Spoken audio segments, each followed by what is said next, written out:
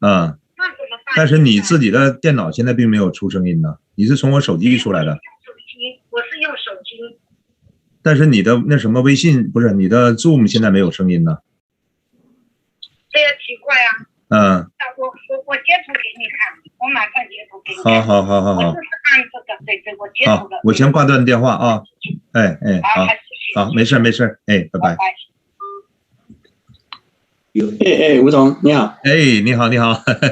好久没见啊，那个本家。哎呀，我呢就刚才我跟米笑说了，因为我马上要出门啊，要去悠悠户外行，我要开车啊，说我可能就是第一就是我不知道米笑李医生在吧，反正第一先祝贺啊，然后第二呢就是可能我就听一下啊，那个我因为10点钟是要到那个北温那个吊桥去组织他们悠悠行，说正好这段时间在路上，好吧？好，那就预祝这个一切都文化周成功啊！好，你可以到时候转达一下我的这个如果这个一会儿你要是开车的时候也可以那什么吧？我会联系，可能不稳定。坐车还是开车呀？我开车。开车哈。对，说我可能只能听你们讲啊，好吧？然后到了目的地，如果有时间我就说几句，没有时间反正吴总你就代表我祝贺啊！好。那好，或者是您打语音也行啊，不露视频打语音。也可以，好的，是吧？我能录一下，哎，好。好的，好，那我先我就出门，哎，好，你们先聊。玩得愉快啊！哎，好，拜拜。要等人呢，哇，开几天了他们哈？1周呢。哦，是啊，你要主持那么长时间啊？没有，其他的几天就有一些那个讲课，对，讲座呀什么的，他们那讲座的人就在做了。这样。对。现在都搞这些没办法。对。其实人不多还可以的，那天那个马保定市长也是中午跟我们开会嘛，50人也是在餐馆呢那天。人不多还可以，人多就不行。对，尽量回避吧，有的时候还是安全第一嘛。对，安全重要。因为现在你那个政府要不戴口罩了，很多人都不戴啊，我出去。对呀。中国人就好一点。他那个直播上面都调几分钟还是？我看一会儿调好了。还需要调一下啊。温妮现在好像还是没有声音。哎，温妮，但是我看到你的麦了。有声音了？听到吗？现在听到了吗？他一直没有，我刚才打他电话给他帮他调了一下，再打一下。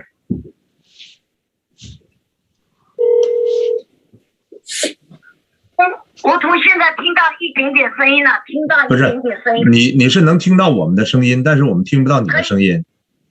我看你的那个麦是静音状态，在你 Zoom 的那个屏幕的左下角有一个麦克，你点一下那个麦克风。没有，你没点，它那还是关闭状态。你点一下麦克风，它可能会上拉出一个小的上拉菜单，然后你再点一下接通就可以了。老师，我们一直在直播，可以开始。快开始了。试一下。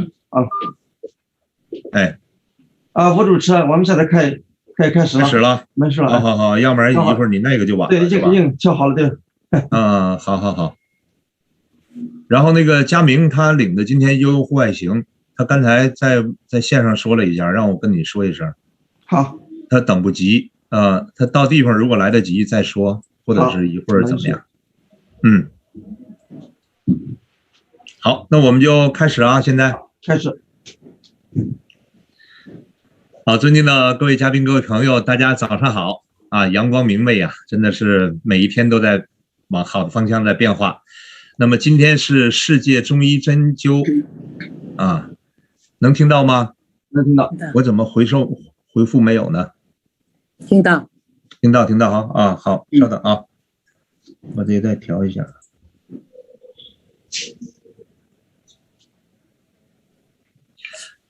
好，各位亲爱的嘉宾，大家早上好今天阳光明媚啊，万物复苏，又是一个晴朗的天气。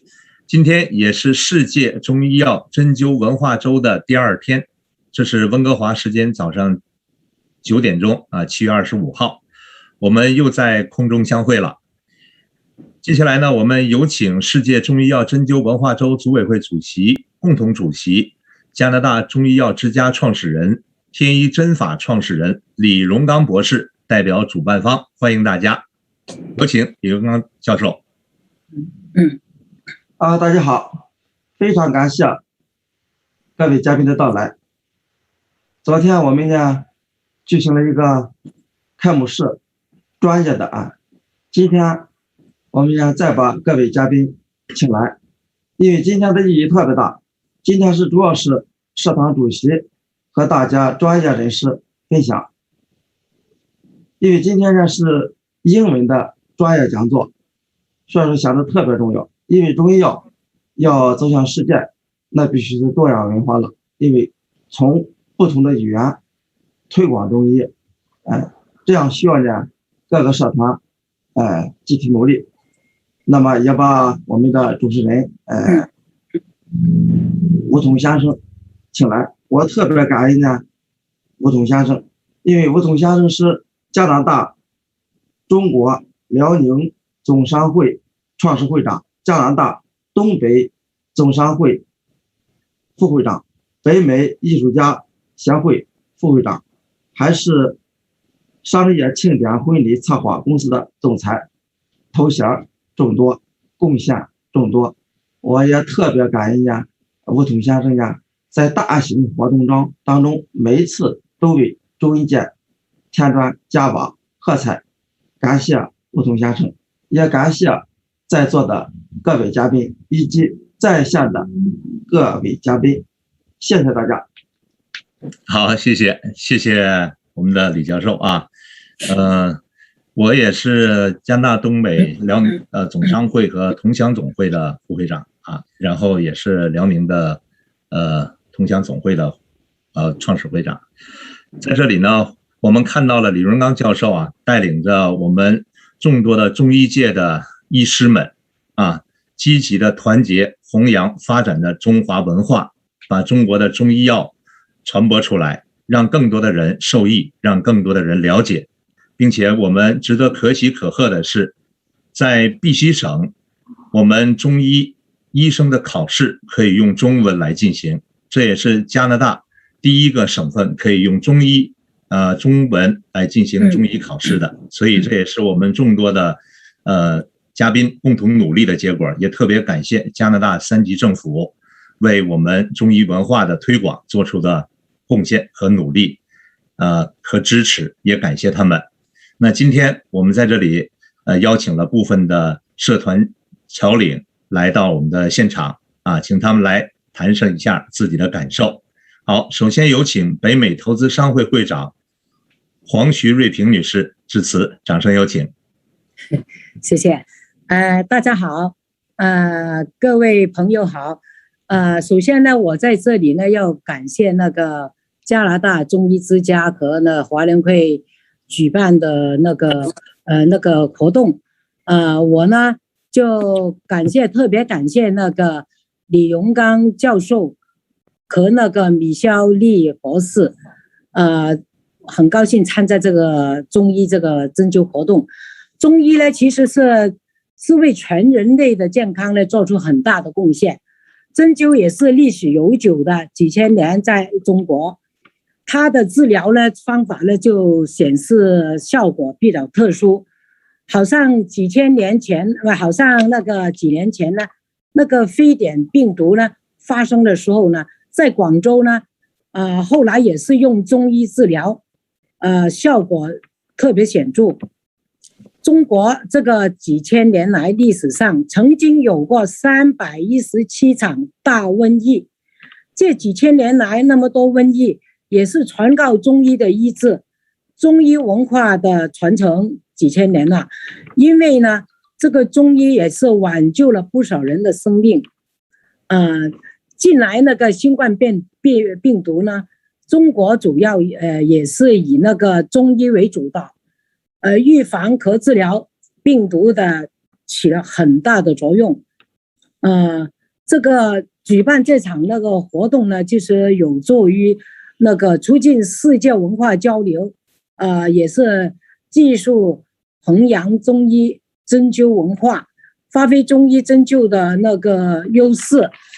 我在这里呢就最后就感谢各位朋友，感谢主办方，祝他们这个世界针灸文化周圆满成功。Thank you。好，谢谢我们的黄徐瑞平会长的致辞啊，也感谢你对中加贸易做出了巨大的贡献。那接下来我们有请加拿大中华传统文化基金会主席温妮 Chen 致辞，有请温妮。Hello， 大家好，尊敬的各位嘉宾、女士们、朋友们，早上好。今天我们满怀喜悦的在温哥华举办一场全球性的世界中医针灸文化周线上活动。此次活动展现中医针灸文化精髓，发扬中医针灸文化的一场盛宴。我谨代表加拿大传统文化基金会向全世界中医药针灸文化周的活动表示热烈的祝贺。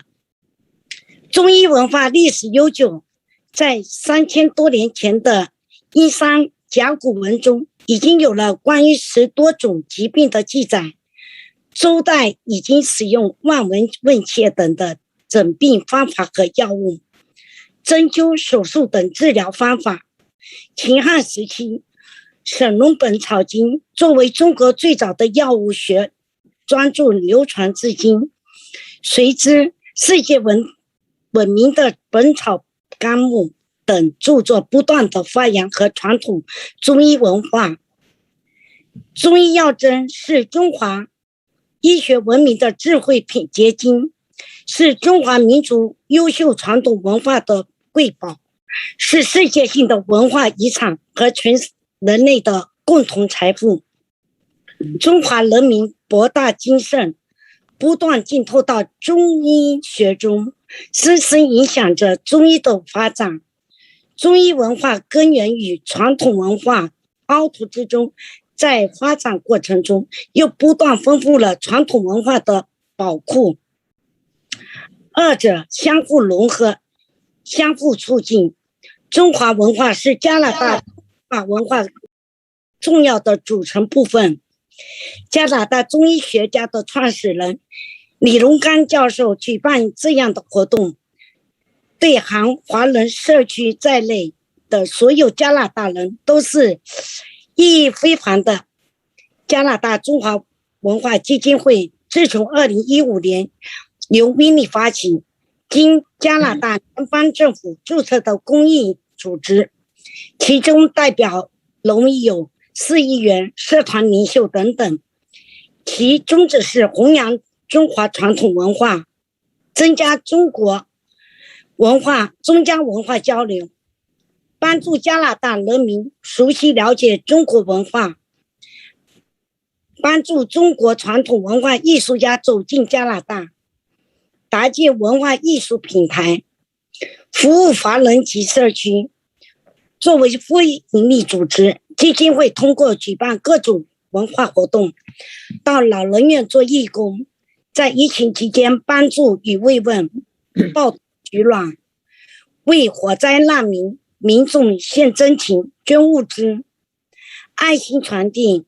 通过这些活动，增加加拿大华人，尤其华裔青少年的民族文化自信，使中华文化精髓拥有代代相传的生命力，同时拥有了强大的文化根基。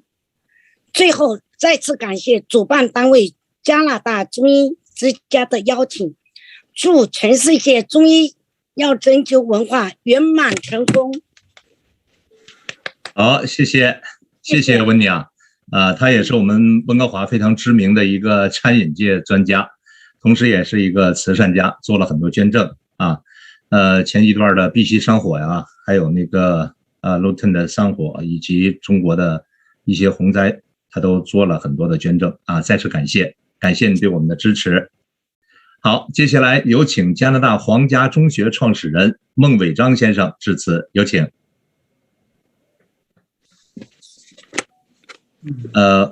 孟校长在吗？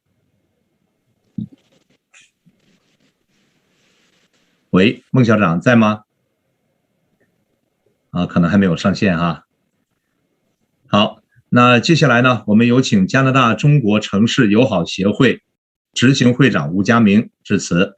他呢现在在外边忙碌，我现在连线一下他。好。上来了，太好了，太好了。正好，这个因为开车出去啊，那么我在路上啊，我先停一下。好，那个我是说在这个户外啊，效果还可以吧？挺好啊，请讲。好，非常感谢啊，这个李教授邀请啊。那么我是加拿大中国城市友好协会的执行会长吴家明，也是加拿大温哥华地区最大的户外健行组织悠悠户外行的创始人。那么应该说在过去这10年中啊，我对中医呢有了一些了解，主要是呢从开始听这个《黄帝内经》啊，徐文斌跟梁董讲的《黄帝内经》开始。那么因为我太太很喜欢听，那么我开始听了以后呢，就发现呢，这个中医呢真的是我们祖国的精髓。那么它不仅光是一个治病救人的方法，同时也是人生哲理的一个，应该说一个智库。那么通过，实际上我已经听了这个《黄帝内经》。就梁董和徐文斌对话呢，听了不下10遍，那么有空我就听。在这过程中呢，我已经知道，那么什么是健康的生活方式啊，包括我们户外行走啊。那么我每个星期组织，大概现疫情平稳了，我们又开始恢复啊。现在呢，大概有40-50个人参加，以前最多的时候每个星期天都有200-300人参加啊。梧桐啊、维尼啊都是我们的优友哈。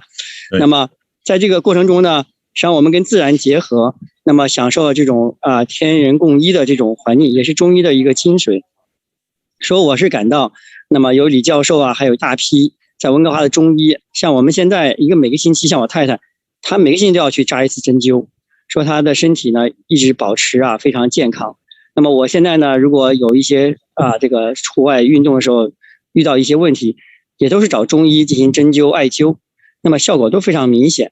那么我很感到非常幸运，就是我们在温哥华这样一个应该说离祖国1万多公里1万里之外的地方，那么我们却聚集了大批这个中医的高手和喜爱中医的人，让我们在这边呢可以享受到中医的各种的治疗不光是针灸、按摩，还有中医中药，以及呢像这样的论坛。我觉得呢我们是非常幸运的，也非常感谢主办方。好，那么在此呢，我再次预祝我们这个中医药针灸文化周，那么世界中医药针灸文化周能够继续的圆满的成功，并且呢年年都能够继续的扩大，那么也让中医呢这样一个中华的瑰宝在北美大地呢不断的扎根，可以受益更多的人。好，感谢大家，好，谢谢。好，谢谢我们的吴家明执行会长。他本身呢也是一位慈善家和公益家而且带领着温哥华最大的悠悠户外行这个团队风雨无阻，所以呢也是给全民的健身做出了巨大的贡献。同时呢，他也协助大家做了很多友好城市的互助，所以也把更多的城市连接在一起为中家有益也做出了贡献。好，我们再一次感谢他。那我们中医中药文化源远流长，中国有5000年的历史，所以在这里我们非常的高兴能够看到大家在这里共同努力弘扬这个中医文化，让世界变得更加美好，让中医也融入多元文化世界当中，让更多的人受益。好，在这里我们再次感谢李荣刚教授把中医文化努力的传播和弘扬，感谢他的团队，谢谢。好，那我们今天早上的这个活动就暂告一段落。接下来呢，我们将有一个大型的全天的英文讲座和交流。好，有请李荣刚教授。谢谢大家，谢谢大家的到来。好，谢谢。那我们现在的这个直播就算结束。等一会儿呢，大家可以继续观看我们的英文版的现场直播。好，谢谢各位，谢谢，谢谢，谢谢，谢谢，好的，高兴遇到大家，再见啊！好，再见，再见，再见，再见，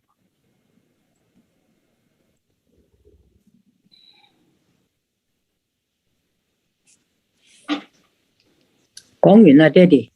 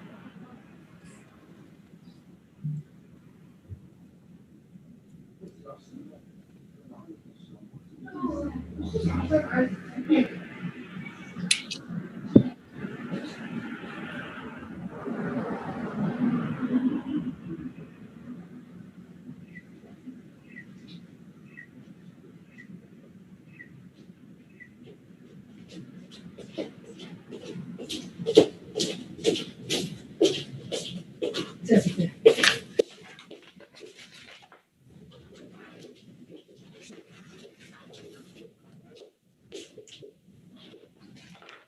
对线，每次得2个都最终是这样不行的，这样以后会坏。哦，在这儿，在这儿。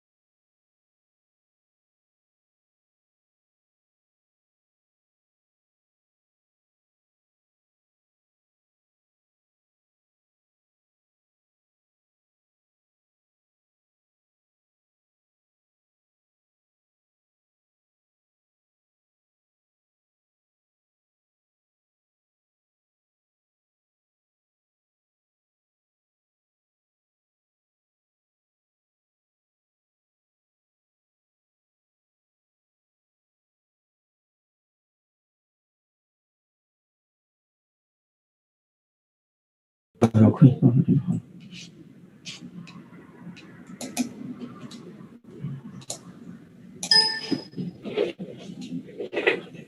杨教授好，听到了吗？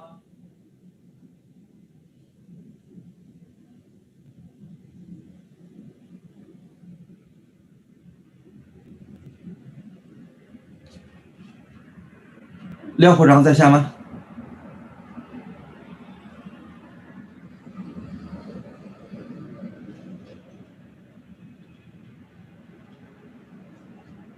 哦，对，让他们接音乐。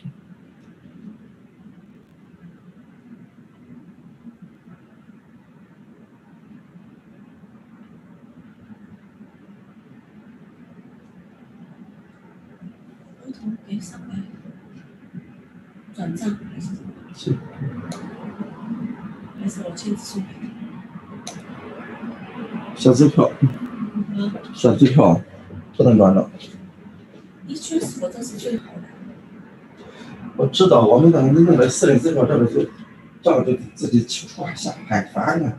你一定要正规下，光那个方便为了不行的。支票帮他送过去。对，你或者你个地址上定期做这个事，全部不要自己做，不行。这个电子万一遗失了呢？遗失没关系，遗失再补，有的是支票，全部是走正规程序。这东西恰的钱，恰的钱全是走正规程序，因为定期那个转账没有定期能收7个人了。因为基础上定期做，在这个工作上做，人的身体会好一点，好漂亮一点，对，好。对，定期会走出热情。这个这儿还这个，你看它还是这个样子的，不知道这个电脑怎么。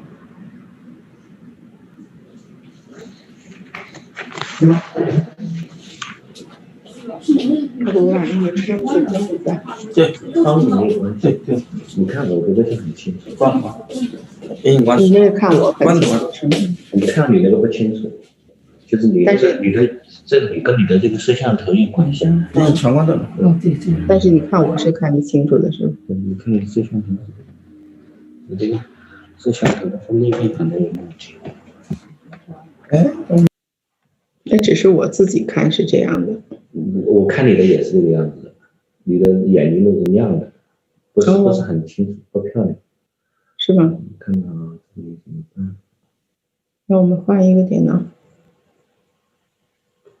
你把那个架理好了，你这个，要不用手机？手机不行，手机效果很差。你把声音先关了。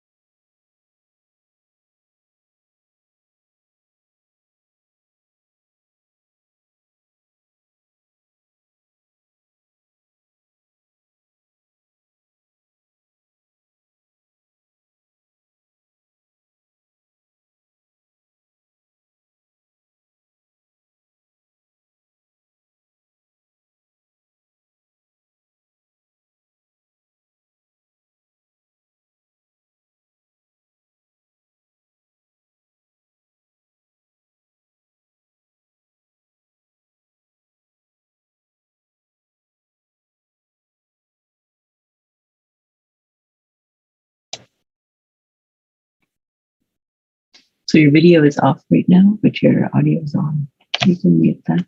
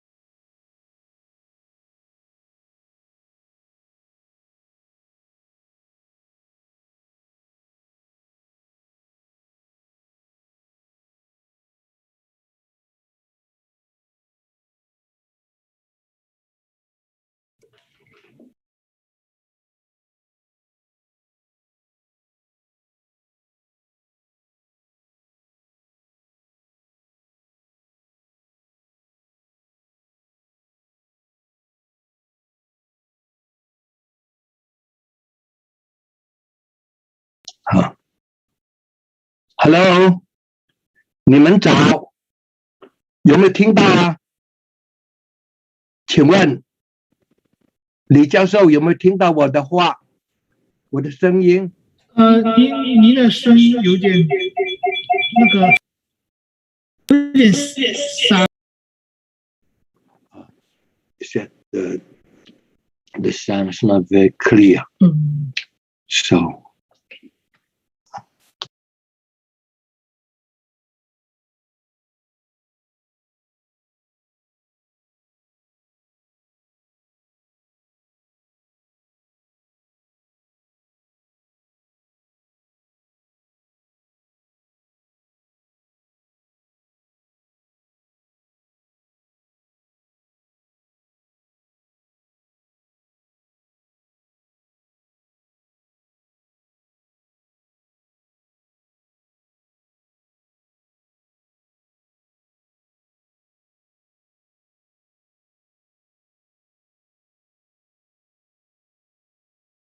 对，看到了。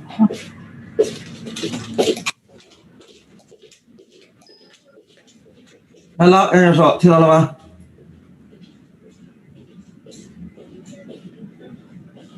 ？Hello， 现在声音好一点了没有？好一点了。好 ，OK， 好一点了，好一点，相当好的。现在声音相当好，这样说。好，谢谢各位。老师，今天谁主持？你不肺红，抓紧让它上线，11点就自己。可是应该抓紧，对，不要那个水。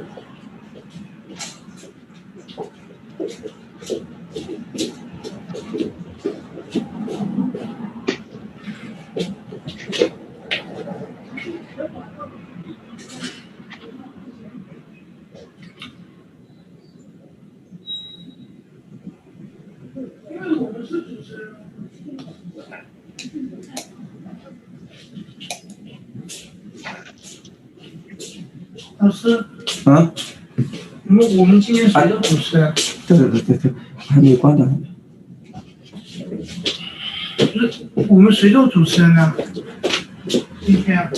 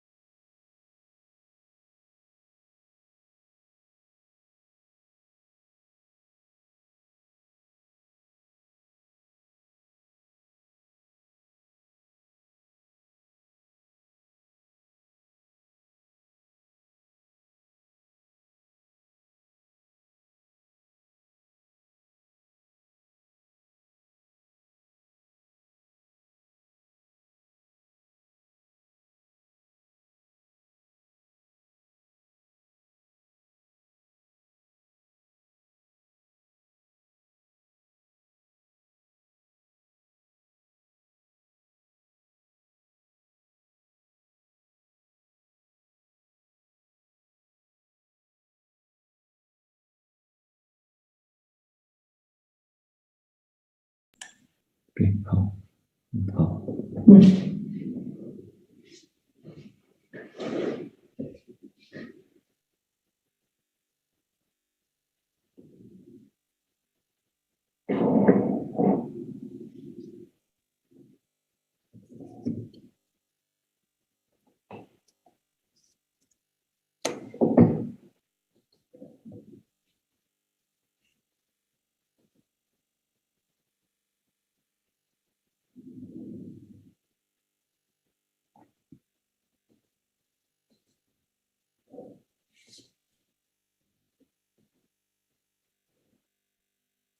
形象很好，是拍子啊。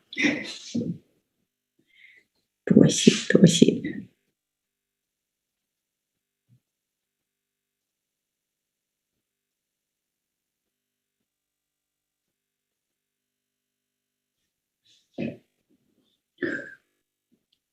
好，这儿发给我，然后发给我妈看，录一小段视频。啊啊，你拿我的手机录，我发给我妈看。OK。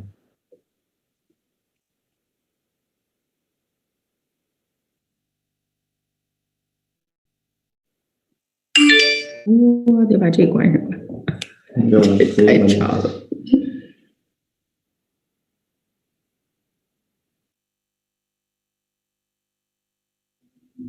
待会儿给你录啊。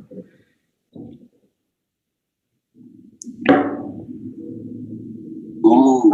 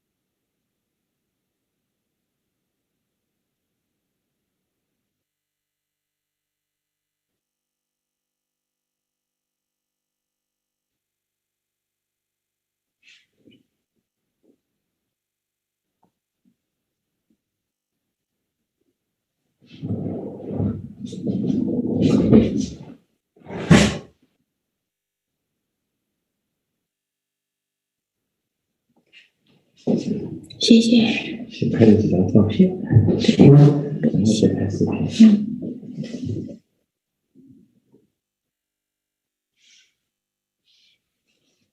你1到10点你开始。是吗？他不是有一个主持？应该不会有主持。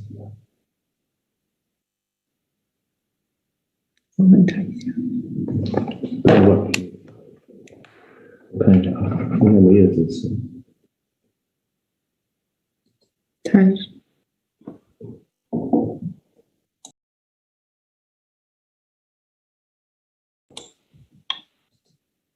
同理不在啊。哪个 Victor？ 关正强。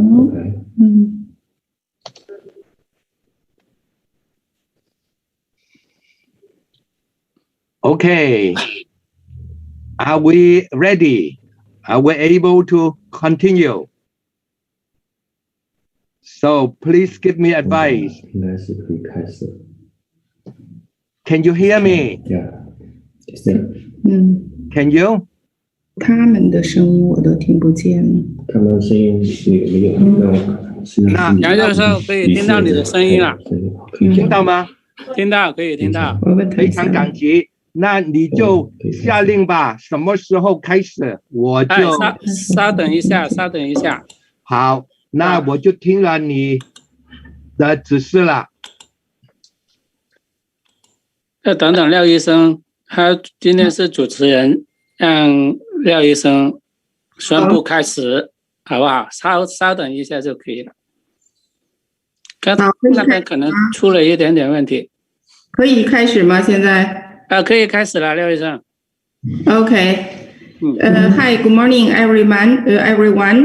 Right now, so the Dr. Guang Yang, clinical associate professor in the Department of Family Practice, UBC Faculty of Medicine, is the founder and president of a number of associations, including the BC Hepatitis B Society and the Canadian Health Awareness Society and the Pacific Chinese Cultural Society of Canada. He also sits a member of Canadian Diabetes Association Vancouver's a Chinese Advisory Committee. Dr. Yang graduated from National Taiwan University Medical School and Dalhousie University Medical School, Canada. Dr. Yang is the first MD and certified acupuncturist in Canada.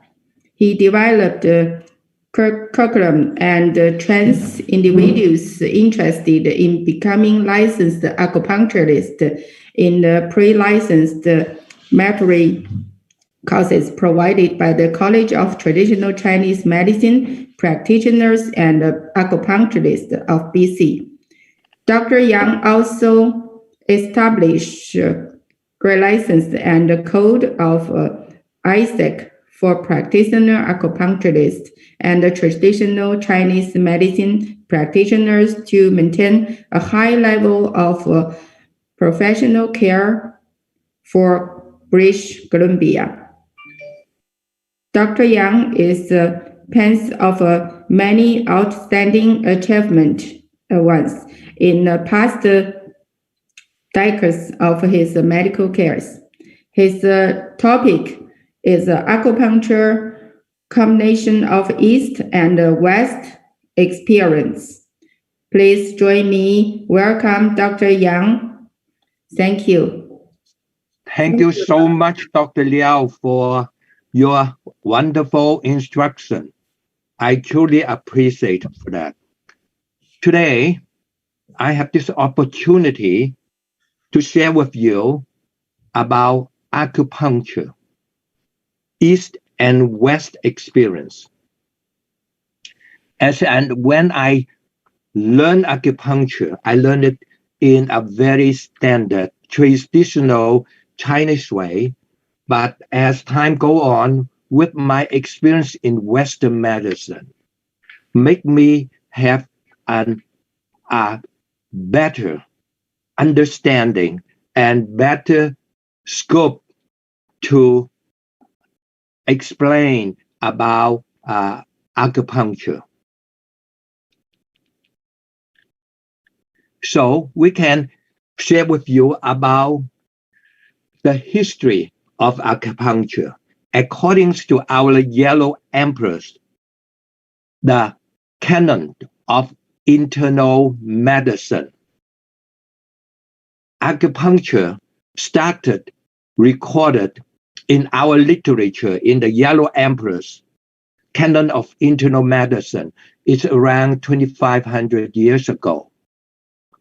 However, according to the mummified body, the Iceman on the apes, it indicated this body was in the ice about at least 5,300 years old, with all the marks on the body along the acupuncture meridians or acupuncture points.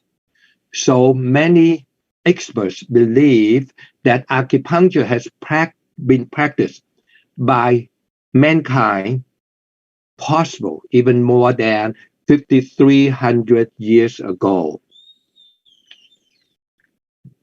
In our yellow emperor's Neijing, the canon of the internal medicine, it mentions that recorded acupuncture has been practiced in about 2,500 years ago. Suwan, one of the literature, is stated that acupuncture has been practiced around 2200 years ago. And with all this experience about the beginning of acupuncture, the Chinese people believe that human being is the microcosm of the universe. Therefore, everything, every part of body is corresponding to the nature, to the time of the day, the year, the month of the years, the pattern of the wind, and the current of the ocean or the river. So when we want to give a better health service to our human beings, we need to use all this information together in order to get the best modality or the best treatment for our patients. So as we are the microcosms of the universe, it mirrors the greater world of the macrocosm. So everything, our body is a mirror with nature. 因为我想我改了你的名字，就是改了我的。对，我就是不知道怎么用。So the blood, the qi energy that we believe, the lymph, the nerve impulses, the cerebral fluid of the body circulates just as the substance and energy of the earth circulate as rain, ocean, currents, rivers, wind, weather, seasons, etc. So we always have to view our body as the nature. And when we want to get the results from our treatments, we need to correlate with all this information. The body absorbs energy from the cosmos, just as the earth does energies of the sun, planets, and the other heavenly bodies. The human body is formed from the energies of the cosmos. All the energies and forces that are present in the universe are present in our body. So, our Chinese ancestors, from the experience, they learn that each wrist of us has 6 pulses, 6 meridians go through. So for 2 wrists, we have 12 meridians go through, and we can feel about the pulsation of these blood vessels in order to know the energy, whether it's a normal pulsating energy or weak energy or too strong energy. With this experience, we can try to manipulate it, to make all the pulses, all the energy in the body in a harmonious state. That is, we reach about our homeostasis state. So for the treatment in the traditional Chinese medicine, we hold this homeostasis or harmonious balance in our body as a goal that we want to achieve in order for our patients to get a better health. So the balance in our body, from all the years of my experience, I feel our body has ability, the instinct ability to harmonize itself to reach a homeostatic condition. So that's why we can see many diseases, even without the treatment, finally they get better. The reason we can see it from a big bucket of water with water inside, and if we have another bucket of water, we pour into this bigger bucket of water, there will be a turbulence in the water. However, as times go on, the surface of water will become still and quiet and evenly and harmoniously. Our body has this instinct ability to achieve it. That's why from the experience with acupuncture treatment, as time go on with the treatment, the body will gradually reach to balanced with the help of our acupuncture manipulation. That's also explained some very good experts. Each needle they put right on the acupuncture points or along the meridians, they will achieve faster, better results than those that apply the needles to not exact location of the acupuncture points or the meridians, but finally they also get the results. So that means many of our healers, no matter what, sooner or later, many of our patients will get better result.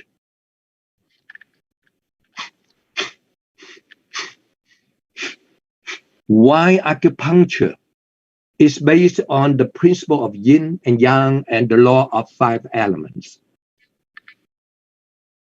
If we can think in the mathematical way, all our mathematics has the equation, has the symbols. With the wisdom of our ancestors, they come out this symbol of yin and yang and the law of 5 elements. And with their many experience instilled in these symbols, they will be able to use these symbols to formulate into a formula, an equation, in order for their daily manipulation, daily use. And as time go on, if we can understand more and more about the Chinese culture, the Chinese history, the Chinese experience, and that we can know even more that each symbol, what it really hidden with the information. So it's such a huge wisdom that our ancestors make out these symbols for us in our later days to use these symbols to formulate into an equation or formula for the treatment and for our healing arts.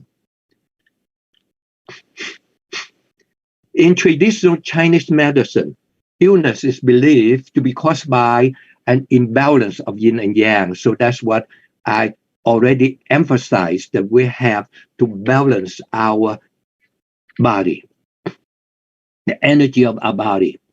In an excess of yin, the yang qi would be damaged, leading to the development of cold disease. Excess of yang will likewise damage yin qi and leads to heat disease being developed. So with all these symbols, and we can, with our experience, we can understand more about each type of disease. And because with these symbols, we can use it in our daily practice to be as an equation of formula, such as when we check about our pulse on the wrist, we can know that whether is the 5 element, which one is over energies, too much energy, which one has less energy. So the one with less energy, we can use our skill of manipulation to tonify it. For those that has excess energy in a certain meridians or pathways, we can purgate it or deduction that energy from that meridian.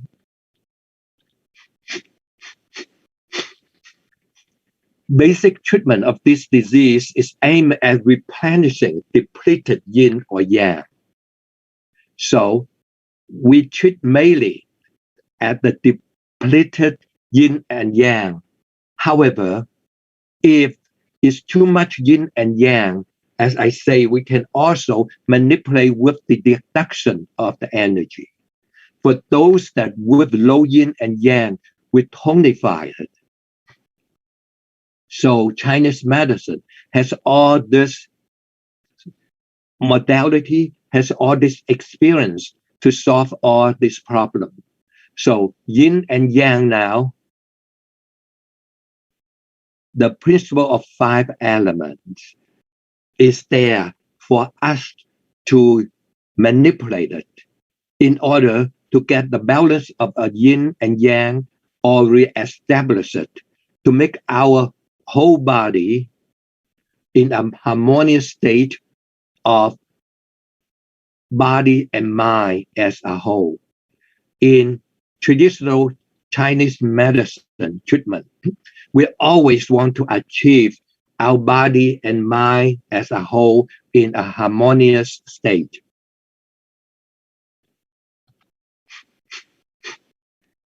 Traditional Chinese medicine practitioners attempts to determine the exact nature of the imbalance by many factors. The basic is by the pulsation on the wrist, by the color of the patient, by the appearance of the tongue, by the odor of that person's body. Many factors. For an experienced Chinese doctors, when they see you, they have all this information gathered right away into their mind. Even your voice, they can collect that information as part of their management on your sickness. And your color, everything. And even, as I mentioned, the odor, you smell. So in Chinese medicine they practice, the first 3 things is they look at you, they smell you, and they ask you. These 3 things is the basic steps for a traditional Chinese medical doctors to see a patient, to keep in mind about these 3 important questions that they need to have answered to help the patient. The 5 elements with the intelligence of our ancestors, they create these symbols of 5 elements corresponding well to our natural world. These 5 elements: matter, water, wood, and fire and earth. As you can now see in front of you, everything that you can see is made of some of these 5 elements. So they use these 5 elements to reflect about certain part of our body, especially certain organs of body. So once they a kind of reflect a certain organs in our body, such as water is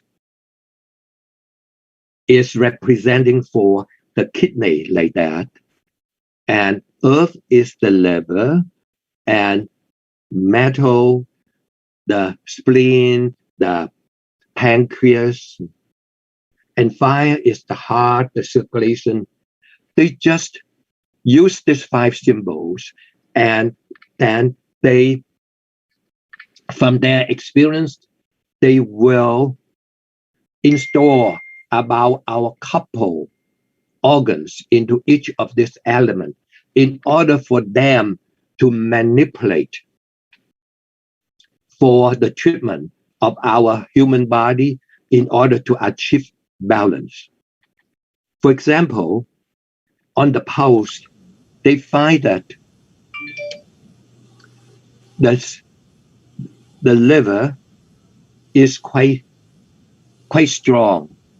So they need to drain the liver from the earth, the wood,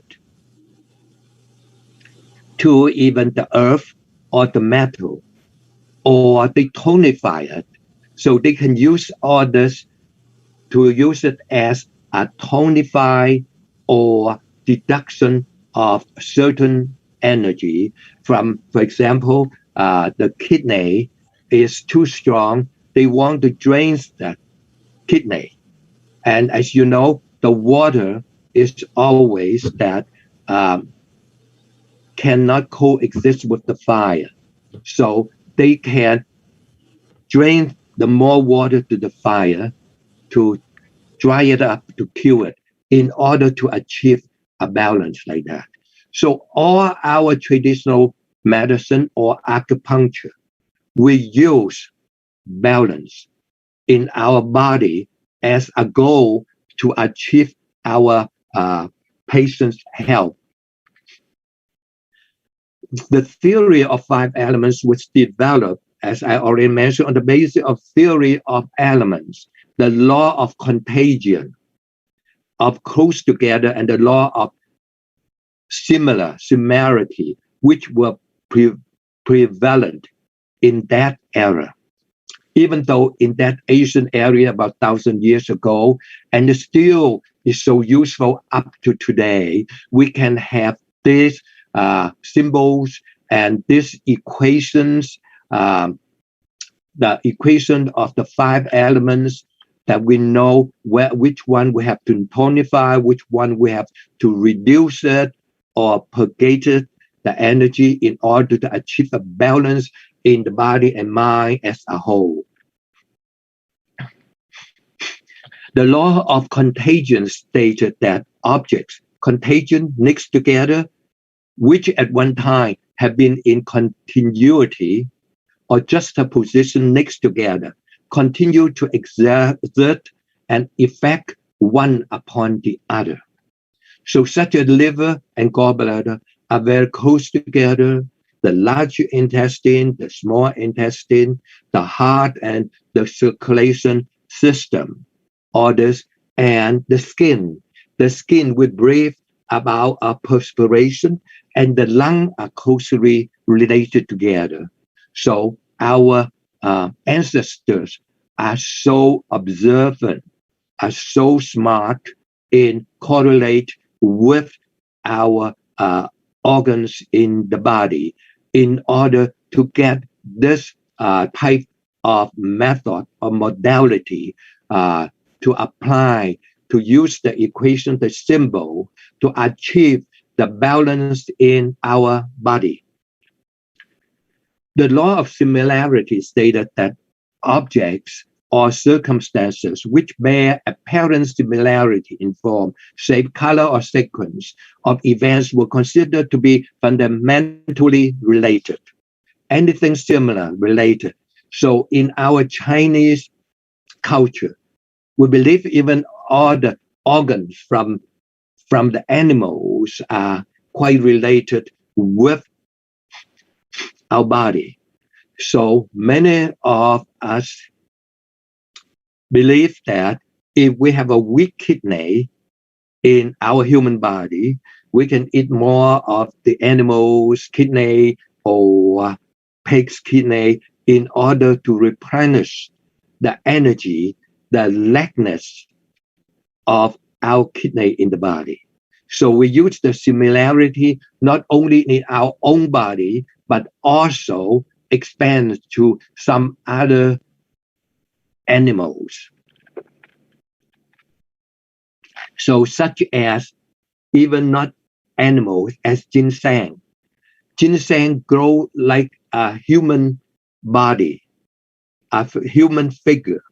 So all our ancestors believe ginseng will replenish the whole body of a human being. So that's why ginseng is so important, a kind of herb in our Chinese culture. Even though, luckily, ginseng itself has so many components, so many substances that is really good for our human body. So that's why that even plant looks like human beings, has all the substance, many of the important substance that our human body needs. So that's why ginseng play a role in our history of Chinese culture and Chinese people. On the basis of the law of similarity, the couple internal organs were classified into 5 elements. So they want to classify in 5 elements so that they can have this symbols or this formula, this equation to manipulate in order to get the treatment for our human being bodies. So as I mentioned, when they correlate all these law 5 elements, they also correlate everything in the nature. As we already mentioned, the seasons, the pattern of the wind, the current of the water, the color of the season, or the color of your body, and the taste, and the emotions, etc. So Chinese medicine is so well comprehensive that they treat you not only the body, but also the mind as a whole. So to be a healer, we always have to remember that to get a human being's good health, always have to think out the body and mind as a whole. The theory of 5 elements is probably the earliest documented evidence for correlated physiology with pathogenesis of disease and a guideline for the treatment of disease. That's very true. They use symbols, they use formula to formulate it and playing with their experience, their knowledge of the nature, and also the knowledge of the human body correlate all together. So this is a wonderful wisdom that luckily mankind can obtain or can get it. Acupuncture, we all say, is a nature. However, up to today, with all the Western medicine development, with more understand about the Chinese medicine, especially acupuncture, we can say that acupuncture is not only natural healing, but it's truly 100% scientific. Many of us believe acupuncture effect has psychological effect. That is possible, true, but besides that, psychological effect may be only a small percent of the results of the treatment. Acupuncture is indeed scientific.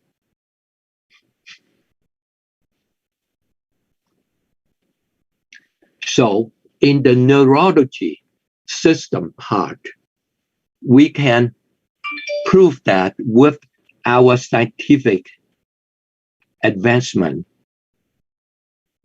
that especially about the peripheral nerve fibers endings, by preventing transmission of the pain signals from peripheral of our spinal cord to the central nervous system.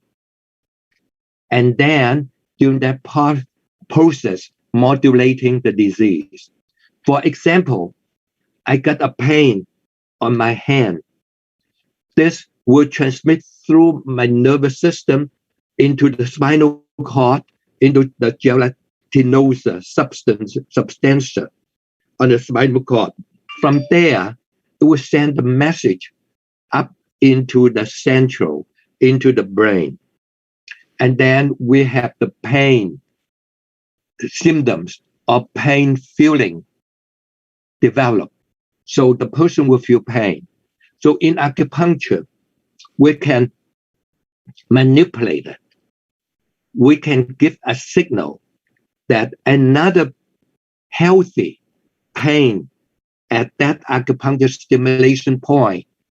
And with this overwhelm pain stimulation will take care also the original pain we have, send up to the higher center, our brain center.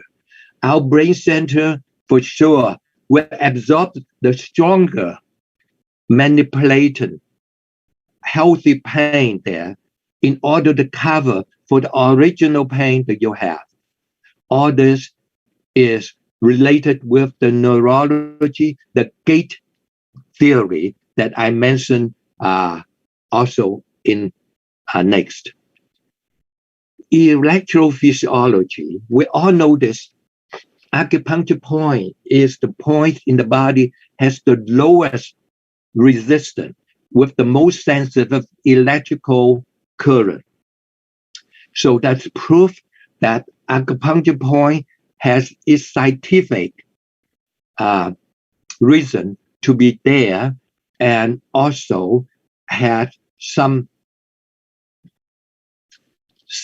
of the important points to be there in order to accept, because so sensitive, to accept a stimulation.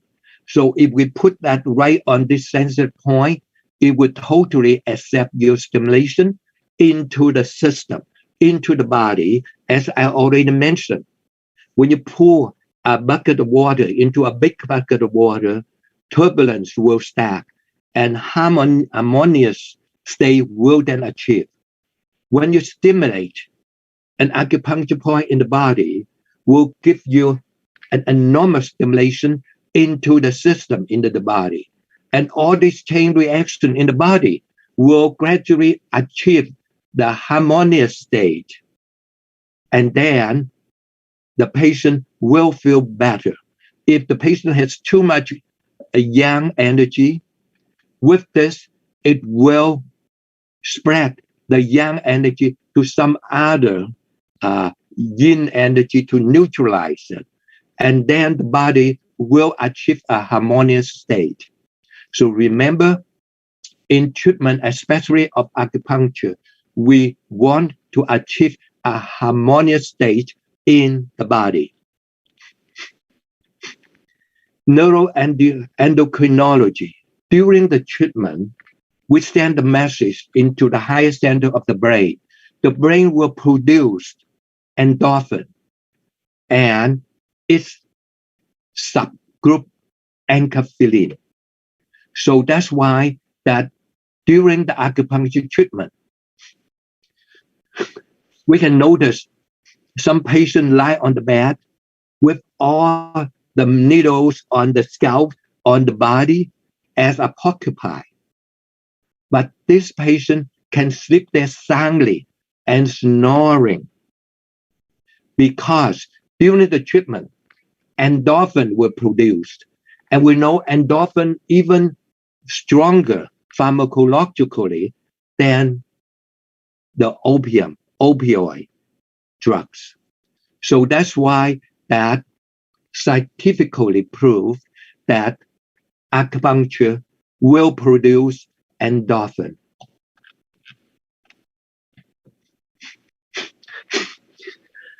Acupuncture not only stimulate and improve the circulation in your body by physically stimulated and with the swelling, with improve the circulation, hematologically, biochemically can also affect.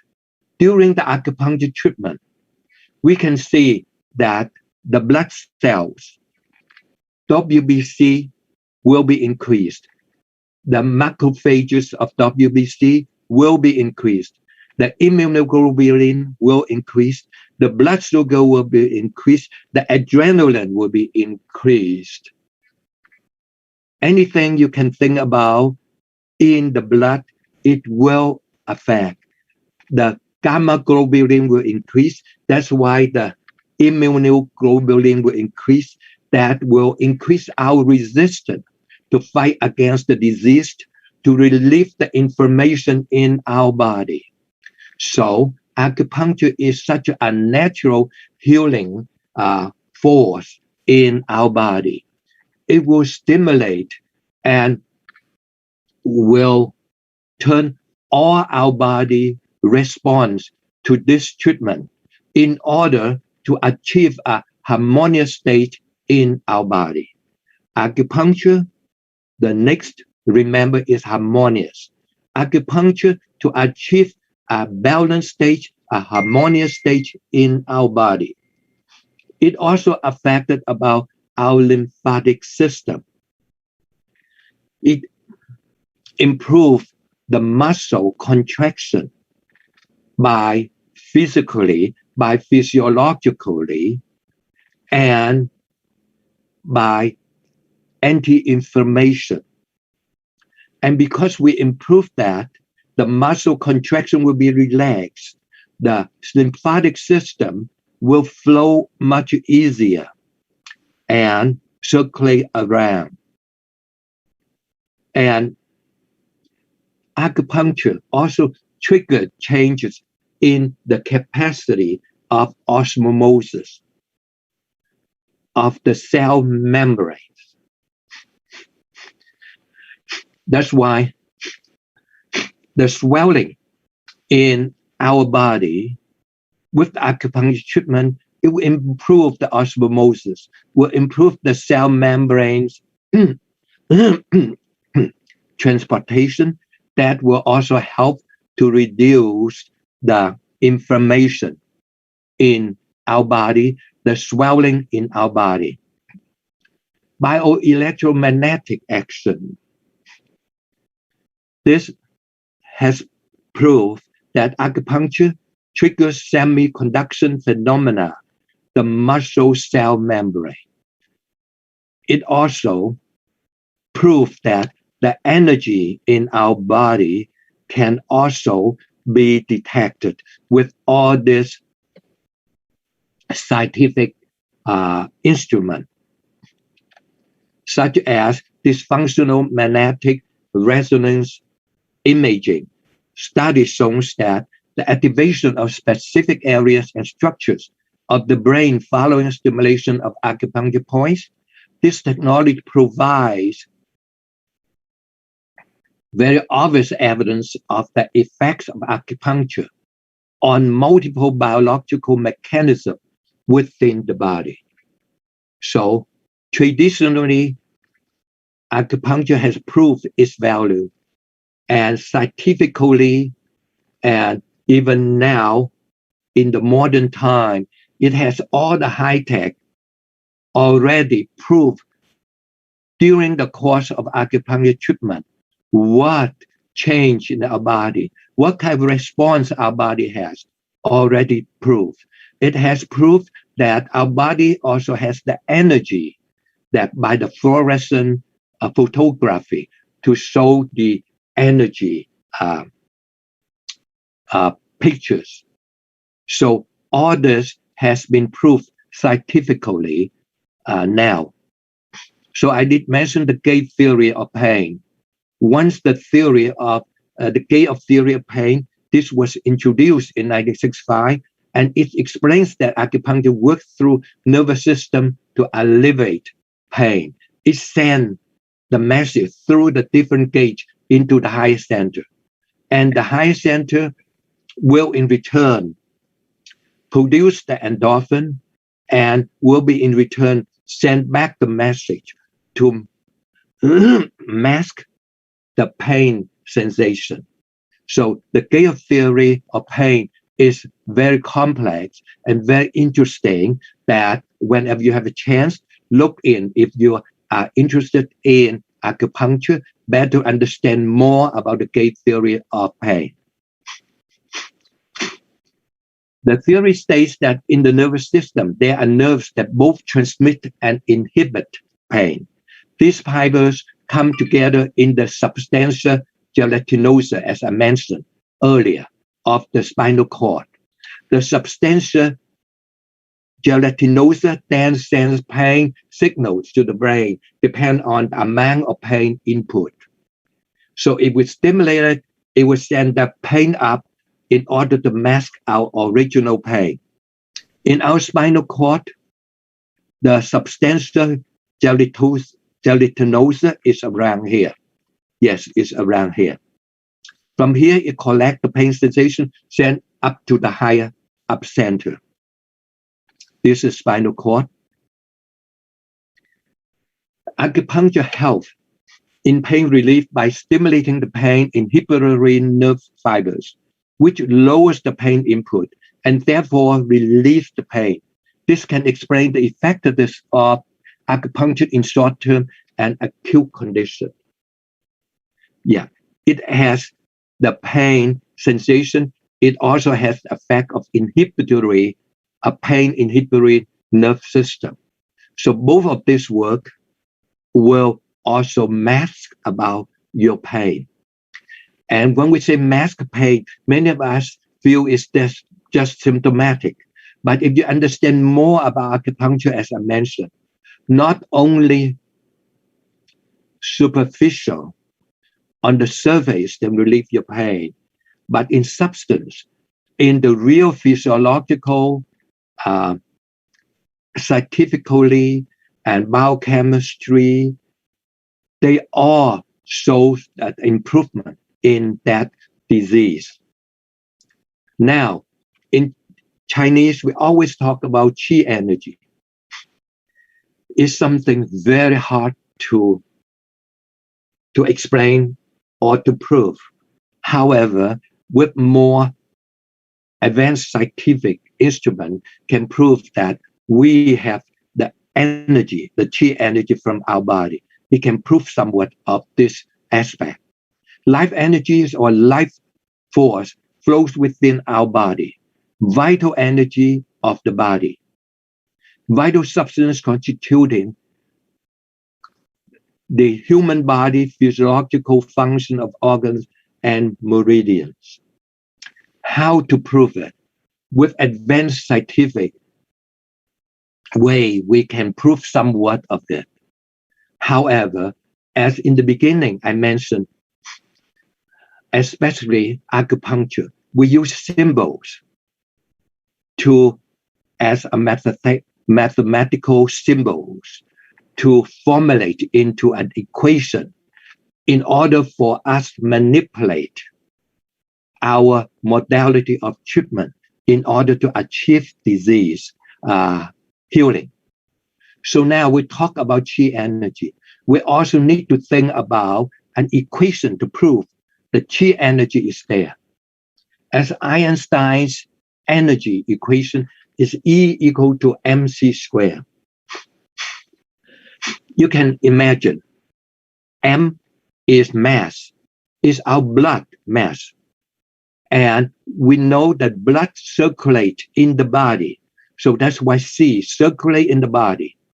So if we time the mass of our blood with our circulation velocity in our body square, and then we can have energy produced.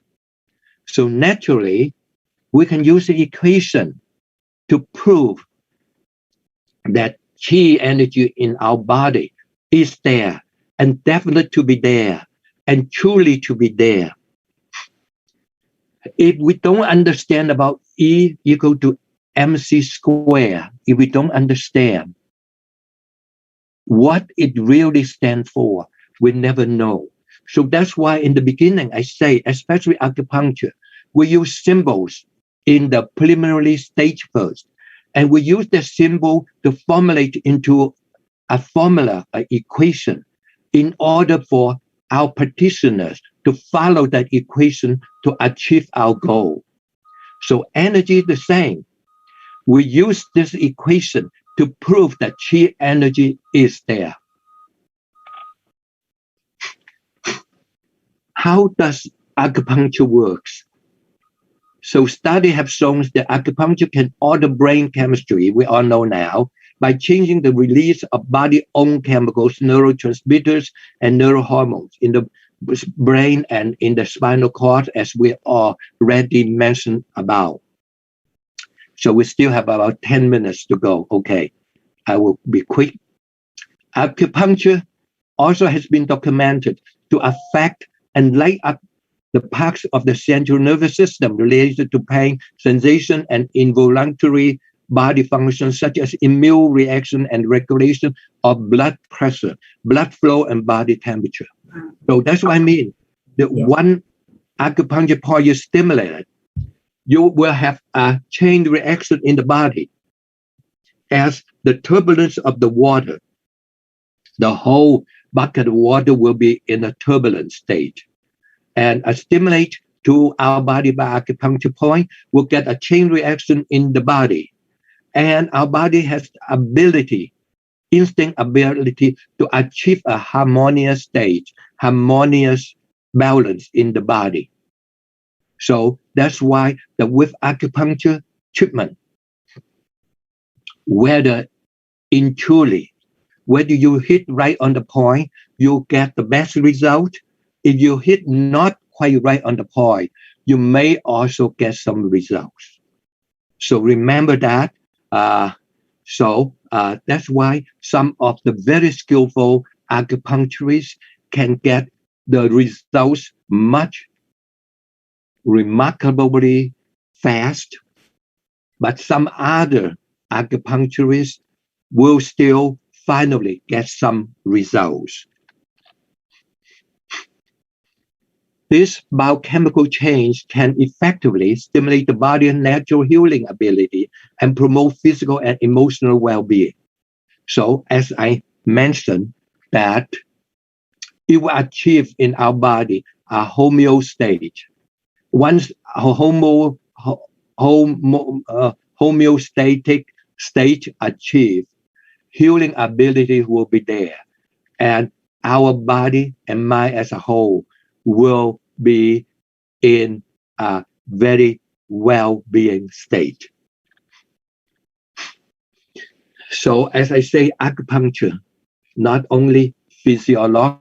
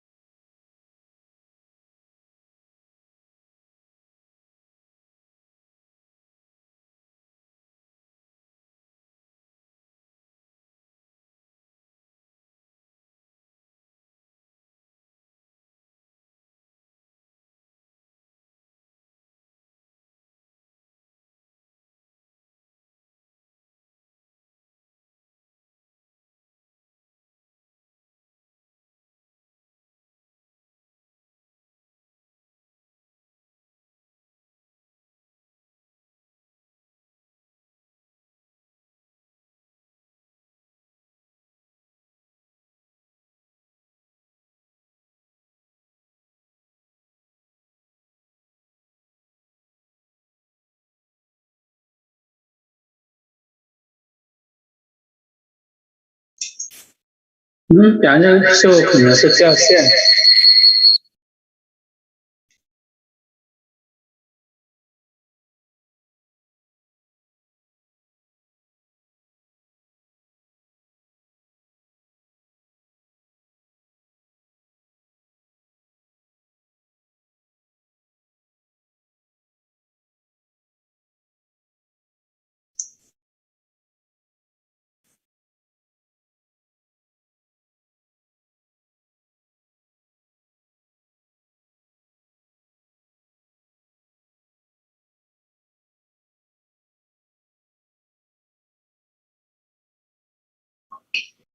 Hello， 杨教授在吗？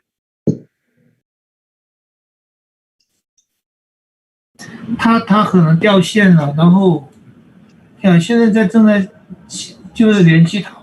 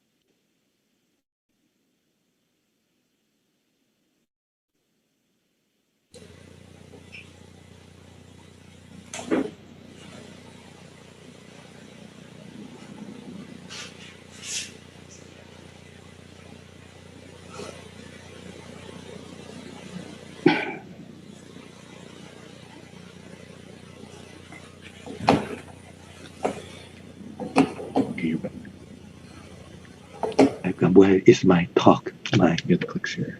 Click where?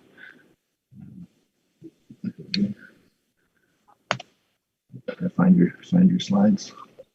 I'm slide not here. 好，杨教授上来了。上来了。我 Chinese。我没有听到你的声音，杨教授。好。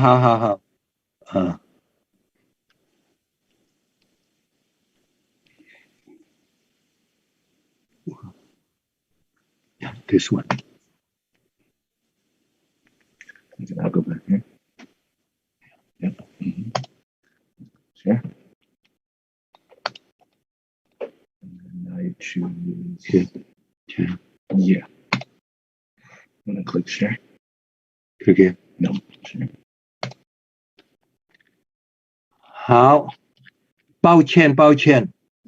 Is it talking now? Where? I don't know. Where to know? It says it's unmuted, but I don't know if we can hear you. Mute. No. Stop. Yeah. Stop. Can ask them if they can hear you. Can you hear me now? Can you hear me now? No. Looks like no. 杨教授听到吗？没有开声音。你听到吗？杨教授。Yes, we can hear you. Can hear. Is it yes? No. Put the mouse to the top. 好了，现在好了。And this arrow. A small arrow. Small. Yeah.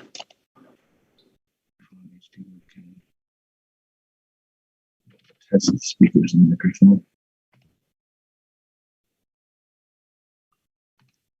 Say something.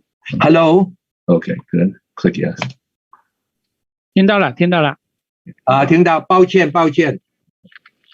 非常抱歉。没事。Yeah. So slow down your meeting progress. Okay. Now, as I already mentioned, acupuncture not only talk about anatomy, physiologically, physically, biochemically, immunologically, change and effect. So now we come to anatomy. For an eye, a socket like that. Here, this is the blood vessel. Acupuncture, we have to stay away the blood vessel. If we can put a needle underneath this, along the verge of the orbit, into here, usually we can get very good results for the migraine headache. If that headache manifests in the eyes mainly, we get very good results from my experience. So now, all this acupuncture point here. So that is along the verge, the orbit, to put the needles in about half centimeter deep inside. And all these are the superficial acupuncture point. We can use 1 or 2 or 3 of them, plus this one. We get a very good results in relief some of the migraine headache. In regards to about the shoulder point, the shoulder pain, usually we have supraspinatus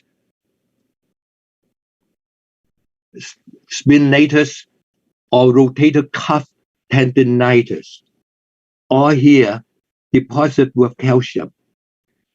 If we use all these acupuncture points around it, plus the deep acupuncture, the deep anatomical point into the needle into here, and we hook up with electric current. The electric current will electrolyze the calcium that finally we may be able to achieve it so clean like that.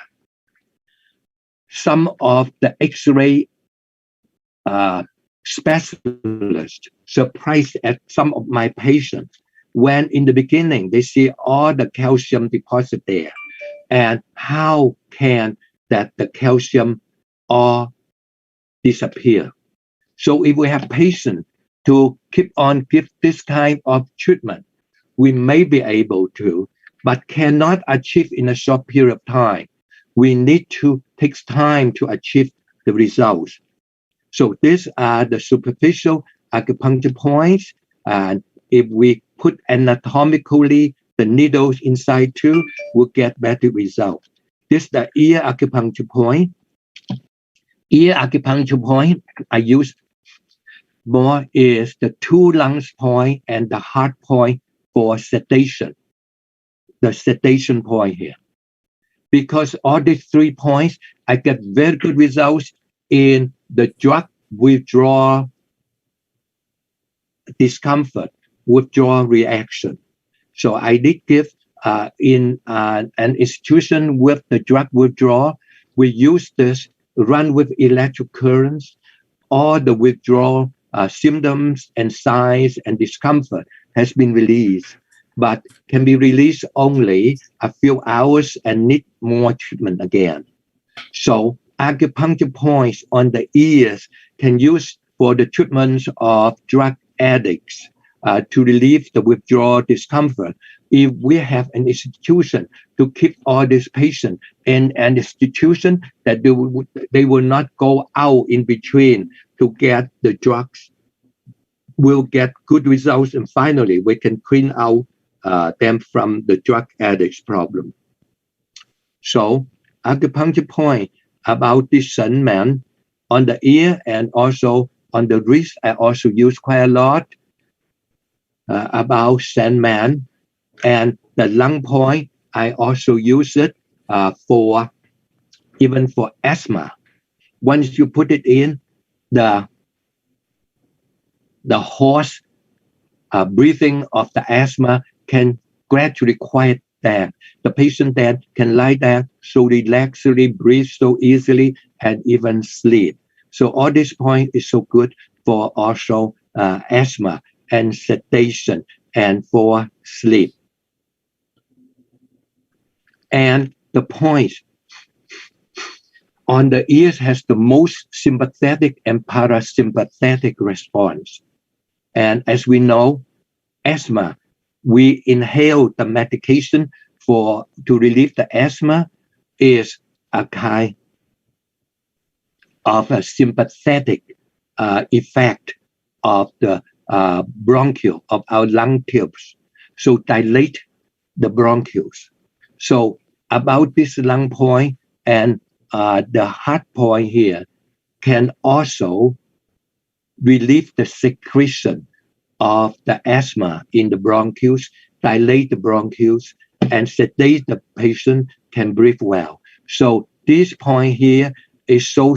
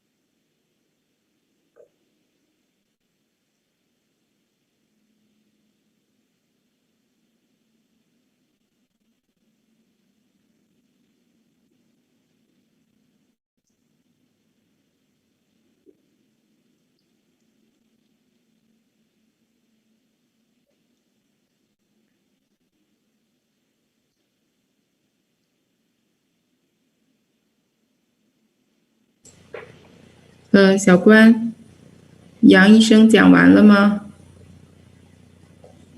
小关，在，应该他是掉线了，应该没有讲完。那时间上怎么办？那就我们就那你来到了是吧？等一下吧。好，你来主持。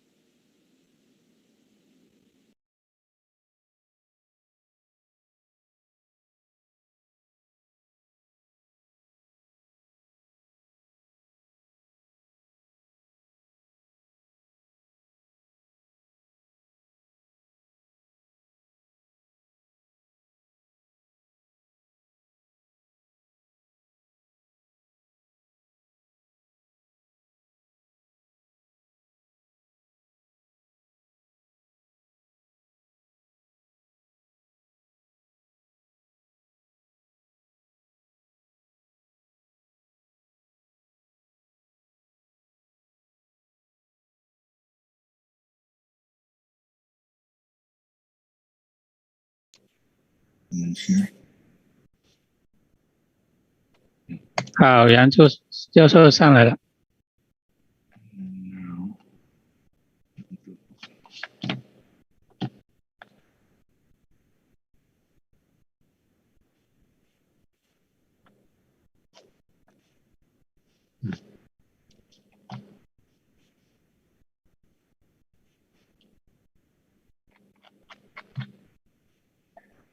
So, this is Kuang Yang. I'm so terrible sorry.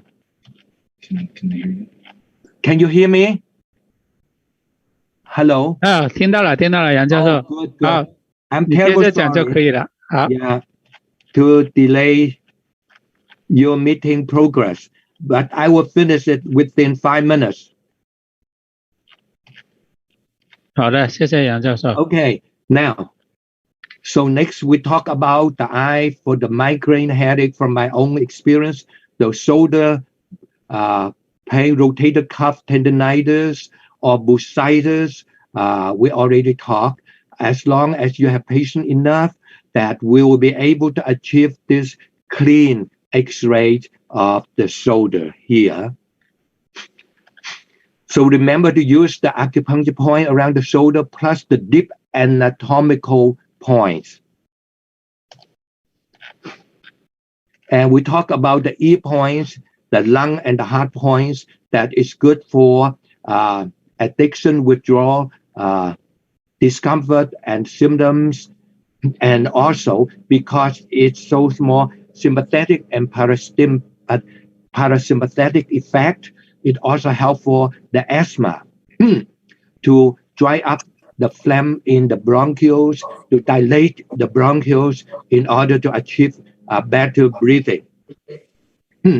And we can also use Sandman on the ears point and on the wrist point to sedate it, to calm down the patient. And now we're talking about the knee point. Beside the knee point, acupuncture point, the most often and important point we all know, Zhu San Li. Beside the acupuncture point on the knees, we can also use the deep needle points according to anatomically, and we run with electric current. If the knees without too much of the cartilage or the synovial damage, with this electrical stimulation, the pain can be eased up. The reason why the pain can ease up, because it will release the inflammation fluid inside the synovial fluid, and it will reduce the swelling, and naturally it will also relieve the pain. So finally, how does acupuncture really work? Studies have shown that acupuncture can alter brain chemistry by changing the release of body-owned chemicals, neurotransmitters, and neurohormones in the brain and spinal cord.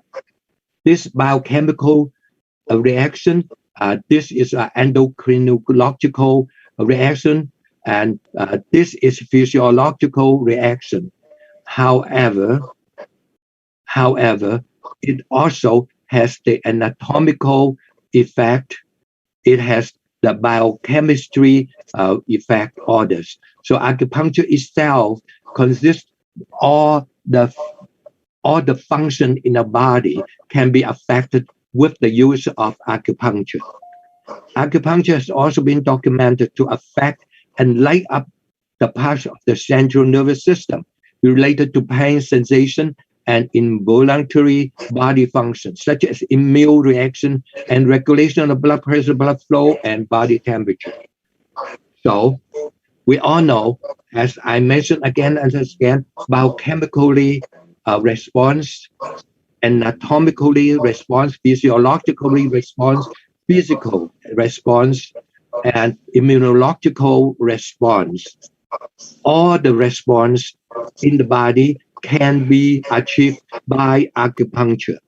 This biochemical change can effectively stimulate the body's natural healing ability and promote physical and emotional well-being. So the end goal of acupuncture treatment is to achieve physical and mentally as a whole well-being. So this is my last slide. I'm sorry that I'm overused your valuable 11 minutes, and sorry for the technical difficulties.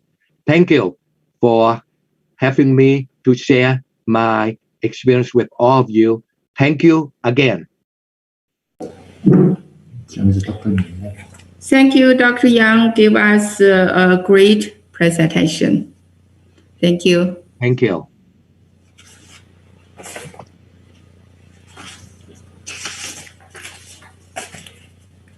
And next. Wait a second. Okay, be clear. Our next speaker. And our next speaker is Hongfei Lin. Dr. Hongfei Lin has been practicing acupuncture and Chinese herbal medicine for over 30 years in the U.S. Her own clinic is located in the prestigious Cherry Creek of Denver, Colorado. She has distinguished his practice with an unusual combination of medicines in West and Chinese medicine. Dr. Lin obtained her MD in 1984 from Sun Yat-sen University of Medical Science, one of the top medical schools in China, and her master's degree in biomedicine with a major in acupuncture in 1987 from her same school. Dr. Lin's talk will give you another perspective of how acupuncture helps in anti-aging and preventive care clinically. And Dr. Lin's today's topic is Body Turn Up 10 Steps to refresh and renew your body. Welcome, Dr. Lin, gave us the presentation. Thank you. Thank you very much for the great introduction. Hi, everyone. Thank you very much for attending. I also want to thank you for all the organizing committee. Let me get my screen. All the organizing committee to give me this opportunity to share with my how to. Let me get. Sorry about that. Let me get my file. So, and thank you.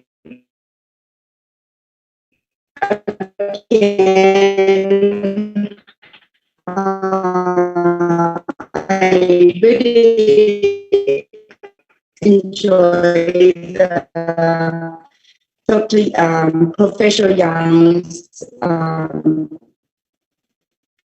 talk earlier, and I'm happy to give a lot of basic understanding. Like you introduced earlier, I hadn't practiced acupuncture for being attend myself in the first hand a lot of evidence, various illness and injuries, various medicine to on Yang-sen and Zhi Wei Bing, use of the Chinese medicine on health maintenance and treating, preventing from developing a future illness.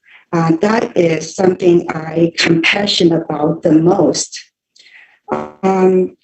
And I, this might be sounds ideally, but as a matter of fact, I believe that Yang-shen and Zhi Wei Bing is will become the most essential part of our future health system for the humankind. So, like Benjamin Franklin once say, 1 ounce of prevention worth a pound of cure, and this is the slang that most American people will know. But however, how to deliver this concept of Yang-shen, of the Zhi Wei Bing, to the to the Westerner, and that's I guess somebody called me. Okay. Hello. Hello.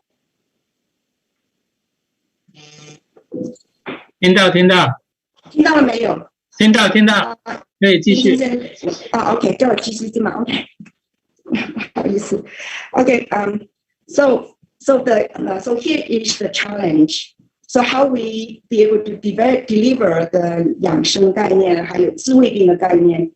This concept of maintaining health and preventing illness from developing, and this beautiful concept of Chinese medicine and how to deliver to the Westerner, and as an acupuncturist ourselves, how we bring our patient on board, and I think that's quite a challenge. So I decided so that's how over the years I developed my own body turn-up program. So I tried it out, and I find that it actually works very well with my patient, and my patient benefit with that. They like it a lot, and they like to introduce to their patient or their friend and their family member, and they also like to keep coming back once a year or every other year to get a turn-up, body turn-up, just like they get a car turn-up every year. So. Honestly, this is my first time to share my program with the public, with you publicly. So the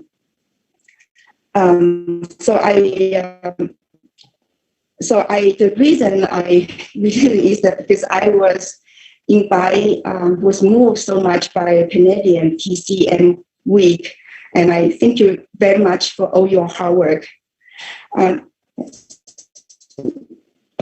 So earlier, just what you do, extra black sheets of. 林医生，打断一下，那个声音现在不是很清晰了。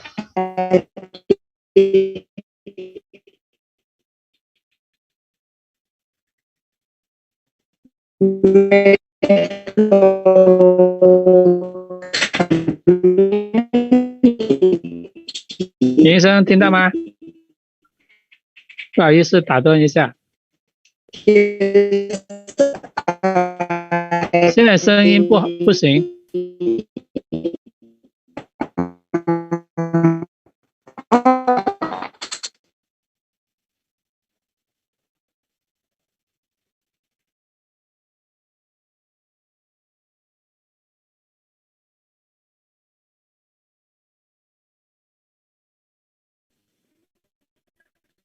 我要 mute 吗？现在声音可以。哎，又不行了，那个声音不好。您能不能换一个房间？这个网络不太好。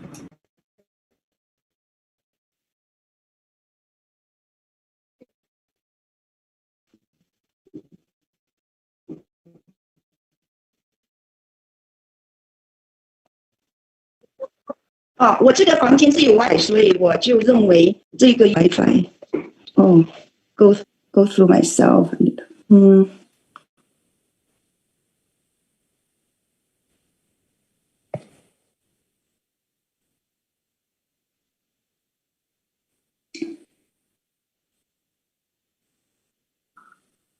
怎么样？声音还不是不清晰。声音不清晰。对，那天我跟你 try 的时候，就是同一个房间的。现在说的又可以。现在可以了是吗？现在可以。可能是不是你对的靠近一点可能会好一点。再靠近一点哦。OK。好 ，That makes sense。开始了。好，不好意思啊。没问题，谢谢你check it out。for some reason， 对啊，我就是我们的网站 down at this moment。现在挺好，现在挺好。你觉得还可以听？我可以 continue 是吗？对。那我就 ignore 它了哈。继续吧。我就继续。Okay, I need to go back to the Zoom. OK， 你听到吗？现在听到。听到 OK。So where I should start now? Let's see. Let me go back to screen.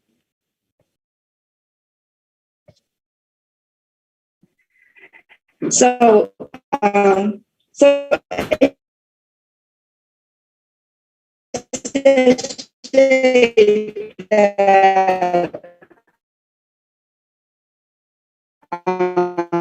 哦，你一share那个 screen， 那个声音又不行了，好奇怪。您能不能尝试把那个摄像头给关了？可能会占用那个网络。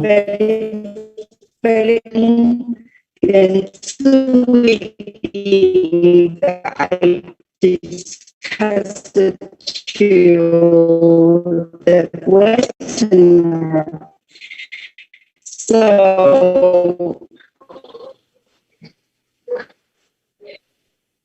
林医生听到吗？你们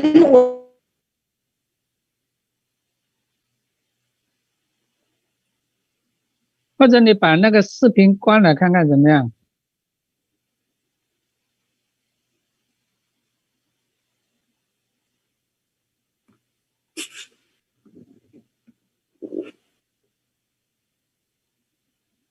听到吗？断断续续的。哦，不清楚，断断续续，不清楚。那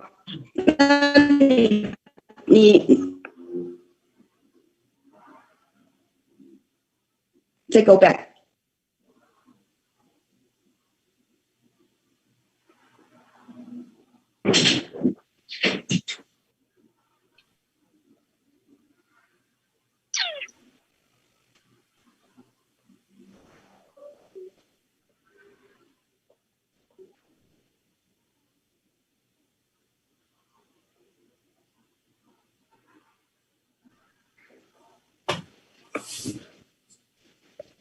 我当了 off 以后也不行，然后 on 的话呢，它呢就是对，你要是我那天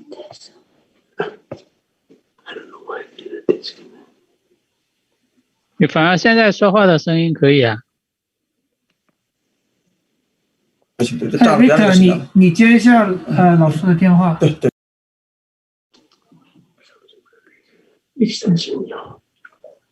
也没办法，没有。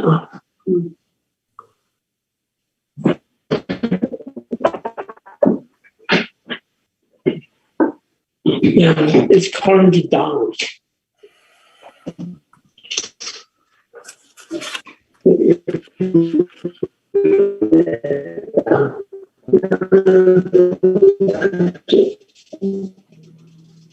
Yeah.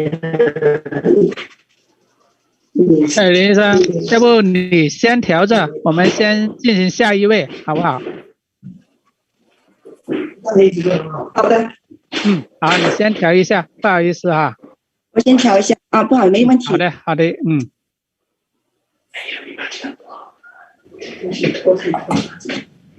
OK， 其实好了，现在好了。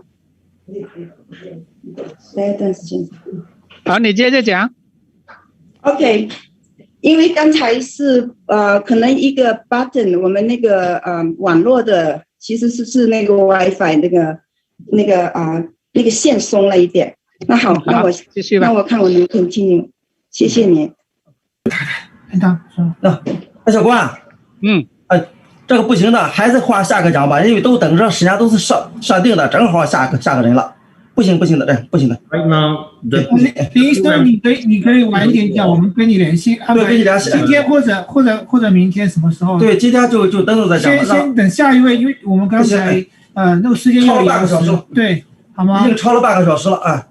明天今天我们再给您定一个时间。好，那你们没问题，你们定吧。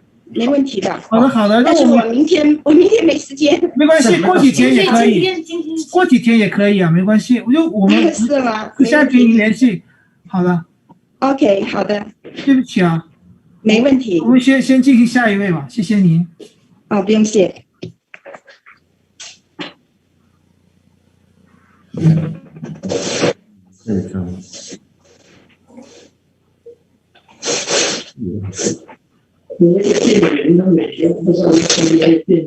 Okay.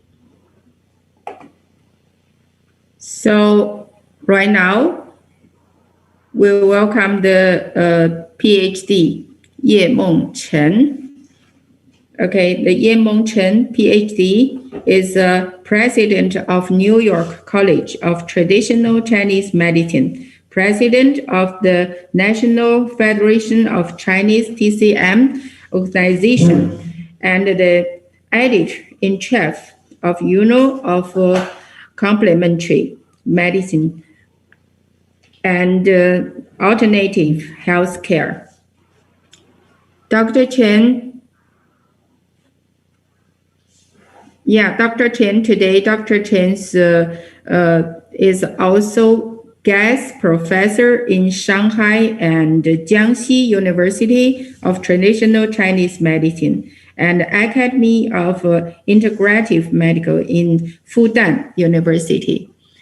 And today his topic is Chinese medicine value and contribution to the global health. Welcome, Ye Meng Chen, PhD. Thank you. Thank you. Thank you for the introduction. Let me share screen.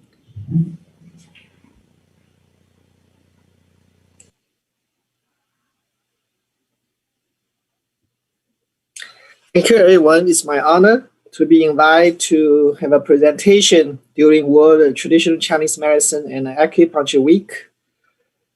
My topic today is Traditional Chinese Medicine, the values and the contribution to the global health. As you know, the Chinese medicine has a long history, and even earlier than the Great Wall was built in Qing Dynasty. So, in the 21st century, how to understand Chinese medicine? That's very important. And what's the value in contemporary society? So, my understanding, the Chinese medicine is considered a science of healing based upon the ancient philosophy of Taoism, yin yang, and the 5 phases. It provides a unique system of understanding human health, dysfunction, and diseases through holistic approaches of prevention and treatment. So here, the prevention has different colors, so it's very important. The concept of Chinese medicine in 1,000 years has played an important role for prevention of the diseases. And Chinese medicine can optimize the dynamic balance of body, mind, and spirit. So it's still valuable in contemporary society. As you know, the concept of health has been changed. And it will consider a state of complete physical, mental, and social well-being, and not merely the absence of disease or infirmity. So the biomedicine model already switched to psychosocial models. The mainstream medicine also pay a lot of attention to those which Chinese medicine already paid attention. So they have new terms, psychosomatic medicine, mind-body medicine, and a holistic medicine. So those terms, actually, Chinese medicine has its unique contribution for those areas. So the Chinese medicine is considered self-healing power is the key and make it possible for health for all. So the goal of the treatment basically is to do the regulation of the body itself to maintain the good health. So it's promote the self-healing power. That's a very, very important concept. And the treatments development from the natural therapies and mostly acupuncture. So in Western society, acupuncture dominated in the Chinese medicine practice, and also including some part of Chinese herbal medicine. As I mentioned, the prevention is primary in comparison with medication or non-medication cure. So they lower the cost and raise the health level. And in Chinese medicine, I already mentioned 7 emotions. When it's going to extreme, or going to too sudden, or going to retaining for a long time, that will impact to our health. So those concepts is very important to the modern society.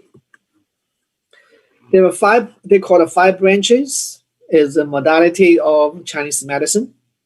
And so the root is a basic foundation of Chinese medicine. Follow those, the theory, we can provide a different kind of treatment, acupuncture, Chinese biology, and nutrition, the food therapy, and therapeutic massage, Tuina, and the body's self-healing process and exercise like Qigong. So you can see the acupuncture, it's mostly using the needle and have a very mild incision and cause the body humoral change, neurohumoral change, and a kind of reflex, and then can deal with a lot of units, relieve pain to improve the health. The Chinese herbal medicine has some kind of concern in the modern society. It's basically include a botanical material medica, animal species, and mineral substances. So the animal species has a little bit concern because the wild animal protection and endangered species is a big concern, and also has the quality of the herbs, but still applied in clinically in a wider range. This is the Tuina, the acupressure, or called, that's the relate to the acupoint or relate to the meridian and do the stimulation instead of the needle. That's the Qigong practice and also the Tai Chi practice. So that is a concern. It's very good for the endocrine disorders and also for mental emotional disorders. It's one of the important exercises. And right now in the Western society, in the North American society, you can see a lot of people exercise the Tai Chi and the Qigong.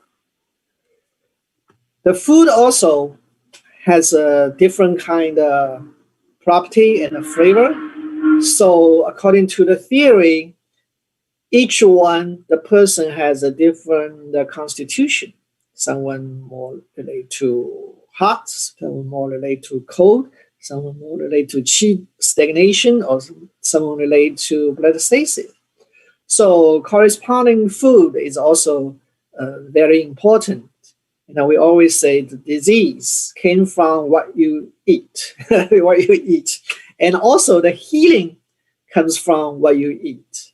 So here's a lot of cultural differences. And that's in Asian community, in Chinese community, what they eat a little bit different with the general community in North America. So we had also needed to develop this. Yeah. But in US or Canada, I think a lot of people eat the colder food, colder drinks, and also the dessert, the food, too much sugar, and also too much hot, spicy stuff. So that's also, we had to develop for a certain diet to Western people. Yeah, that's important to follow with the Chinese medicine theory. So they can see some advantages of the Chinese medicine. They were natural, they are safe. That's the safe is always relatively. So right now we find a certain herbs may have some kind of issue, but the overall is safe. And acupuncture is mostly a safe healing arts in the practice. It's a convenience, it's a cost effective, and overall consideration of body, mind, and spirit. And also, it's very important in Chinese medicine. The treatment goal is related to whole body's wellness. The conventional medicine, the target for the disease, and the Chinese medicine consider disease, the mostly consider a person.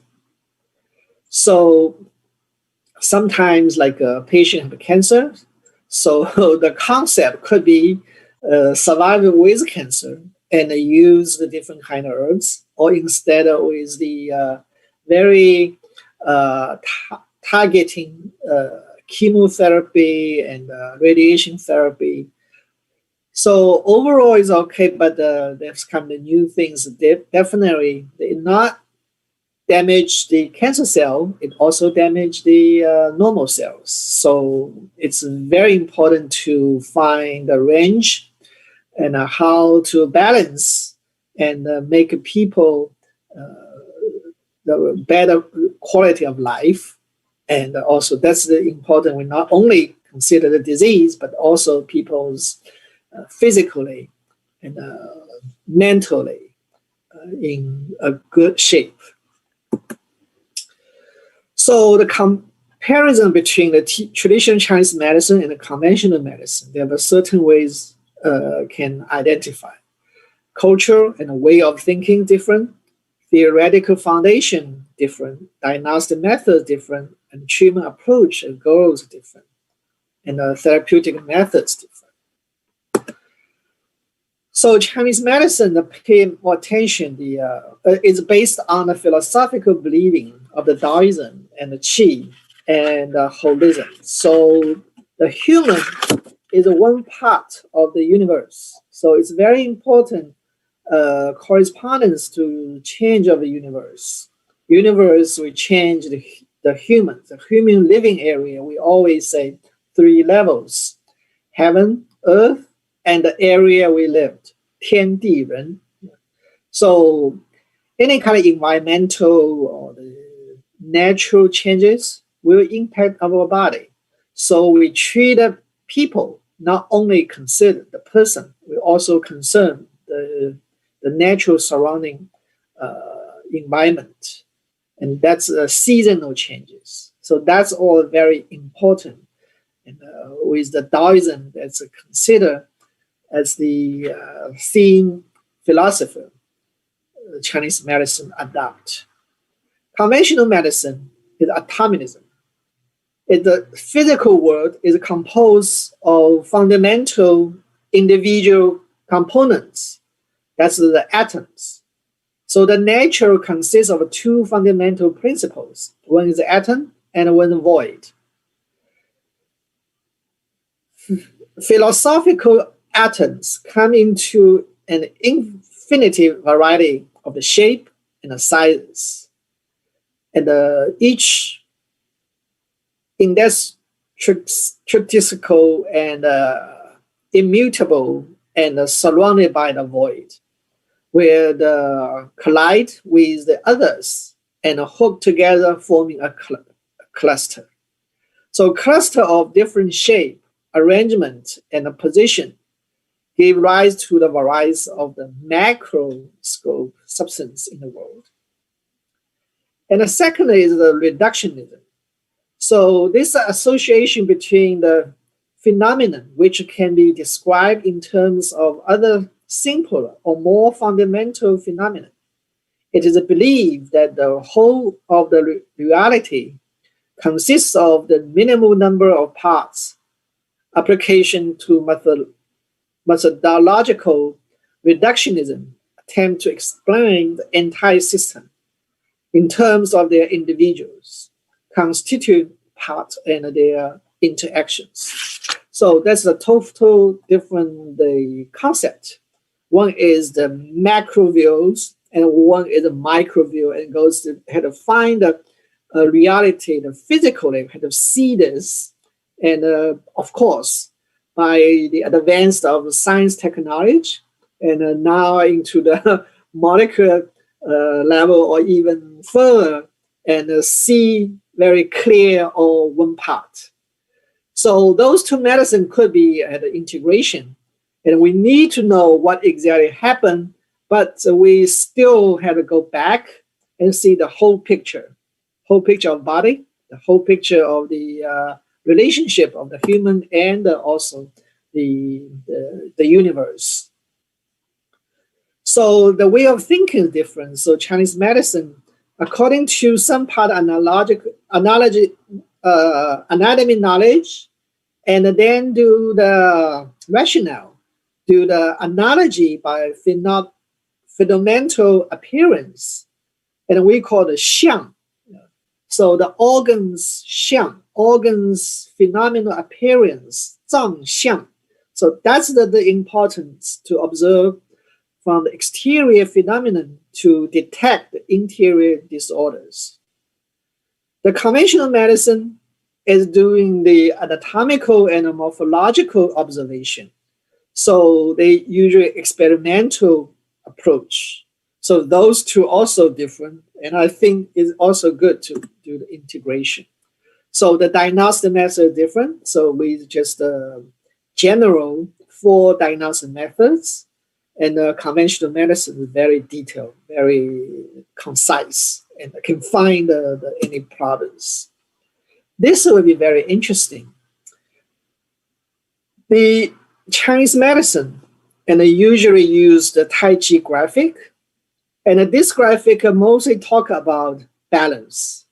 So is try to find the body in an imbalanced part, and use the intervention methods with herbs, with acupuncture, with the diet, with the Tena or self-healing process, try to resume the balance. This is always the goal of the Chinese medicine. And a conventional medicine, that's allopathic methods. So this is a logo always used in a medical society. A sword, and that's the evil, the snake. Snake are evil. The snake is the evil, is the causing the problem. And the sword try to kill the snakes.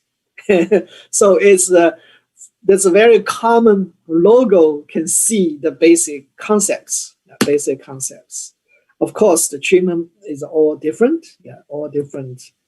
And as I said, Chinese medicine and consider human as a whole, and the conventional medicine and cure disease or doing a symptom management is in a biomedicine model. Even now, the biopsychosocial model, and also consider with the very detail and with the construction, the structure in the different levels, in the body part level, the cells level, or the molecular levels. So that's the totally different concept, but we treat the same disease and we use a different way. So the culture is totally different. So if we look at the oil painting, we should consider what the lights, reflection, the shape. The apple is supposed to be like an apple. So very detailed. We look at the detail. Then we'll find out this is a good painting or not. Chinese medicine, Chinese painting is considered overall balance. Is this area is very heavy, and also want to make the blank in this area, emptiness. Exactly of this kind of rock is the same as that we see in a mountain.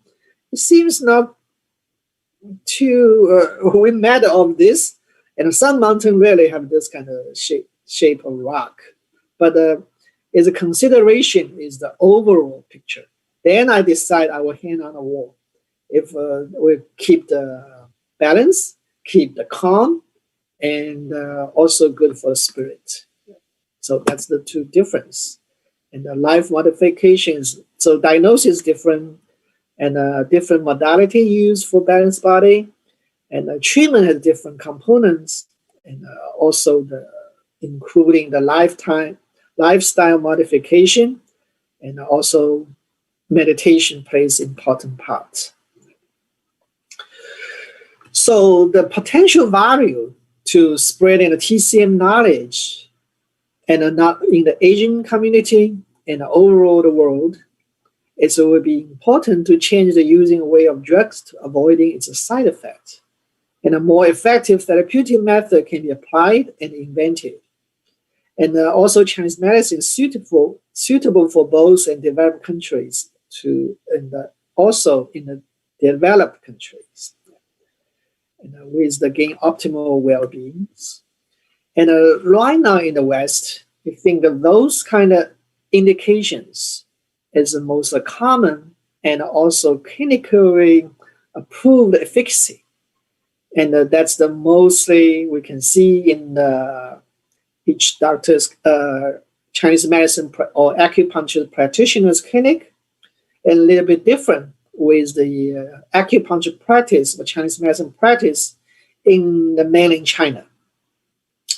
So of course, musculoskeletal disorders, soft tissue injuries, so that's the one big part. Pain management, so including the top one, but the pain management are mostly for the very severe situation like phantom limb pain, urinary complex pain disorder. That's the most pain situation of all different kind of pain indications, and especially for the cancer pain also. So especially during the opioids overdose crisis, and acupuncture already demonstrates its importance and played a very important role in the healthcare system. Mental emotional disorders, PTSD, depression, anxiety, and especially during the pandemic, and so many people survive with the PTSD, post-traumatic stress disorders. Cancer survivors supporting care. So in North America, I believe all the oncologists, and they don't want the patient to take any other treatment during the chemotherapy and the radiation therapy. So it seems hard to involve, but after the cancer therapy, the cancer survivors have lots of supporting care. That's also the strength of the Chinese medicine. The women's health, especially the like a menopause syndrome and also fertility issues, that's the so many patients in the clinic, and different functional disorders, and also rehabilitation after stroke, injury, and operations. So far, the evidence-based data already support some efficacy of acupuncture indications. And that means the insurance company also accept those indications for reimbursement. So you can see mostly can see a lot of those, and even the general healthcare providers and with the Western medicine doctors, they have a clinical practice guideline include acupuncture as one part of treatment. The number one is a low back pain. So that's the very important indication. And from the January 2020, in the United States, the Medicare, the senior citizen, and for senior citizen, the Medicare include the acupuncture as a one reimbursement indication. So, but they only open for one indication, that's low back pain, after their own clinical trials. Knee osteoarthritis, and we find that acupuncture will help to relieve the pain and improve the joint, the range of motion, the movement. And also this also insurance paid it. Toothache and post-operation dental pain. And then right now, I think it's a big potential for acupuncturists, the migraine prophylaxis. That's a prevention for migraine episodes. And that's so many people suffer from migraine. And this is confirmed in the current research, already approved this function. Yeah. constipation, and a woman's stress, urinary incontinence, allergic rhinitis, the allergy season, right? Hay fever, and a post-operative nausea and vomiting, or nausea due to chemotherapy. And those all confirmed by the current medical research. And so it's a big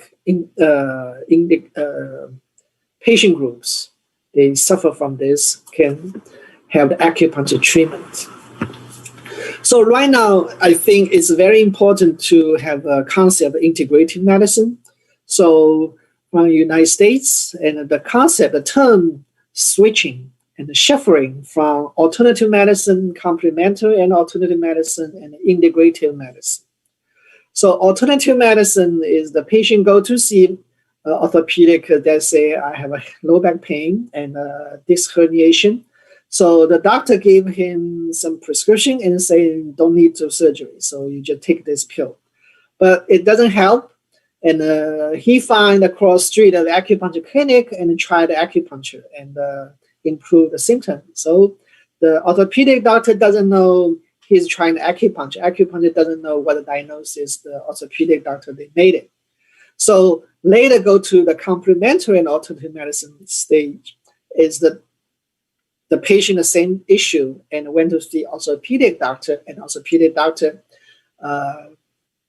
said don't need a surgery and gave the pill, also gave a referral to this patient can see some acupuncture treatment. So the patient hold the referral to see acupuncturist, and acupuncture know what happened, what the exam or MRI, CAT scan, and then perform the treatment. And a few visits later, and I give report to orthopedic doctor. So orthopedic doctor, always receive those kind of report and find, okay, those kind of indication is better, and always give a referral. And this kind of the symptom probably not too much helpful. Yeah. So they have a communication. So now the group of integrative medicine they work as a team, and also not only acupuncture, the orthopedic doctor, PT, chiropractor, massage therapy, they work together, which kind of thing, which level, which stage of disease is better to use acupuncture, they recommend acupuncture. So that's the gradual development in the Western society of integrative medicine. It's very important, and the Chinese medicine was recognized in the worldwide, and this is the significant landmark. You can see the Dr. Yu Tu got a Nobel Prize in physiology and medicine due to his discovery of the new chemical structure from the herbs. Yeah, so that's the Gehong mentioned. These herbs, it doesn't need to do the decoction, and use 1 grip of the Qinghao, then 2 liters of water, stain, and twist the juice and drink all of them. So based on this, gave insight, and they find the same family, the Qinghao, and they use Huanghua Hao, and find the artemisinin, and that saved millions lives in Africa. So that's why. And also the new concept, the old concept of the chronal acupuncture and the European time, and we can find that in 2017, the Nobel Prize in Physiology and Medicine gave to the 2 doctors, and discover certain the body had a gene, we call the period gene, and so we had to follow the natural, and the time supposed to work, do the work, supposed to sleep, do sleep. So it's a scientific proof of those kind of parts. And actually, Chinese medicine already mentioned in 1,000 years. So the Chinese medicine not only in the Asian community and already go abroad, and so you can see lots of countries, and they have a different kind of practitioners, and also even the legislation legalize the Chinese medicine practice, or the majority relate to the acupuncture.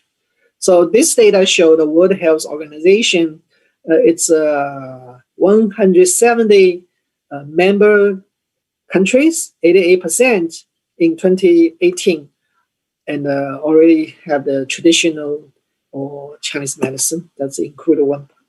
Of course, the acupuncture plays an important role of the traditional medicine, and so WHO promote acupuncture, and also can see the acupuncture usage, and also you can find the new data, and mostly acupuncture the biggest part, and the traditional Chinese medicine also with other traditional medicine, indigenous medicine also.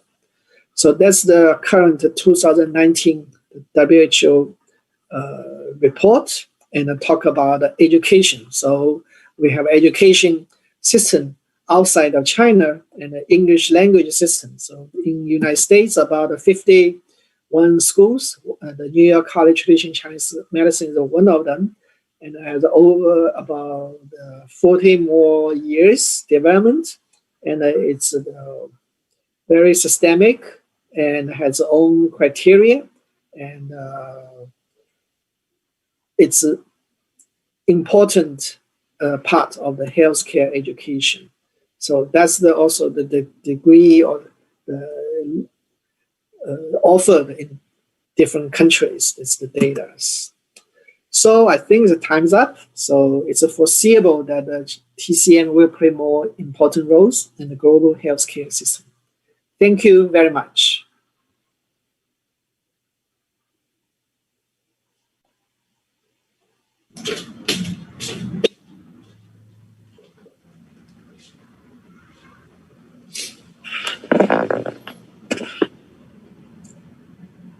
My presentation concluded.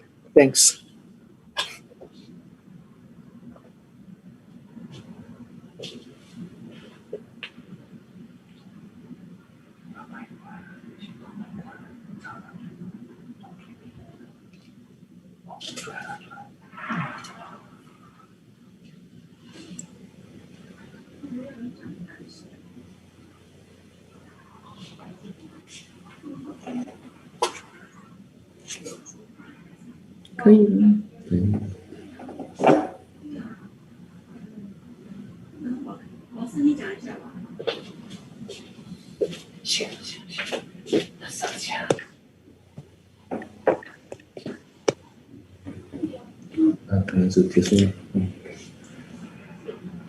Thanks for Dr. Chen.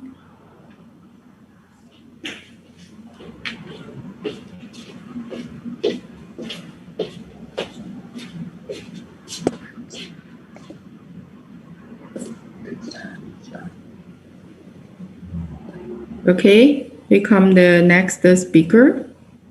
It's Professor Yonggang Li. Professor Yonggang Li is the founder of Home of Canadian TCM Society. He is also the founder the UTCM Holistic Medical Center. Professor Li is a recipient of 2019 Community Contribution Award by the 5th Directors Committee of CCSA. And his today the topic is the UTCMH Acupuncture Clinical Case Studies. Welcome, Professor Li. Please give us the presentation.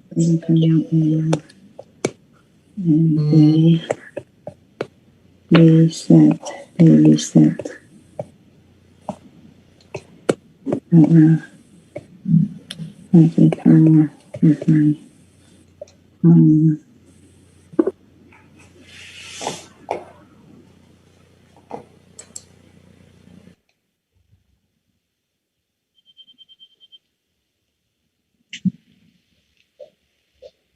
大家是不是看到了？声音可以吗？ Yes， 很清楚。很清楚吗？好，开始讲了。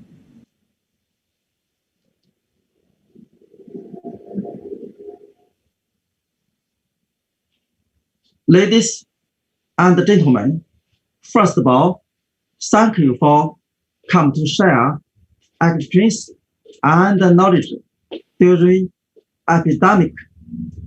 Today, my topic is UTCMH acupuncture clinical studies. Today, I'm very grateful to share with you the experience of UTCMH acupuncture method. I wish you in the future clinical practice to use TCMH acupuncture carry forward, help patients in need.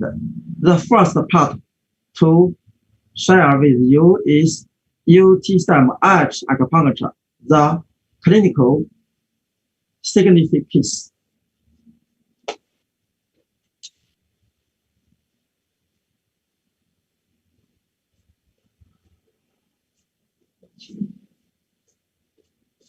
The origin of UTCMH acupuncture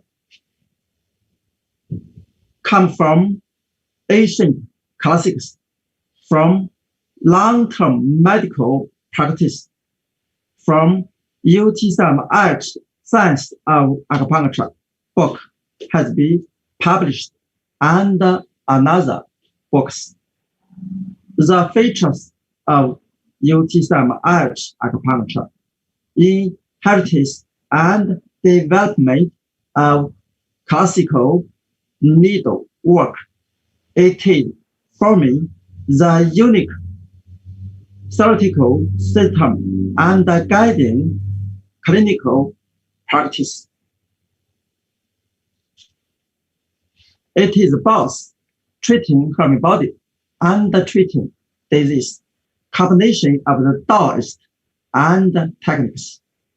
It is operable and reproducible, strong, especially suitable for clinical needs. Expand the scope of the acupuncture treatment. The clinical significance of the UTCMH acupuncture. It is not only good treatment of the pain syndrome, but also effective treatment. In internal medicine, gynecology disorder, skin disease, and multiple complications, tens of thousands of the patients have benefited from UTCMH acupuncture to heal or relieve and prolong their lives. We continue go to part 2.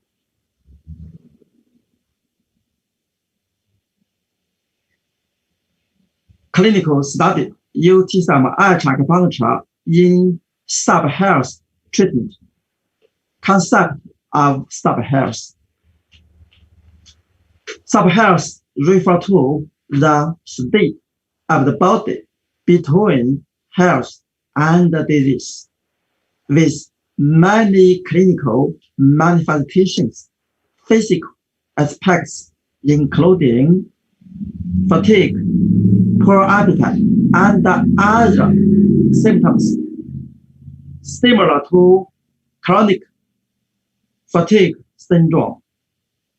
Mental aspects including depression, irritability, poor memory, social interaction can be manifestation as work learning difficulties.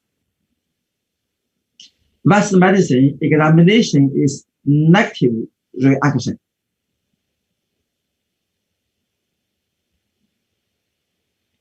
Clinical practice of the UTCM acupuncture for sub-health. Case 1, sore throat.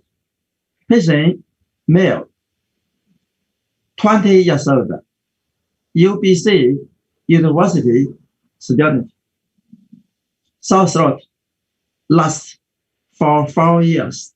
Feeling of the foreign object stuck in the throat, accompanied by fatigue, dizziness, poor appetite, epigastric discomfort, constipation, and other symptoms. The West medicine lab test results show that all the indications is normal. The first TCM diagnosis we do is on September 20, 2018. TCM diagnosis is yin and yang deficiency. We do acupuncture, UTCMH acupuncture. We both use setting mountain on fire and in nourish acupuncture technique we use. After treat 3 times 1 week for 3 continued months, all the symptom is disappear. The UTCMH acupuncture prescription is kidney 3, kidney 6, spleen 6, lung 10, and ring 4 to 20. Next case, short-term memory loss or inability to focus. Patient 15 years old, male, Vancouver student with poor memory, low energy, slow response, irritability, learning difficult for 3 years, and failed many courses. After Western medicine examination, the school advised him to drop the school and advised his parents to give the students mental examination and treatment. Therefore, on October 8, 2016, the patient visited clinic seeking for UTCMH acupuncture treatment. The initial TCM diagnosis is Qi and yin deficiency with yin deficiency fail. We using the UTCMH acupuncture system to tonify the Qi, nourish the yin, and clear heat. After receive the treatment 3 times per week for 6 months, the patient symptom is disappear. The patient completed his high school education and received admission to UBC University. The prescription of UTCMH acupuncture, lung 9, kidney 3, spleen 6, spleen 3, liver 2, and do 20. We go next case. Fatigue and dizziness. Patient female, 38 years old, live in Vancouver West.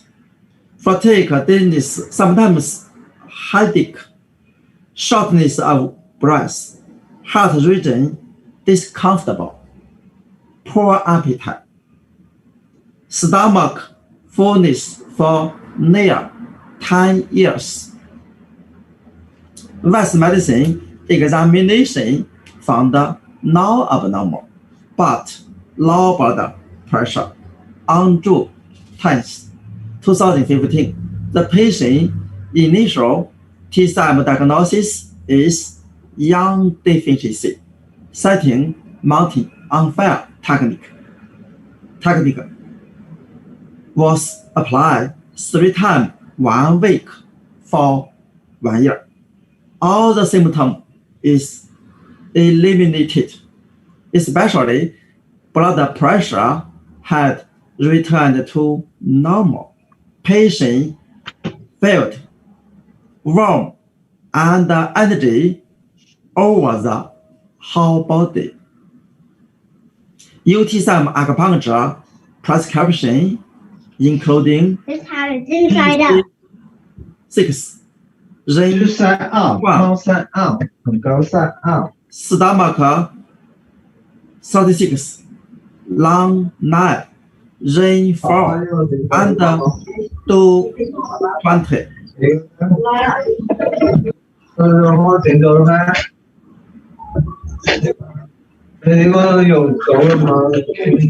对，谁开着麦克风啊？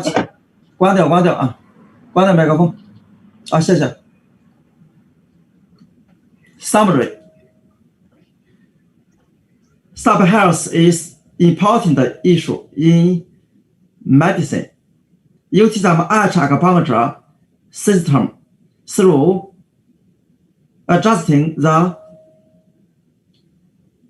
visceral qi, the yin-yang balance and harmonization of the body have advantage in the prevention and treatment of the sub-health state. According to the 9 most common sub-health group, the UTCMH acupuncture formulated the clinical operation standards and norms. Therefore, UTCMH acupuncture is ideal therapy treatment for regulating sub-health. We go to third part.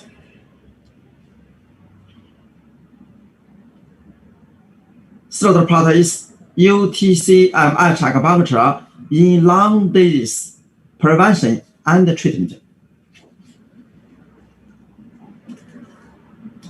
We go to the case. Patient 43 years old, live in Vancouver, has symptom cough, fatigue, and cold sensation for more than 5 years. On March 5th, 2016, the initial TCM diagnosis was lung qi deficiency. On the same day, UTCMH acupuncture treatment was performed. Focus tonic for the lung qi.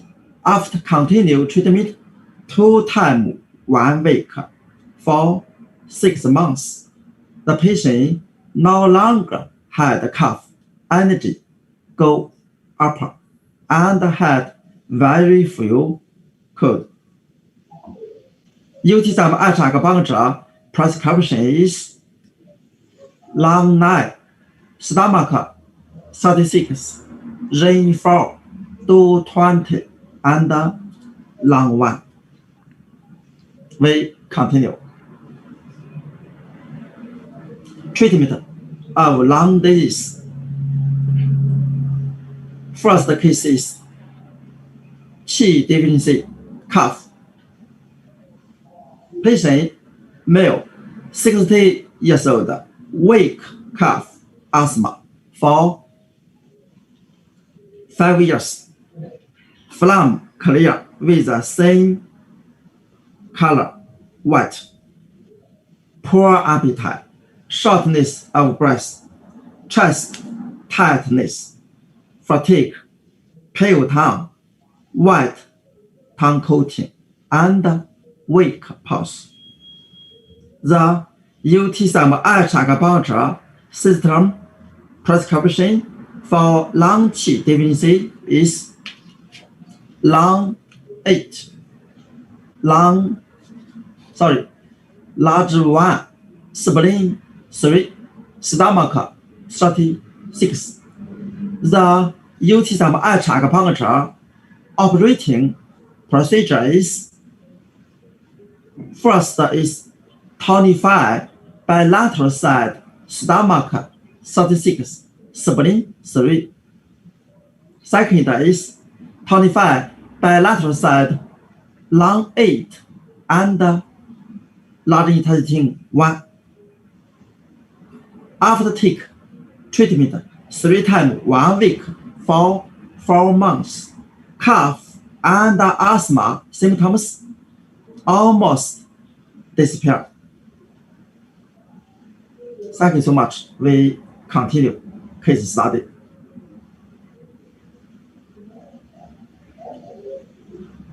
Case study of UTCMH acupuncture for lung and kidney deficiency asthma. Patient, female, 66 years old. Symptoms including long-term cough, wheezing for nearly 6 years, easily out of breath, waist and knee soreness, visible phlegm, pale tongue, weak rapid pulse. TCM diagnosis was lung and kidney qi deficiency asthma syndrome. The UTCMH acupuncture prescription is kidney 7, lung 8, lung 1, and ring 4. We continue. UTCMH acupuncture operating procedure. First of all, tonify bilateral side, lung 8. Second, tonify bilateral side, lung 1. Third is tonify bilateral side, ring 4.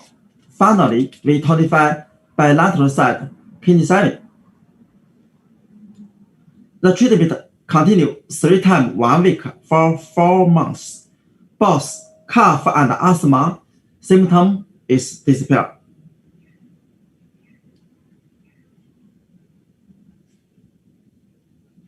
We go continue case. Patient male, 45 years old, with high blood pressure, sudden fever, sore throat, headache, sweating, thin yellow tongue coating, floating, rapid pulse. UTCMH acupuncture prescription including lung 10, lung 11, and lung 9. Then UTCMH acupuncture operating procedure. First of all is reduce bilateral side, lung 11. Second, reduce bilateral side, lung 10. Finally, tonify bilateral side, lung 9. The above medical records say that UTCMH acupuncture method can effectively improve lung function in treatment of lung disease. We go to part 4. Clinical study, UTCMH acupuncture in skin disease treatment. First case is stubborn allergic eczema. Patient male, 16 years old, high school student, live in Vancouver. Medical history and treatment.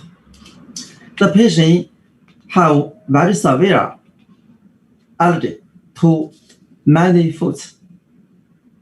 Western medicine diagnosis is stubborn allergy eczema. The patient continue use Western medicine treatment but had a little effect.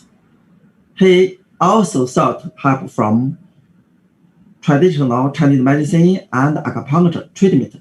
The effect was slightly improved, but the effect was not great.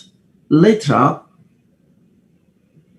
after being introduced by friend, he seeking for UTCMH acupuncture treatment process and results. First visiting is on October 9th, 2014. The patient reported that he suffered from eczema start childhood. Eczema often in face, elbow, and neck, which often attack due to improper diet, red tongue, yellow greasy tongue coating, and slippery paws. TCM diagnosis is Japanese heat eczema. Possible treatment is clear heat.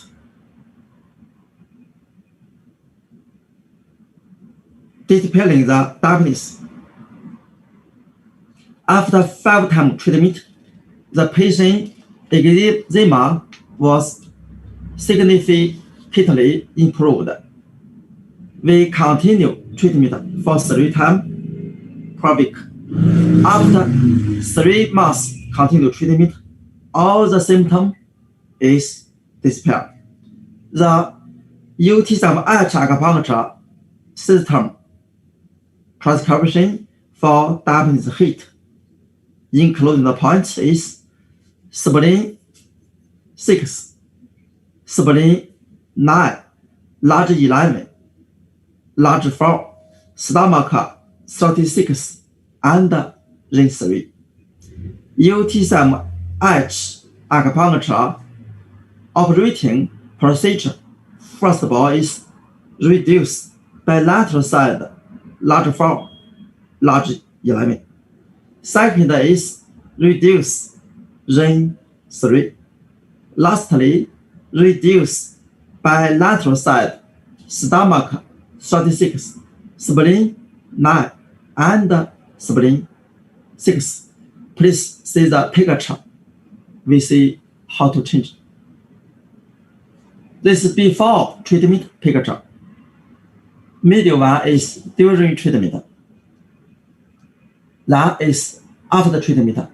We can see very clear the skin color change and the condition change. We go next case.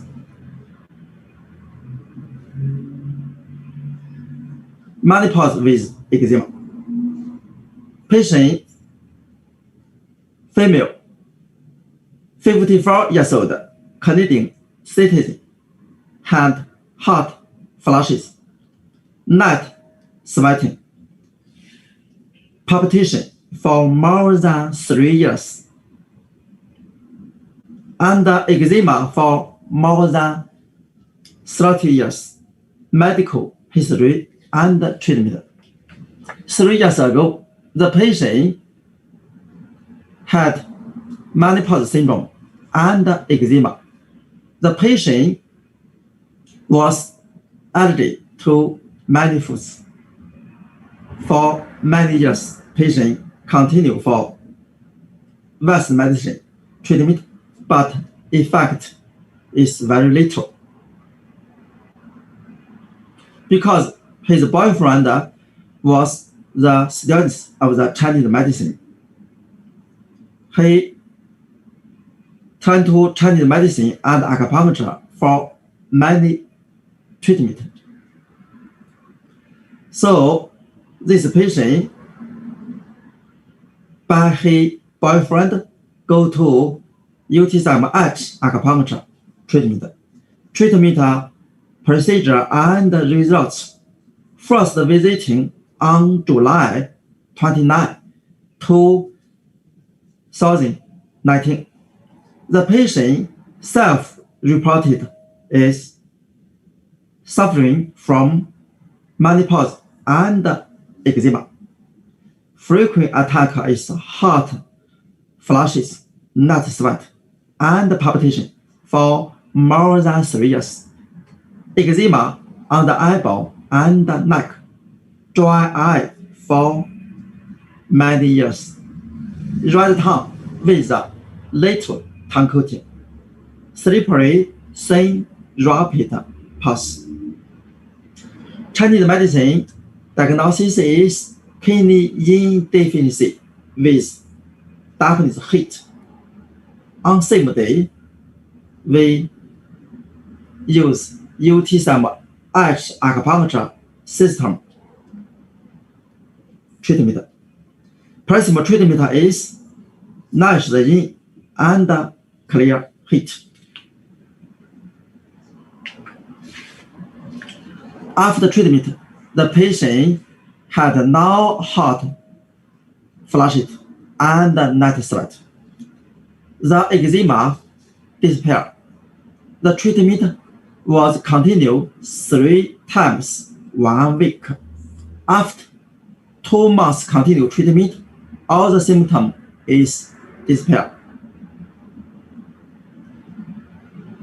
The UTCMH acupuncture operating procedure: first, reduce bilateral side, large 4, large 11.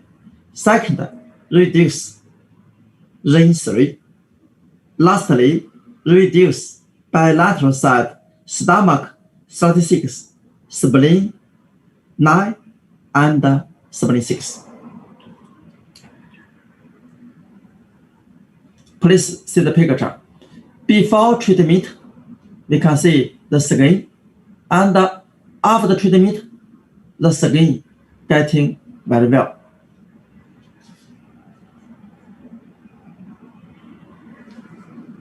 Today, we mainly from above 4 parts of share and discussion. I believe you have a roughly understanding of the UTCMH acupuncture. I hope that through this sharing and discussion to help you. Thank you again. Thank you very much.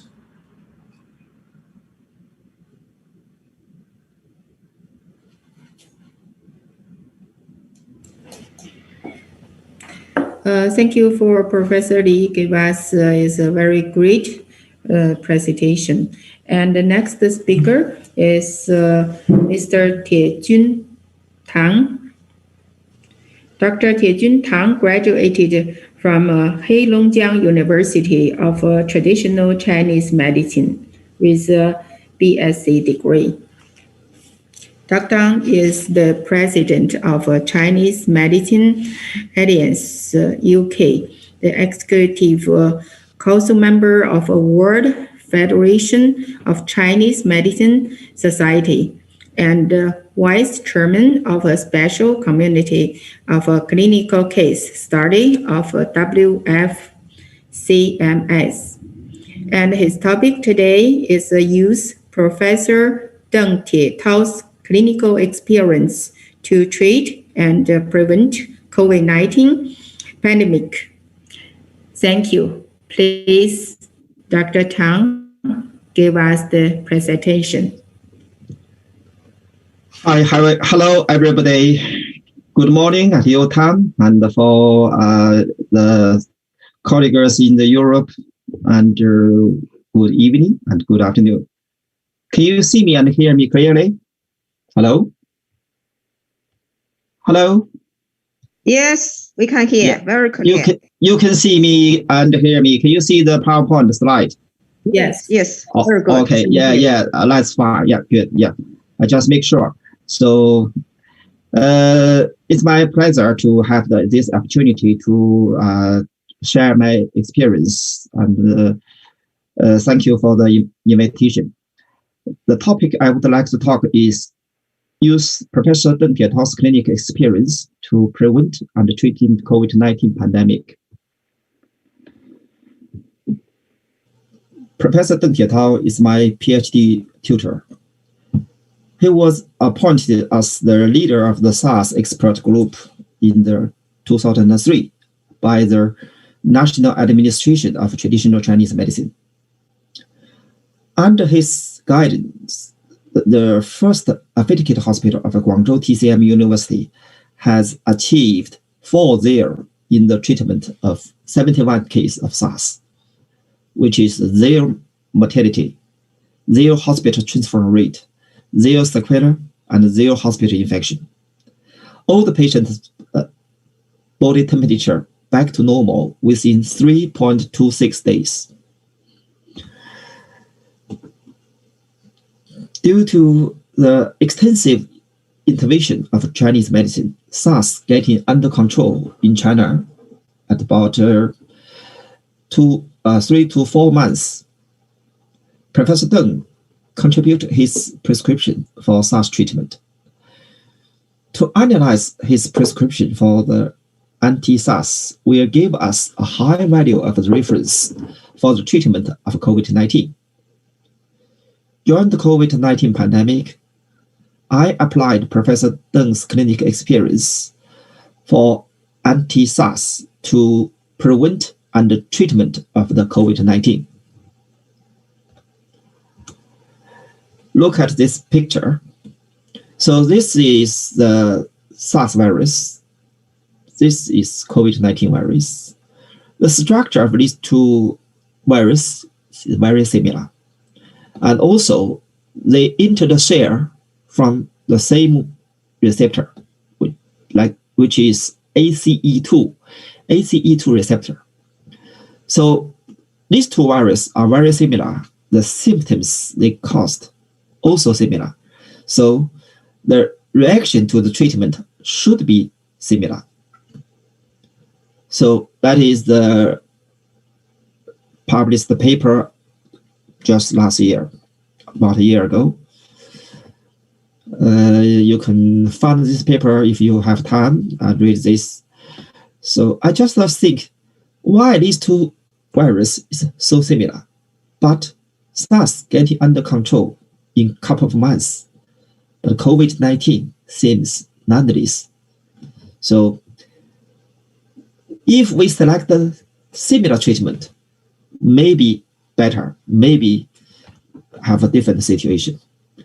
So I use next is the prevention and treatment method.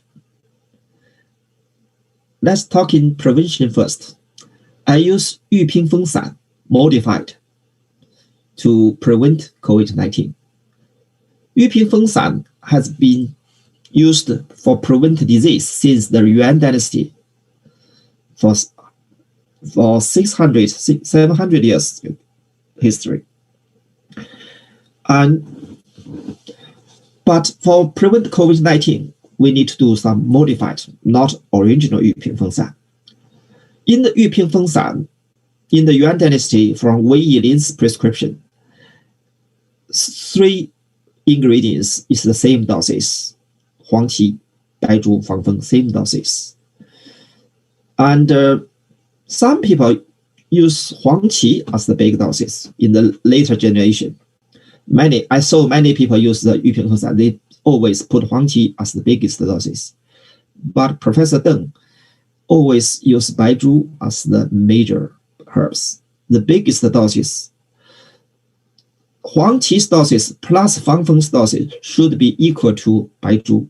That is Professor Deng's opinion. You can read in his book and his published paper. He always talking about the doses of 白术 must be the biggest doses inside 玉屏风散. So this is 玉屏风散. I use the 白术 30 gram and 黄芪 20, 防风 10 gram. Follow my tutor's prescription. And I added 黄芩 and 桑白皮 for clean the lung heat. So if only 玉屏风散 for prevent common cold, that is enough. But for prevent COVID-19, it's not strong enough. So we need to do some modified. And also I added 板蓝根, 荔枝核, and 青蒿. From the March of last year, when the UK only have a few cases, all my patients and their families begin to take these tablets to prevent COVID-19. Why I put Li Zhihe inside? Because I found this paper, which is published at 2008. So this is a laboratory research. You know, after SARS, and many research has been done for to investigate which herbs is best for coronavirus, for anti-coronavirus. And Li Zhihe showed a good effect for inhibit SARS virus. So that's why I put Li Zhihe inside. And this is artemisinin. You know, at 2004, Professor Tu Youyou got Nobel Prize just because her research on the artemisinin. Artemisinin is not only for anti-malaria, but also some people's research found it also can anti-cancer, used for the treatment of cancer. And rather, a doctor in London and in the Guy's Hospital, his research is used at artemisinin to treating antivirus experiment. They do a lot of course, it's not SARS, not COVID virus, it's for some other virus. But his research showed artemisinin has good effect for virus infection. So that's why I put Qinghao and Li Zhihe. The treatment is in about 40 cases of COVID-19 was treated by the herb decoction. All the patients have an online consultation, and the herbs was sent to the patient by post or collected by their families, including 10 cases of remote consultation with my colleagues in the Europe and Canada. Yeah. My prescription, the basic formula is based on this formula. You can see this formula is Professor Deng's prescription. That is his signature. The date is 2003, April 8. The patient's name is empty. That means this prescription is not given to an individual person. Is to if you can read this, is to the Guangdong TCM hospital for the treatment of a Guangdong TCM hospital's patient. So Professor Deng gave this prescription. You can see yin hua, sang ye, ye ju hua, bai mao gen. I put this all in here. Yeah. So inside this prescription, there is a two group, and this sang ye, ye ju hua, jin yin hua, pu gong yin, and Qinghao, Bohe, and Gancao. This is for clean the heat and detoxification.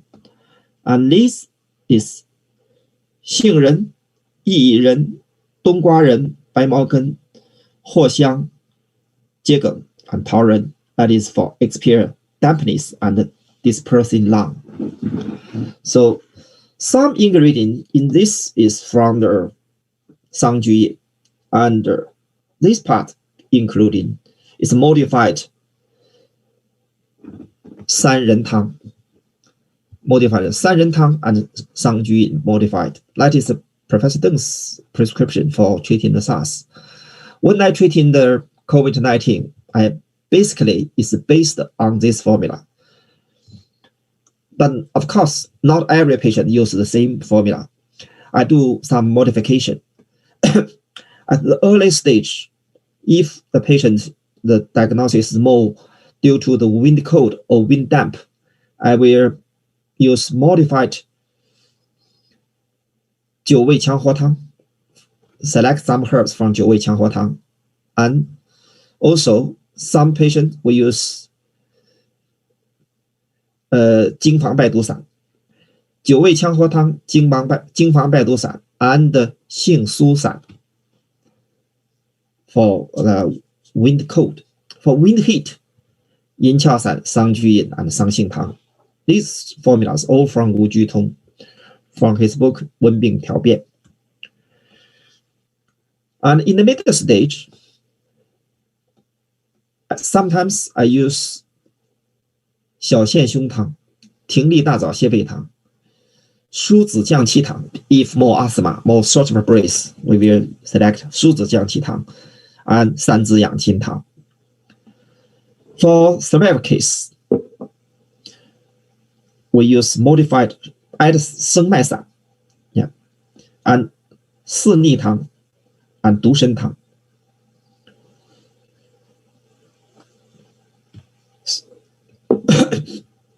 Let's see the result, treatment result and prevention result. After the modified 玉屏风散 treatment for 2 weeks, only 1 case was infected COVID-19 in about 86 patients so far. Yeah. Some patients in London, some patients in Canada, and recently, and a group of patients in Taiwan are also taking this medicine. So I make a follow-up phone call. They said nobody got infected. Only 1 patient he got infected, and when I asked him, he said he didn't take the medicine regularly. He often missed some doses, sometimes remember and take it, sometimes forgot and just missed the doses. So didn't take it seriously. So that's why he got infected. But if other patients, if they take them regularly, nobody get infected. Even in UK, we have a 1st, 2nd, and 3rd peak. So infection rate is quite high. But all my patients, only 1 case get infected. As for the treatment result, I treated quite a lot COVID-19 patients. Nobody died. All people get to normal, including some case, not only mild case. Some case is a severe case, like this case. Yeah. I use a couple of minutes, have a case study. This patient is a lady, is 76 years old, and get COVID-19 and stay in the hospital. Very serious condition, and short of breath, and even her cough is better, and the body temperature already back to normal. Even the virus turned to negative, but her symptoms is very serious. And the doctors tell the patient's family the bad prognosis. He said, we can't help. Maybe we just leave the patient peacefully die. Just talking like this. But patient have 2 sons, and one of her son just send a post at Facebook, and one of my friends, one of my patient, whole family is my patient, and she gave my telephone number to these patients, and they make, and I gave them a consultation through the telephone, and then prescribe medicine. Of course, check the tongue through the picture. The diagnosis is asthma due to the qi and yin deficiency. It's a respiratory failure, COVID-19 respiratory failure. I gave, this is 生脉散, modified 生脉散, 太子参麦门冬五味子. I use 太子参 replace 人参, and 三子养心汤, 疏子、莱菔子、白芥子, and then plus 沙参、玄参 and 知母、青蒿、荔枝核、薄荷、甘草. after treatment, the patient significantly improve. Start the first bag herbs from the 11th of April, and next day, breathing better, heart rate reduced, and blood oxygen level increased. Everything is good. So, and in between, because the delivery problem and the medicine, the patient didn't receive the medicine, some symptoms getting worse. But after the patient come to my clinic to collect the medicine and starts taking medicine, and the patient feel better again. So at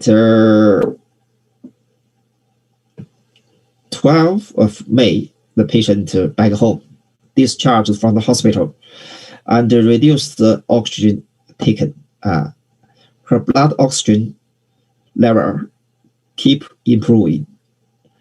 I gave repeat prescription for 7 bags and reduce the doses. I tell them take 1 bag for 2 days. That is half doses. At 23rd of May, the patient only the heart rate is slightly rapid, and feel short of breath after exercise. If no exercise, normally the breathing is good, it's very good, and her tongue was a little dark. So at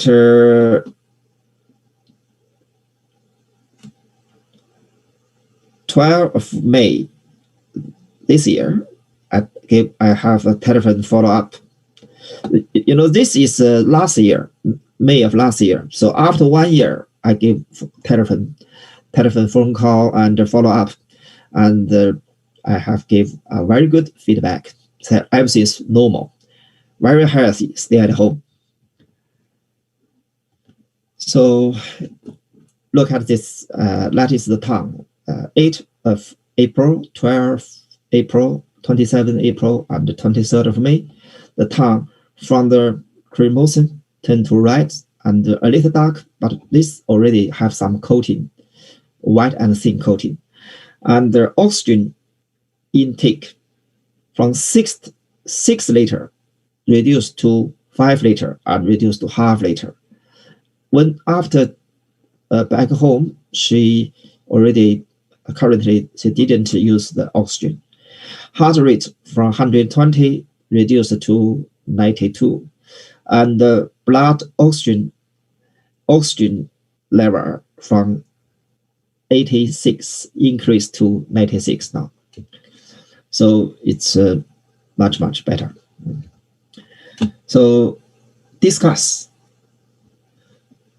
In the 1998, about 5 years before SARS, Professor Deng Jietao already told us Wenbing is important in treating the virus infectious disease. He had written in here, this is his handwriting. I just translate into English. Wenbing original from Shanghai, but it has greatly developed from Shanghai. The effect of Wenbing in the treatment of infectious disease, especially virus infectious disease, are still keep ahead of the world. This is not an overstatement. So most of us can read Chinese. Yeah, 温病学说源于伤寒，又有大的发展。伤寒学说，是以温病学说指导治疗传染性疾病，特别是病毒性传染病的疗效，居于世界医学的前列啊，医学研究的前列。That is in the 1998. So look at this is the government recommend 3 formula and 3 山药. 山药 is good. It has a good contribution on the fight COVID-19 treatment. But the problem is we can't use them in outside of China, in the overseas, because Ma Huang are not allowed to use in many countries. I heard US not allowed to use Ma Huang, and many European countries. In UK, the doses of Ma Huang should be every day must be below 1.8 gram, just 1.8 gram, less than 2 gram, and each time only you can use 0.6. So every day should be less than 1.8 gram. So we can't nearly nothing, no effect. Shigao is a mineral substance. We also can't use it in UK and many EU countries.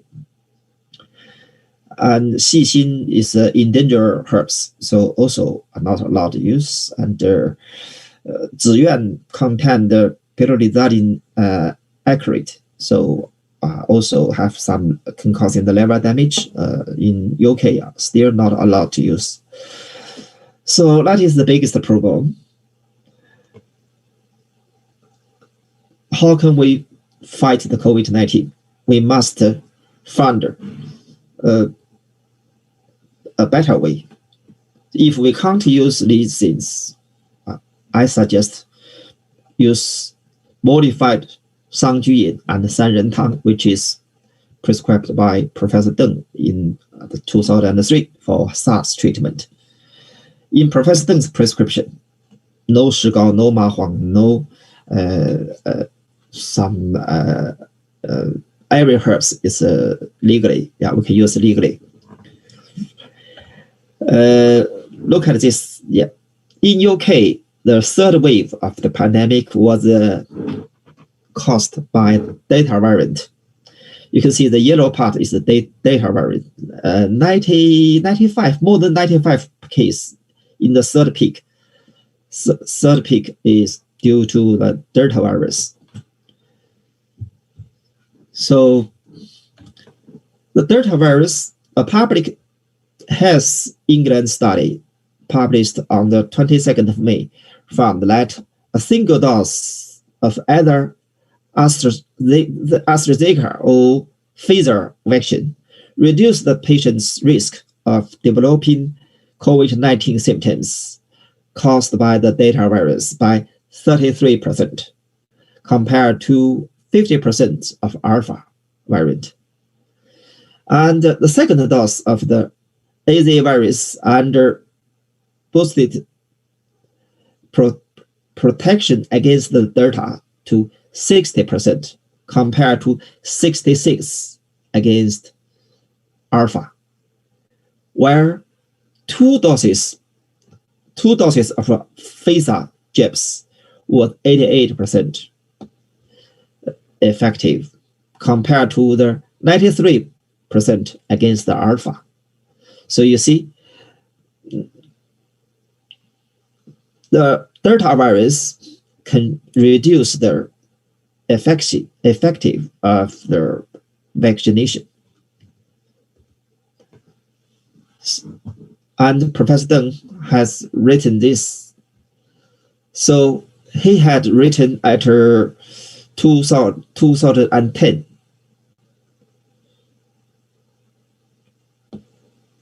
That is 11 years ago. He said the prevention of treatment of influenza is advantage of traditional Chinese medicine. No matter how virus changes, it couldn't escape the palms of traditional Chinese medicine. The curative effect of Chinese medicine on SARS and swine flu is the evidence. Research on Chinese medicine to prevent virus infection disease, to replace immunity injection, it will be benefit the whole world. So, Professor Deng said, 不管病毒如何变换，都逃不出中医的手心。So we can't only rely on the vaccination. You say, oh, I'm fine, I have got vaccination, I'm safe. But unfortunately, the virus is changed. It changed their gene expression from the alpha to beta to gamma, and now it's delta. For virus can't protect you 100%, only can protect you 80%. Conclusion: COVID-19 and SARS are very similar viruses. Professor Deng's clinical experience on SARS is valuable reference on today's pandemics. A modified Sanjuyin and Sanrentang should be selected for COVID-19 treatment. Under the guidance of Professor Deng's idea, my treatment in the prevention and treatment showed a satisfied result. Unfortunately, the number of patients are too less. We still hope to have a large simple RCT research in the future. Thank you for your attention. My time is up. Still have 2 minutes. If you have any question, I'm happy to answer any question. Thank you for your attention.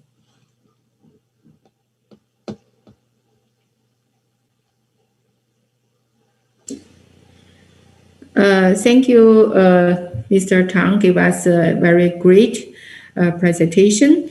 And right now, we have a half-hour break for lunch, and we will come back 1:30. Thank you, everybody. See you later. Thank you.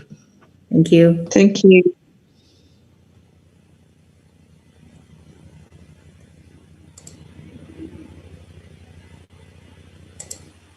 可以了吧？应该可以了。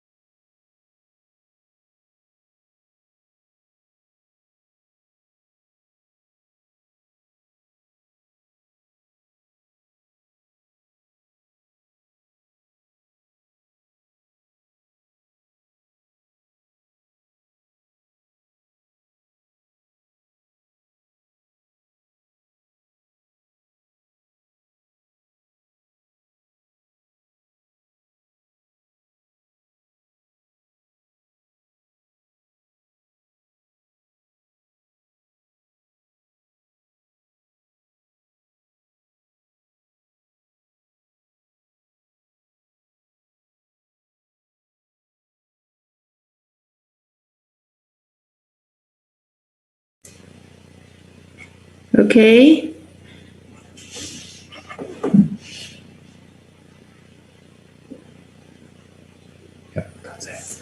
Welcome everybody, come back. And right now, we have next speaker is Steve Wu. So are you here, Steve Wu? Yeah. Yes. Can you hear me okay? Yeah. Okay. Okay. Yeah. Thanks, Dr. Lau. Thank you. Steve Wu, registered acupuncturist of British Columbia, Canada.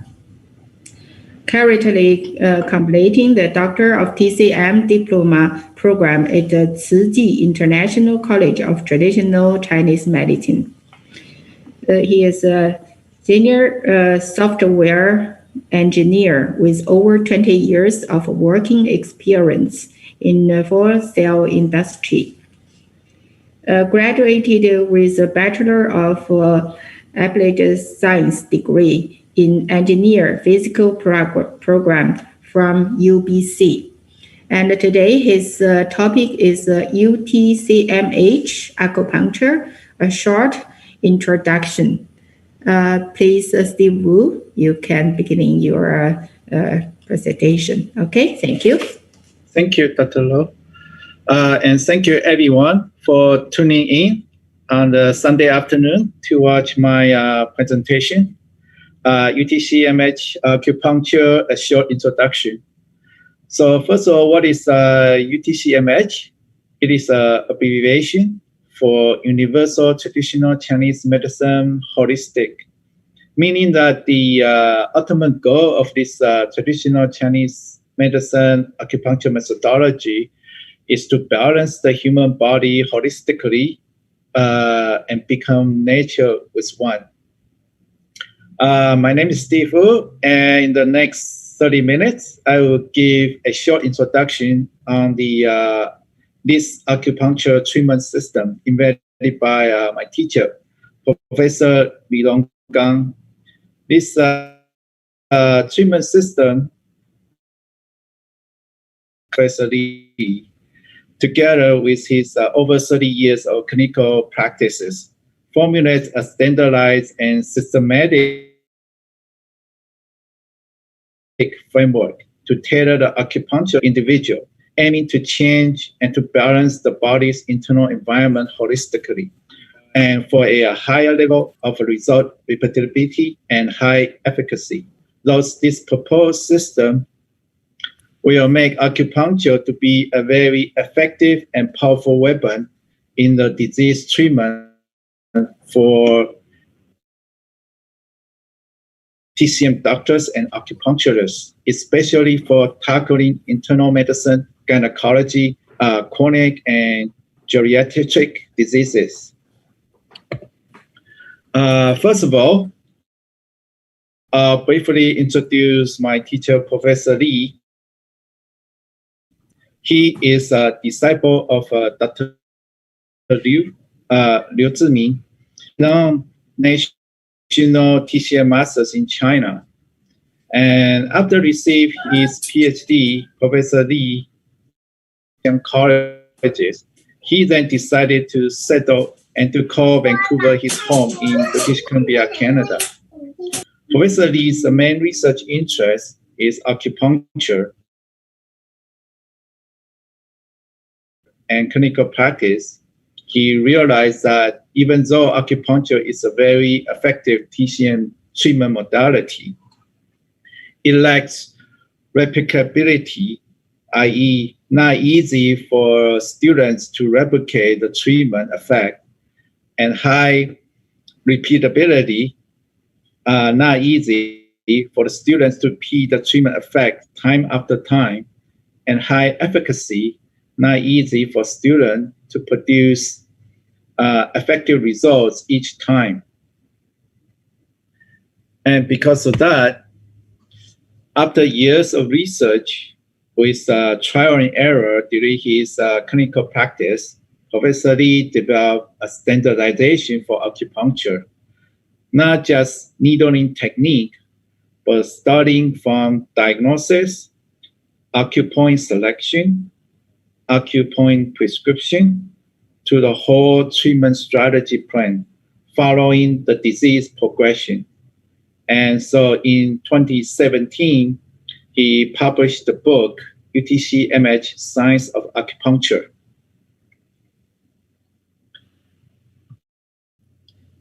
So before I present the acupuncture treatment system from Professor Lee, I'll share my experiences and questions while I study acupuncture in school. When I learned acupuncture, we learned how to use needle manipulation to move, to tonify, to reduce, and to balance qi. We try to replicate, or at least trying to, what the instructors demonstrated in class. But is there an objective measurement or guidelines in terms of how quantified as De Qi? Is feeling sorenesses, sensation, or fullnesses on the acupoint always means De Qi? And if so, how do we quantify it? How much De Qi is it? Why is turning needles clockwise are considered tonifying and counterclockwise is considered reducing? Is there a theory or methodology behind it? And if we are harmonized yin and yang in the body with both tonifying and reducing, is there an objective measure before we can stop? Like, do we keep doing it? How do we actually balance? Is certainly mountain on fire from the acupuncture classic real? Can it really be applied for treatment in clinical practice? Is it a technique that only the top acupuncture master understands the know-how, or can it be a technique that can be easily replicable? And also, how can we objectively measure or guarantee the acupuncture efficacy? Is there a system or framework that we can apply to make changes in our acupuncture treatments through the course of the disease progress? And also, how do we increase the efficacy in clinical practice? How do we improve our treatment efficacy? When treating pain, we can identify from the patient's reaction to pain and to soreness, estimate the treatment efficacy. But how can we do so for internal medicine diseases? How can we not only knowing the technique to treat disease, but based from the snapshot of the symptom reports from the patient, estimate the disease short-term and the long-term progression?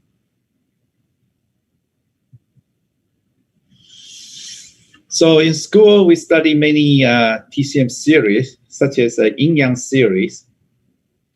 And we also study the five element theory, the Zhang-Fogan theory, the Meridian theory, etc., to help us to understand the disease pathology and etiology, to formulate a treatment plan to tackle the disease holistically.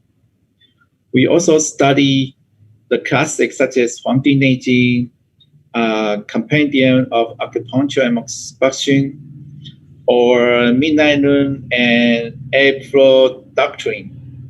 But there's a significant barrier to understand, to use from the acupuncture classics. First of all, the TCM and acupuncture classics are often written using the Chinese dialect during the Chinese dynasty at that time. And so it could be misconception or misinterpretation can happen even for Chinese-speaking people to not truly grasp the author's intention. Secondly, the barrier for non-Chinese speaking people is even higher due to the lack of the language proficiency. So how can we convey the wisdoms from the acupuncture classics to apply in our clinical practice?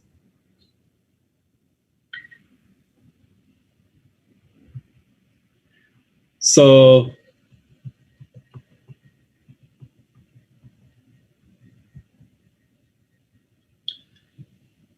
thus, I'll explain how the UTCMH acupuncture system can address those concerns and questions. How is it going to guarantee the treatment efficacy, and how is it going to achieve high efficacy? How is it referencing and interpreting the acupuncture classics for clinical application use? In the remaining time, hopefully I'll be able to answer some questions and to switch on some light bulbs to all of you TCM enthusiasts' head. So the UTCMH acupuncture treatment system can be divided into the theory portion and the clinical practice portion. Thus, the theory supporting the treatment methodology and the methodologies materialize the theory application. In the theory of UTCMH acupuncture category, Professor Lee reviewed and summarized the theories and concepts describing from the acupuncture classics. Then explain the ancient Chinese dialogue in the context that understandably by students.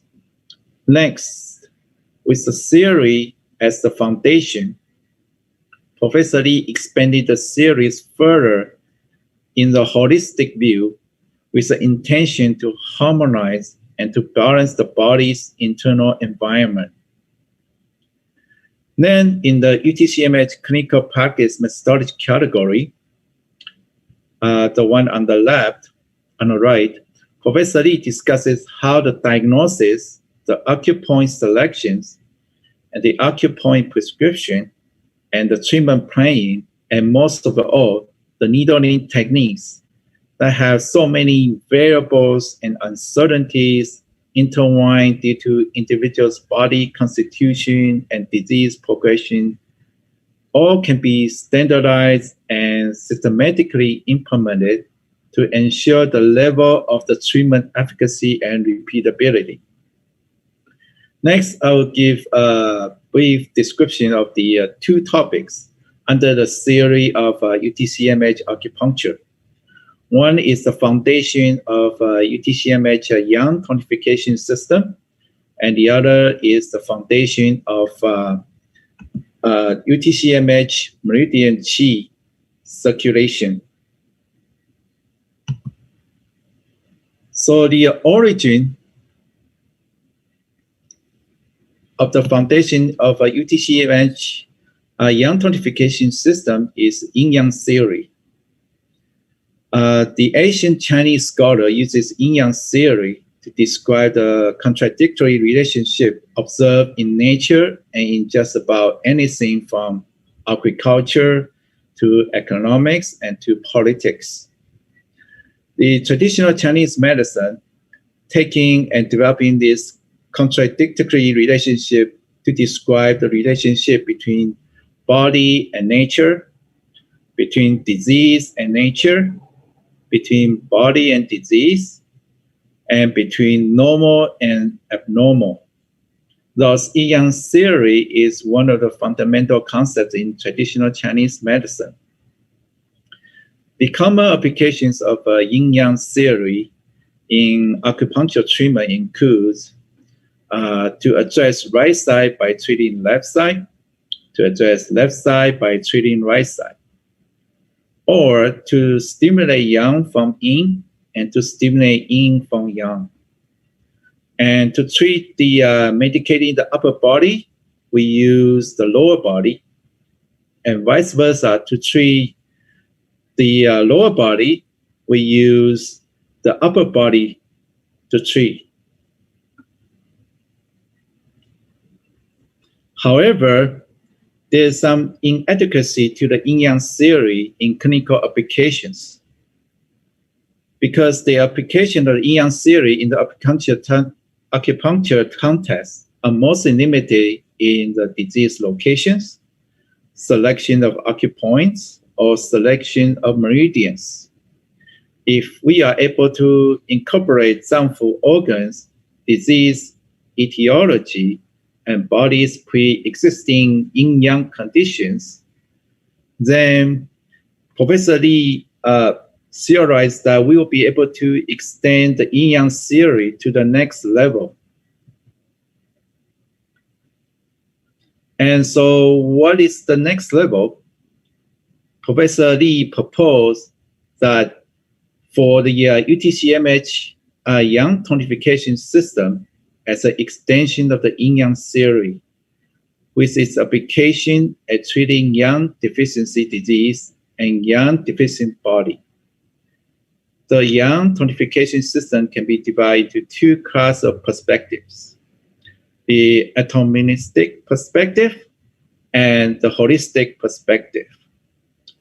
The holistic perspective describes the law of nature in the aspect of enthalpy or entropy, such as hot air goes up and colder air comes down, or regions with a high pressure move to the region with lower pressure.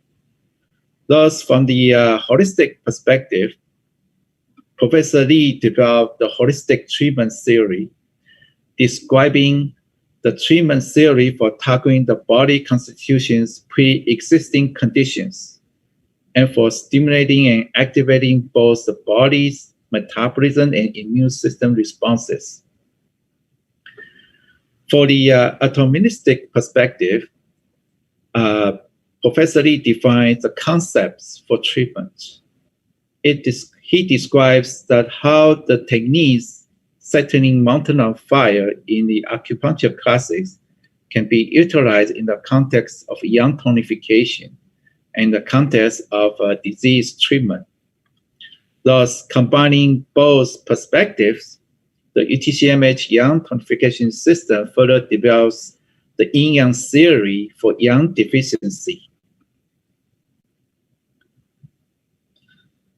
So next, from the yang tonification atomistic perspective, it can be further divided into the three jiao atomistic perspectives: the lower jiao, middle jiao, and the upper jiao. In the upper jiao perspective, Professor Li focused concepts on how to tonify non-yang and hot yang. In the middle jiao perspective, he describes concepts on how to tonify stomach yang and spleen yang. Lastly, in the lower jiao perspective, he covered how to tonify qi yang. So in the Ming Dynasty, Dr. Zhang Jingyue proposed that the body condition mostly in yang deficient and not excess conditions. Thus, yang tonification has been an important subject in traditional Chinese medicine. But how do we tonify the three jiaos for the yang deficient patient with needles placing strength 4 or CV4 or stomach 36, then watch and pray? Do we rotating the needles clockwise a few times and soon yang is tonified? The answer is certainly mountain on fire. If as described in the acupuncture classics can be done easily and systematically, it will allow the body to generate warmth, thereby can be a basis for achieving yang tonification.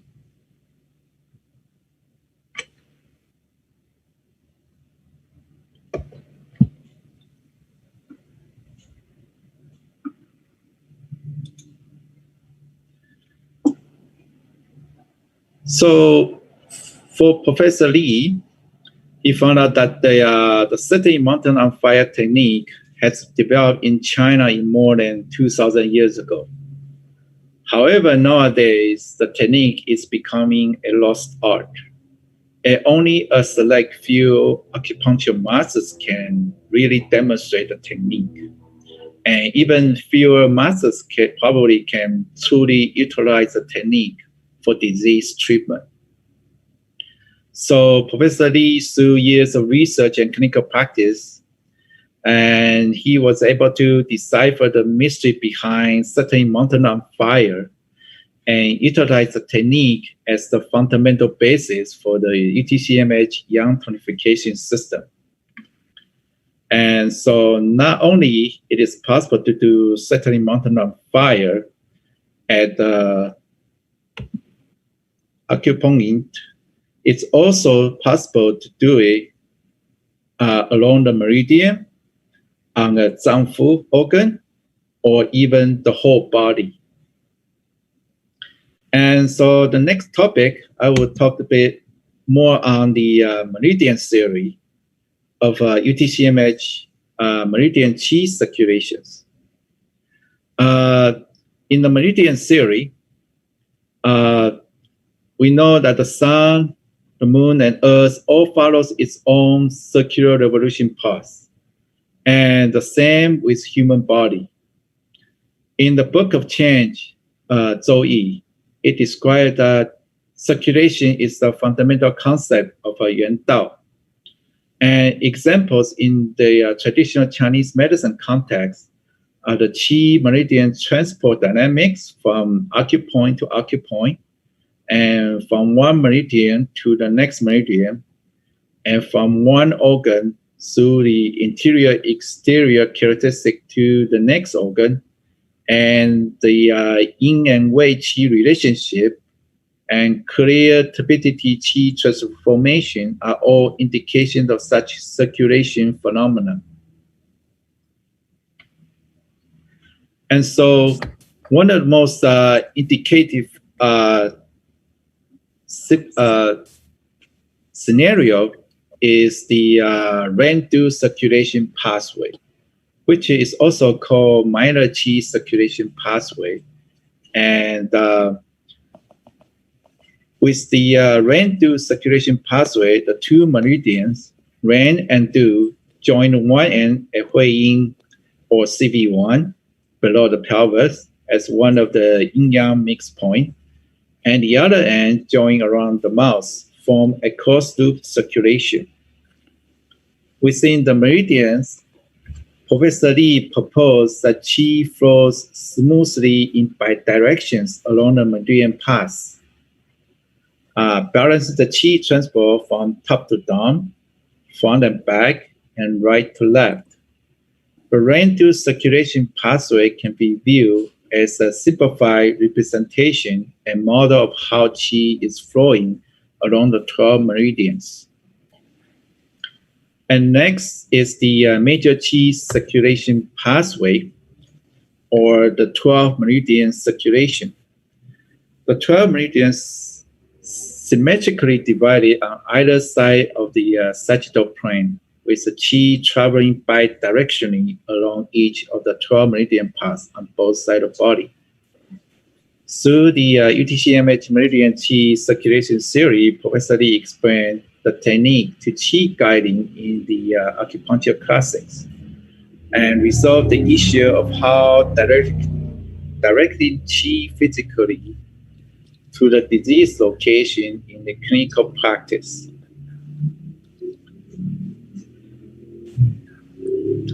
And so, to summarize, the distinctive feature of a UTCMH treatment system is to readjust patient's internal environment holistically with a standardized and systematic approach, from diagnosis to acupoint selection to acupoint formula prescription, and to developing a treatment plan following the disease progression. In order to achieve high replicability, the high repeatability, and high efficacy, this treatment system I also want to thank the organizing. In addition to pain control, has high efficacy for treatment in the internal medicine, chronic, and geriatric diseases. Thank you again for giving me this opportunity to present UTCMH acupuncture in this virtual seminar. Thank you, Steve, presentation. And next speaker is Dr. Hongfei Lin. Dr. Hongfei Lin has been practicing acupuncture and Chinese herbal medicine for over 30 years in the U.S. Her own clinic is located in Prestigious Cherry Creek of Denver, Colorado. She has distinguished her practice with her unusual combination of educations in Western and Chinese medicine. Dr. Lin obtained her MD in 1984 from Sun Yat-sen University of Medical Science, one of the top medical schools in China, and her master's degree in biomedicine with a major in acupuncture in 1987 from her same school. Dr. Lin's talk will give you another perspective of how acupuncture helps in anti-aging and preventive care clinically. And today, her topic is Turn Up 10 Steps to Refresh and Renew Your Body. Welcome, Dr. Lin. Thank you. Dr. Lin. Hello. Yeah. Can you hear me? Yeah, you can begin. Okay. Thank you very much for having me again. And hello, everyone. Thank you very much for attending. I want to thank the organization committee for giving me this opportunity. And let me get my screen. I don't know why I have problem for share my screen again.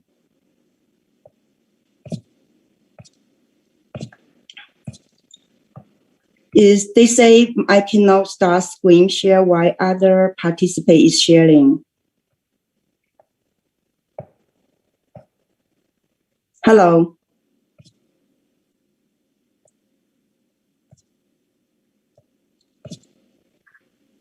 Hello, Dr. Liao. Can you hear me? Yeah, I can hear you. Okay, thank you. I try to share my screen. For some reason, my screen say that I cannot start my screen share while other participate sharing.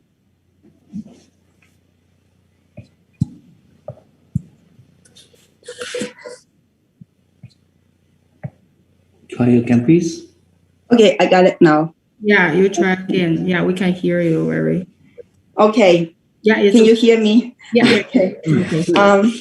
So thank you again. I'm very happy to have this opportunity to share with you how I use acupuncture to do a whole body turn up.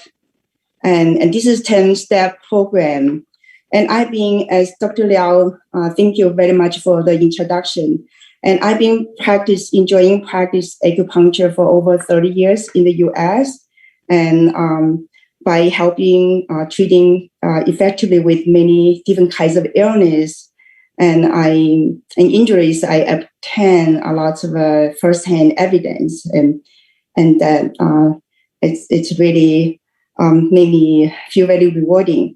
But however, what mattered me the most and what I bring my compassion the most is that how to use the Chinese medicine to help patients养生and treating the 治胃病, treating the prevent our patient from developing illness. So this is the program I would like to talk to you about today, and because I really believe in our future health system. Our Chinese medicine, and this is the important part of our Chinese medicine of Yangsen and prevention should be part of the important system for our future health system for our humankind.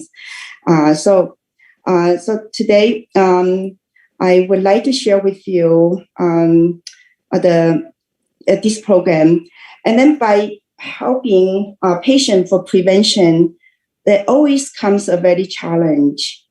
the challenge is that how to deliver the idea and the concept of Yangshen and Ziwei Bing to the Westerner. And as a practitioner ourselves, how to bring your patient on board, and actually, and it sounds like simple, but actually it's quite challenging. So over the years, I developed my own body turn-up program and to use it in my patient, and I find that it's very effective and it works very well, and the patient really benefit from it. And so I would like to share with you to see what you guys think about it. And honest to you, and this is I do have feel a little bit nervous. This is my first time ever that I share my program in publicly. The reason I'm doing that is I was greatly inspired and moved by Canadian TCM Cultural Week. And I think you guys do a great job and work very hard, and thank you very much. And continually, I just want you to understand a little bit more about me. I start out my career training as an MD, and find out I actually like Chinese medicine better, and I pursue Chinese medicine. And you think about the black sheet, I actually a black sheet of allopathic medical community. But however, the Western medicine knowledge actually really helped me practice my Chinese medicine better. So I'm very grateful to have two backgrounds of medical backgrounds. And from this screen, you can see that this is our clinic in Denver, and I've been practicing for over 30 years. Then why this program mattered the most that I'm compassionate about? So I like to share with you the picture here, and I as people say, right, a picture worth 1,000 words. And from the picture on the left, you see this female patient. She has lots of rosacea in her face, and when she come to me, she's early 50, and she come to me, thinking that, asking me if I can help her rosacea, and she says she has been went to so many patient doctors and took many different kinds of therapies and doesn't get a result. And she keep pushing me to answer her, how many treatment I actually can get rid of her rosacea. And then I actually only to tell her, so since her rosacea in her face has been there for most of her adult life, it's almost 20 years, she suffered from it. And I told her that I cannot really say for sure how many treatment exactly I can get rid of her. But instead, I say that, how about you try my program for a body turn-up program, and I explained to her all the program about, and I said, well, if you want to do this, let's do this, and you're definitely going to feel difference. And she looked at, she listened to the program, and she said, oh, okay, body turn up, that's interesting. I get my car to turn up every year, so what the heck, I just get my body turn up even though you cannot help my rosacea. So I think, okay, and then I start from give her the treatment.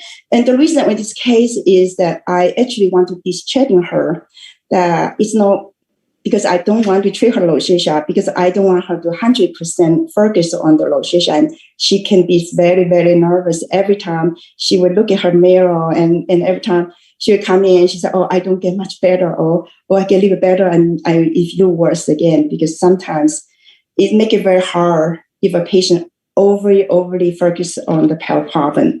So end up that, and this is really good for her to go through this program. And in the end, she is overjoyed. She looked like a totally different person than we knew. And not only her rosacea went away, she looked like a different person, and she looked like 10 years younger.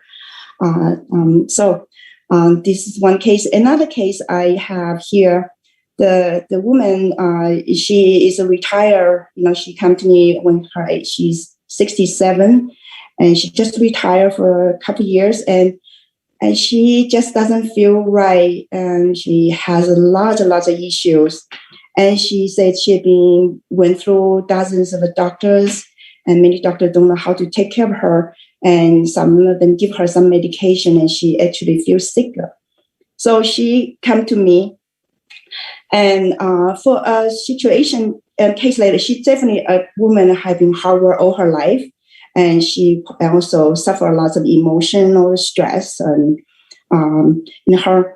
So for situation like that, I also would recommend a body turn-up program for her. I said, well, how about let's do a turn-up, program, get your system work together first, and then we see how much you get better. And so she start, and for cases such as severe case, I usually will do twice a week. I recommend twice a week, and after 5 weeks later, and she feel a lot better. She'll be able to sleep, and her digestion is better. But she still feel like she want to lose more weight, and she want to get her joint better.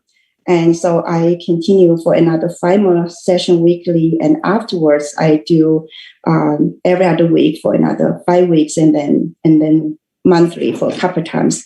So this is in her almost, I call, graduation photo. And this is in the end of her 22 visit, and she coming to the clinic, and she just very happy. And I swear to you that she haven't get any face done by surgery. She just look like she get a facial face up from the surgery, but she doesn't. This is totally from a Chinese medicine, acupuncture and Chinese herb, that the result that she is feeling healthy from the inside out. Okay, so what it is program about? Here I want to give you an overview of my 10-step body turn-up program. And this program is like after many years of I try to work on myself. Actually I test a lot of points in myself, and also go through patient, and then I think this 10-step is work very powerfully. And so I'm happy to see if I can. The time is limit. I probably won't be able to say a great in detail, but I think I will try my best. So the first step, when I first start with try to work in the program for them, I thinking the first very important step we can introduce acupuncture to a patient is that I think if we harmonize the 12 major meridians, we get the energy flow on these major meridians. I think that would be a very, very good first step for the patient. And usually after patient put the needles in, you can usually feel they are relaxing, and they afterwards they feel mentally fresh and also physically relaxation. And many patients report that during the treatment they actually feel the energy flows. And of course, this probably there's still about 20% of patients, they probably not very sensitive how the body floats, and they might not feel much, but they feel the totally result. And which point that usually I use, I try many methods. I believe there are many of my colleagues, you have a way to know how to take care, apply. But I find out in the end, I like the 12 magical point that Dr. Tang, I used to learn from Dr. Tang, and that worked very well. The 12 magical point they working on, they choose every meridian, use one point, and then end up have 12 points all totally. And there's 8 different ways of doing it. So you can explore them. So if later on, if I have time, I will probably come back to give a little bit more the point if anybody interested. So after the first step, and then the second step, then we move to the second step. With this one, the lymphatic cleansing is very, very important. If we want to turn our body, means like we need to get the body to feel fresh and renew. We need to get the lymphatic system to work efficiently. But often on, our lymphatic system always have some kind of a blockage, especially where the blood vessel and the lymphatic system meet. And then when the patient comes in the second time, they and I usually will ask them a question today, and we're going to work on your lymph system, but do you know where is the lymphatic dumpster? And I, of course, most of my patients usually laugh and shake their head. They never heard about what is, a dumpster. So what I use the word dumpster, I want to be patient to visualize. And, as a matter of fact, anatomically, our lymph system, you can look at this picture. Our lymph system, this is green vessel, RO. O is a picture of a lymphatic system and vessels and dots. And the body collects in all these lymph. And as you all know, this lymph full of waste, debris, big molecular information flow, and as well as there's some immune cells inside.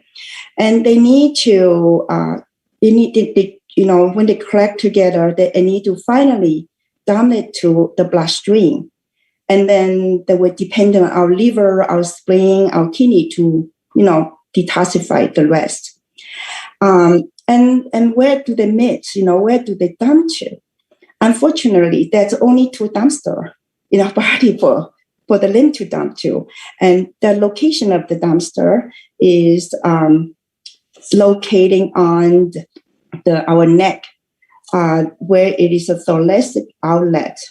And if those you don't know what does it mean thoracic outlet, if you know where is the sternocleidomastoid mastoid muscle and the clavicle bone, just the inner corner where this bone area. But in the meridians, is in the point is where the Chapin area, which is ST11 point number 11 and ST stomach point 12. That is pretty much the location where the lymph dumped to the vein, to the jugular vein, and that is and many times as a Chinese doctor, we use our for examination, right?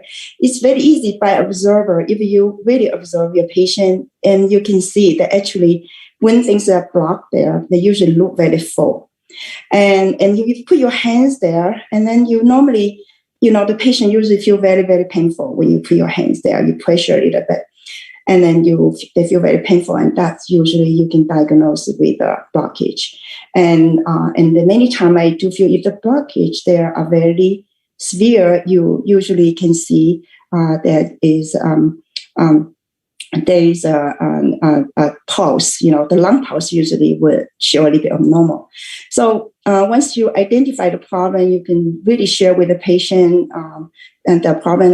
And many times I don't encourage to put needle in those locations because in the West we have to be very careful. But however, for the Su Miao Chi from the long distance point, many point can open that.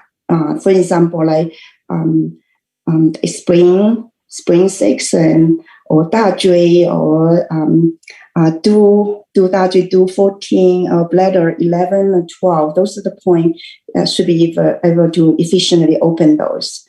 And after when before you send the patient off, usually you told them they are going to be went through some kind of a cleansing detoxification process. And it could for some patient it could be very a little bit suffering because they might have some headache if they don't drink enough water, or they really need to go to sleep very early that night because their body do feel very, very tired and exhausted. And the reason I like to go this in length is that this is very important that I find many patients, no matter what kind of problem they come to see me, if we don't open up this blockage for lymphatic blockage for the patient, and if they have one, then many of their illness may not be able to recover stably. No, it means like you can make the pain go away, but the result may not last. But if we take care of this area, then usually would be very helpful. And then the number 3, step 3 is that after we get the chi flow with the patient, get the body to know how to detoxify and their tissue and their body, then we need to working on their vital organs.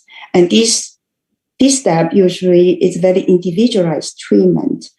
Every patient, you definitely, it's a different week through our pulse diagnosis and tongue diagnosis. Usually we know that what area we need to harmonize the vital organs. And the patient, we continue to feel better after we put them to a more harmonious state. And obviously many patients report that they are less bloating and less anxiety, and they have a better sleep and better mental focus. And the next step, usually by week 4, I usually have my patient come weekly in the normal cases.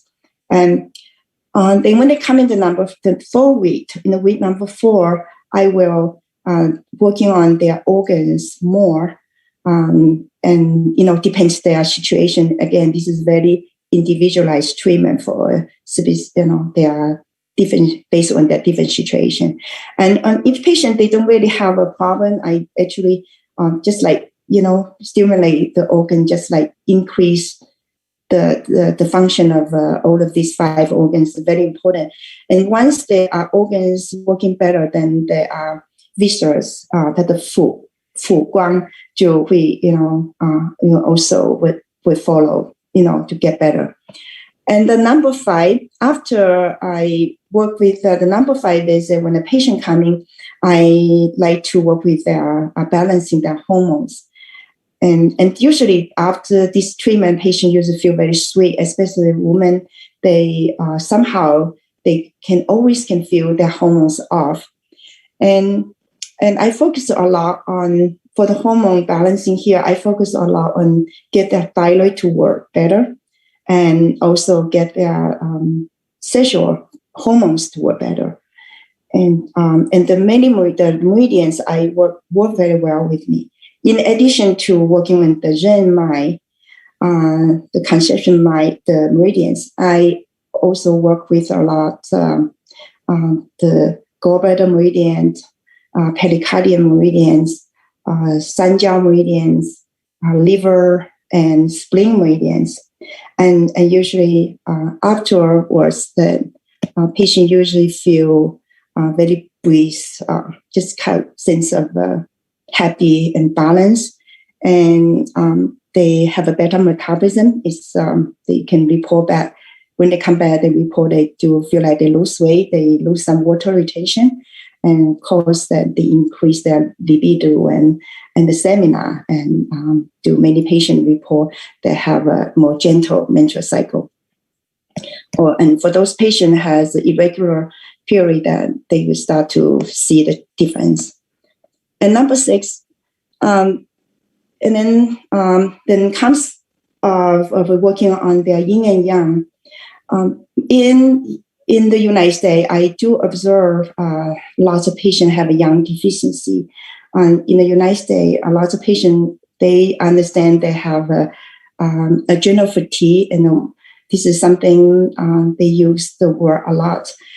So by helping their yin and yang, we can actually treating the condition of adrenal fatigue, especially most of the patients suffer yang deficiency. Then I would add, in addition to needle puncture, I also add a massage, doing massage for the patient. Number 7. And so after the past 6 sessions, and the patient do feel like we're working a lot of internal, the qi, the blood, and harmonize internal organ, make the yin and yang balance in their body, and they do internally feel good. But I think this kind of program need more. We need to start to looking at their structure and skeleton system and muscular system. So there's 2 very critical area. I think we can help the patient if we open up the blockage. Those 2 areas, I think the patient usually can feel their best, and rest of we're falling into the place. So I choose neck and the shoulder turn up for them. And I usually do one side at a time because that's a lot of work, actually.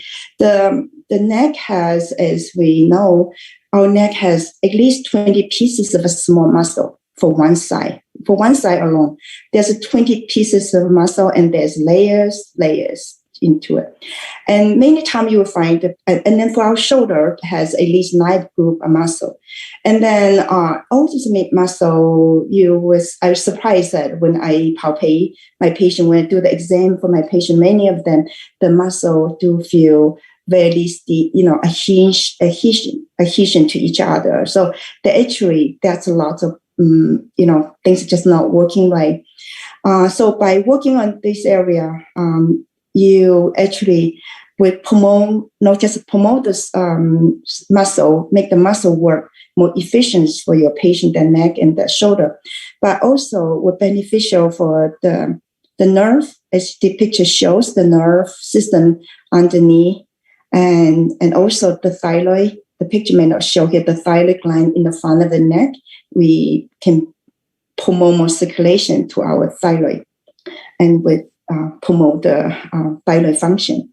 And as nowadays we patient, most of our life in the West, and everybody in the computer and driving, and this is the area affecting a lot of patients.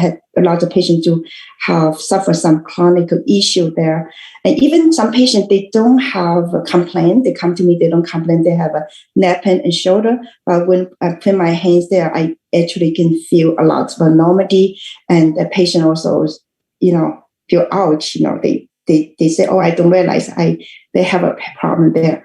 So we working with that, and definitely we open up the qi flow, and in the results that they definitely going to have better posture, and they, some people normally have a headache, they would reduce the headache, and they feel like they have more range of motion, their neck and their shoulder. And the beautiful thing is that some women are happy about is that they look less saggy, the skin look more radiant in their face, and even the brow line is looking better for them. And so the next, we need to work with the another side, the left side. And the left side, pretty much I do the same thing, but left side, as I mentioned earlier, for the lymphatic system, that in my second step 2, the lymphatic system, where the dumpster and the left side is more crucial. The reason is our left side is where the thoracic duct connect, pulling to the neck.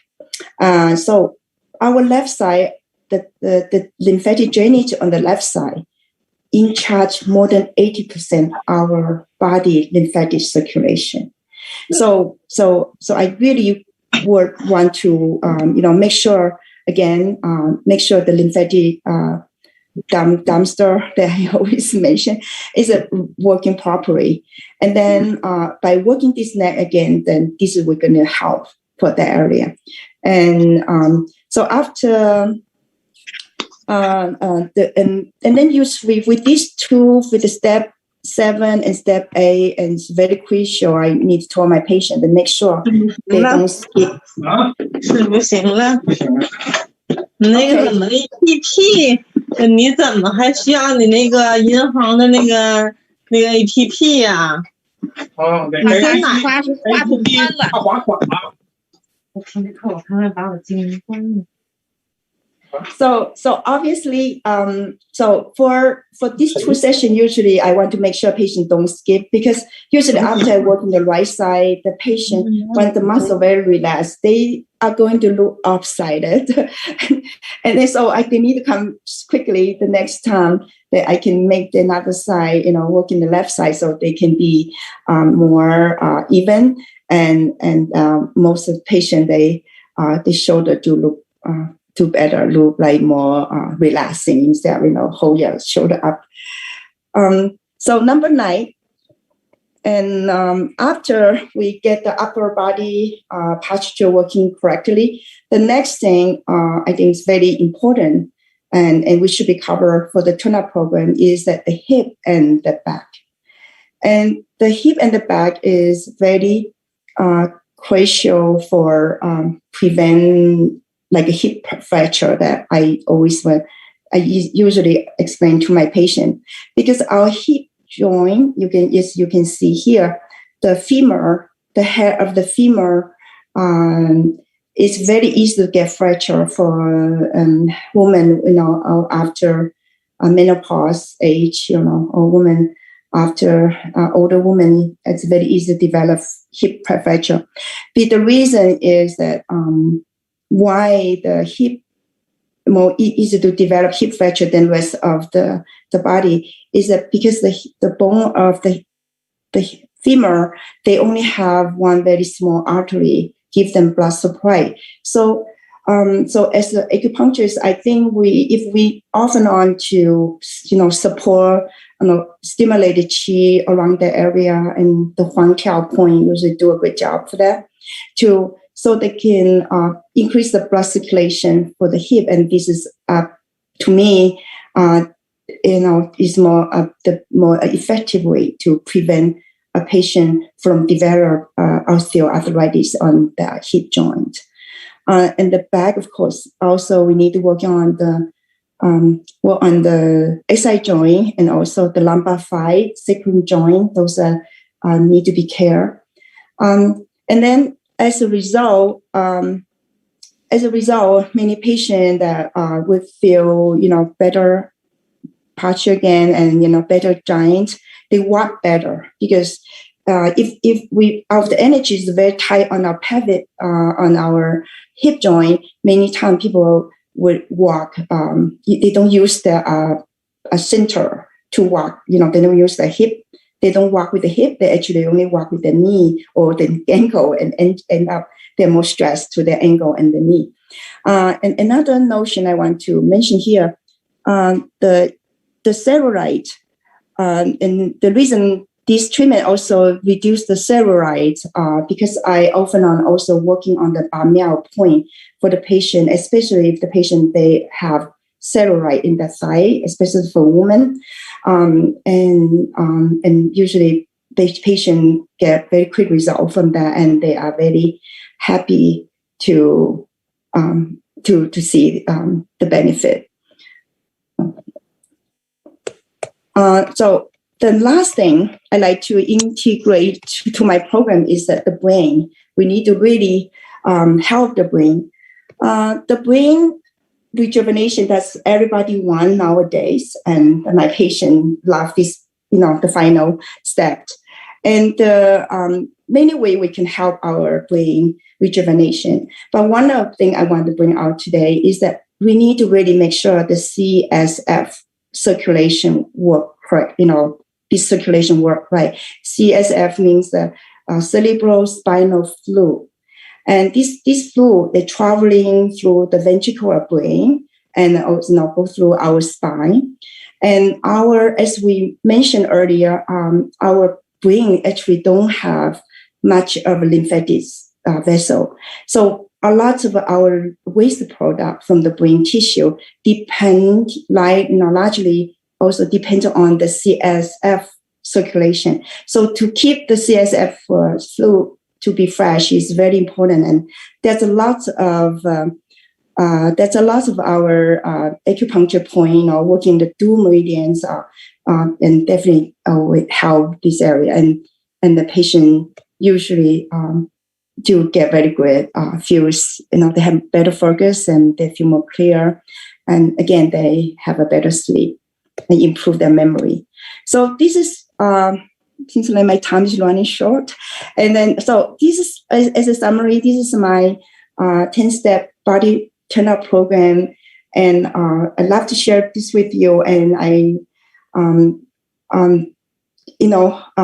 hopefully by sharing this with you may give you a little bit stimulation in your thought and, increase your creativity for how to deliver the concept of Chinese medicine Yangshen, and Ziwei being the idea to your Westerner patients. Thank you very much. I really appreciate your listening, and thank you very much for having me. And for some of you, if you have any questions or you want more information, you will feel very welcome to email me. Here is my email address, cliniccm@aol.com. And thank you again. Thank you, Dr. Lin, gave us a so great presentation. And next speaker is Yujin Li. Yujin Li graduated from Tianjin Medical University in 1982, New Zealand College of Traditional Chinese Medicine, and the postgraduate School of Health Science of Auckland University, of Technology major in Traditional Chinese Medicine and Acupuncture in 1999 and 2015. Since 2018, she has developed Xiaofang and Xiaofang of Space Medicine into information herbal formula of Shikong medicine, which perfectly combines this medical theory with the 五运六气 theory of traditional Chinese medicine and the theory of Yi Jing medical that treated many difficult diseases. And her topic today is application of information herbal formula of the Shikong medicine in TCM clinical practice. Join us. Welcome, Yujin Li. Give us this presentation. Thank you.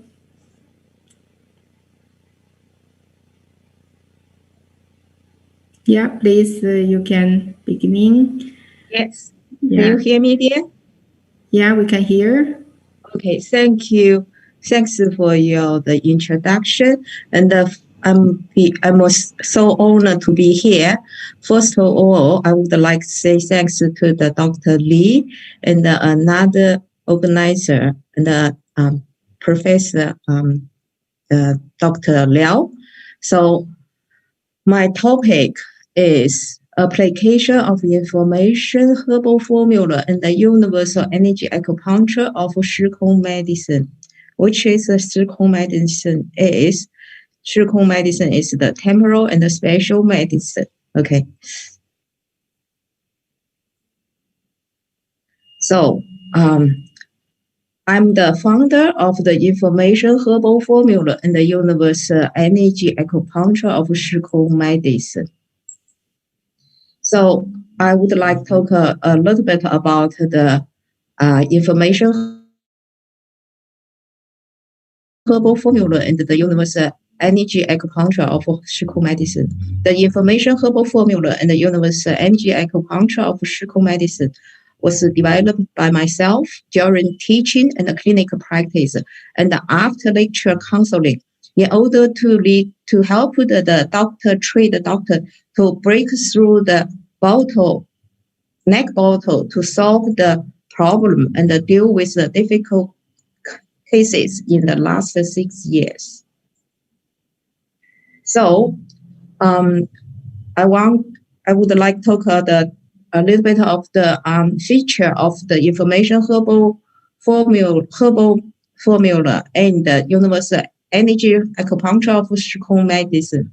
With the space, time, and the information and the other metaphysical comprehensive energy of the universe, the information herbal formula and the universe energy acupuncture achieve the purpose of the unit of the human and the nature with the force to change the things at high dimension level, and has made outstanding achievement in overcoming the pandemic and various difficult disease.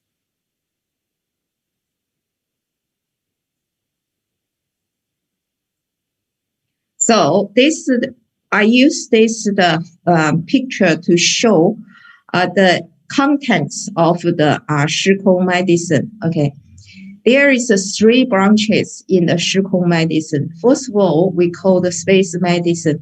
Another one is our Asian medicine called I Ching medicine, and another branch is Wu Yun Liu Qi. From the 3 branches, we developed 2 branches. One we call the information herbal formula of Shikong. Another one we call the universal energy of acupuncture. So there's the main series, 3 main series in the Shikong medicine. Okay, one is the Shikong medicine. The main series is a revolution. Okay, we call the Gong Zhuan. Okay, like the Huang Yuanyu said, Yi Qi Zhou Liu. Okay, similar with that. Another one is the Wu Yun Liu Qi. Okay, another series is the Yi Jing Yi medicine. Okay, we use the 3 pictures to show how many contexts in our Shikong medicine. So this is what we do during the pandemic time. We have delivered 7 lectures in the last 2 years. We gave the lecture for free through the internet, and tell the people how to diagnose the COVID pandemic and how to prevent and how to treat. So we use this information herbal medicine to reinforce positive energy of body to prevent a pandemic according to Wu Yun Liu Qi. This theory has been published 1 day before Wuhan lockdown. So this is the formula I have published in the WeChat through the internet, and there's one for the preventing, another 3 for the treatment. The ingredients of the prevention formula, there are the 独活 0.8, 九节菖蒲 0.6, 香附 0.2, 蒲公英 0.7, and 桂枝 0.2, and 连翘 0.3. How can I make this the formula? Because that time the Wu Yun Liu Qi, the character of Wu Yun Liu Qi tell us that year the earth energy deficiency. Earth energy deficiency, it means the earth cannot steam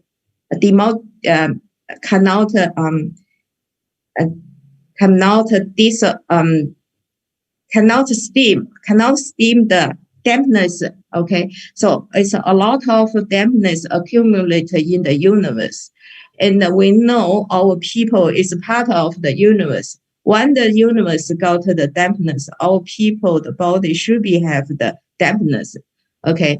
And also that time the pandemic happened in the 2019, the end of 2019, that period is the winter period, and the 主气 is the 太阳寒水. So from this the character of 五运六气, we know the universe the character is damp plus cold. So when we know when we give the universe diagnosis, the diagnosis is the damp cold. We know people body should be have damp cold as well. So this is how I make the prescription for preventing the COVID pandemic. And also I have give the people 3 treatment prescription. And in the treatment prescription, we add 折背 because we know this the pandemic is infect over the lung, okay? And also we use 香符 to tonify our the spleen, okay? If during the time people have the poor appetite, so we can add 焦三仙, okay? If people have the constipation, we can add 焦槟榔. With this, I published this formula in 2020, January 22nd. It's the 22nd of January 2020. It's 1 day before Wuhan lockdown.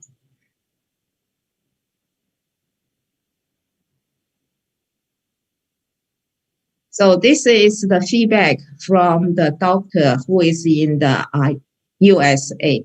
She used this the formula has been published. Is she successfully treated the whole family with 3 people. Okay, this is feedback from her. We also donate 3 times to the Italy and the Taiwan. This is the product we made. Okay.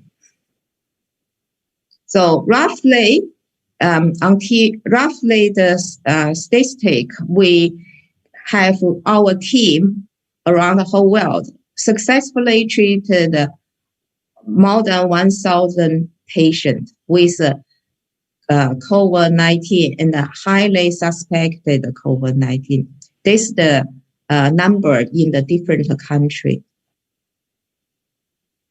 So what is the information herbal formula? Okay, this is the information herbal formula.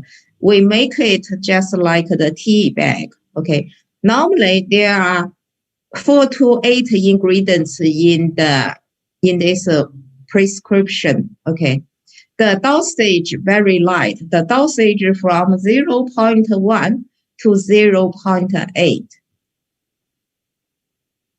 The principle of the information herbal medicine is all according to the 时空 medical theory, according to 五运六气. Okay. Now we want to know how does the information herbal formula works on this pandemic. Okay. I already talked before. According to the theory of unit of human and nature, we know that pandemic is infected by 五运六气. It's really infected by that. Okay, so now I will briefly summarize the characters of 五运六气 in the different 3 years. We started 2019. In 2019, the big movement is Earth energy deficiency, which means that the human deification ability in universe is lower. That can cause damp cold. Okay, that year 主气 main energy is 太阳寒水, is 太阳 cold water. Okay, dampness, cold environment can be a incubation box of virus or bacteria, where passengers can easily reproduce. Okay, now we talk about the characters of 5月6气 in 2020 is in last year. The last year, the big movement is mental energy excess. 4天 is 少阴君火在权阳明燥金. It means mental energy excess that can cause serious lungs and larger intestine illness. Okay, now we talk about this year's characters of the 5月6气. This year's big movement is water energy deficiency. It means there is some cold water energy in the universe. Okay, 4天 is 太阴湿土. Okay, 太阴湿土 means there is more dampness energy in the first half year in the world universe. Okay, 在权 is 太阳寒水 is 太阳寒水. That means there is cold energy will be in the second half year in universe. So, summarize of 3 years 5月6气. Okay, first is damp cold. Damp cold is the incubation box of COVID-19 reproduction. Okay, second, COVID-19 mainly attacks spleen, stomach, and the lung with damp cold in the body. Now we know TCM is good at deal with this pandemic with dampness plus TCM differentiation. Now I will show the people how successful we treated the COVID-19 in the last 3 years. Okay, first case is respiratory distress syndrome. Okay, this patient in the US. This patient's husband just died of COVID-19. Actually, whole family got infected, but they are so scared to go to hospital. Okay, now, and the wife got the respiratory distress syndrome, but she started very bad cough, and like the son's text us said, she just like feel drowning, very hard breathe. So we gave the prescription, the formula to her to drink, and meanwhile we tell her son slap her back, okay, to punch her back and light her, spit out big flame, steak flame, okay, and we asked her son did the slap her back nearly 1 hour, and the lady spit out heaps of flames. From that, after spitting out the big flame, she got breathe freely. Okay, so from actually we say that there is only one life between death and the life. Okay, so if that time, the key time, you take the correct method, okay, you can save the patient's life. Otherwise, the patient is easy to be block the airway. Okay. This is the translate. This is from the New York.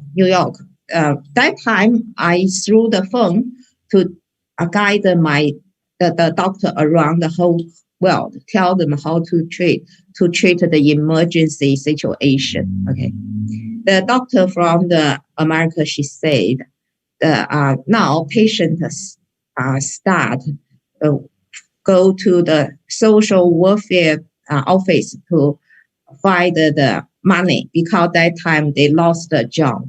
It means she's recovered. This patient is from Europe. She got diagnosis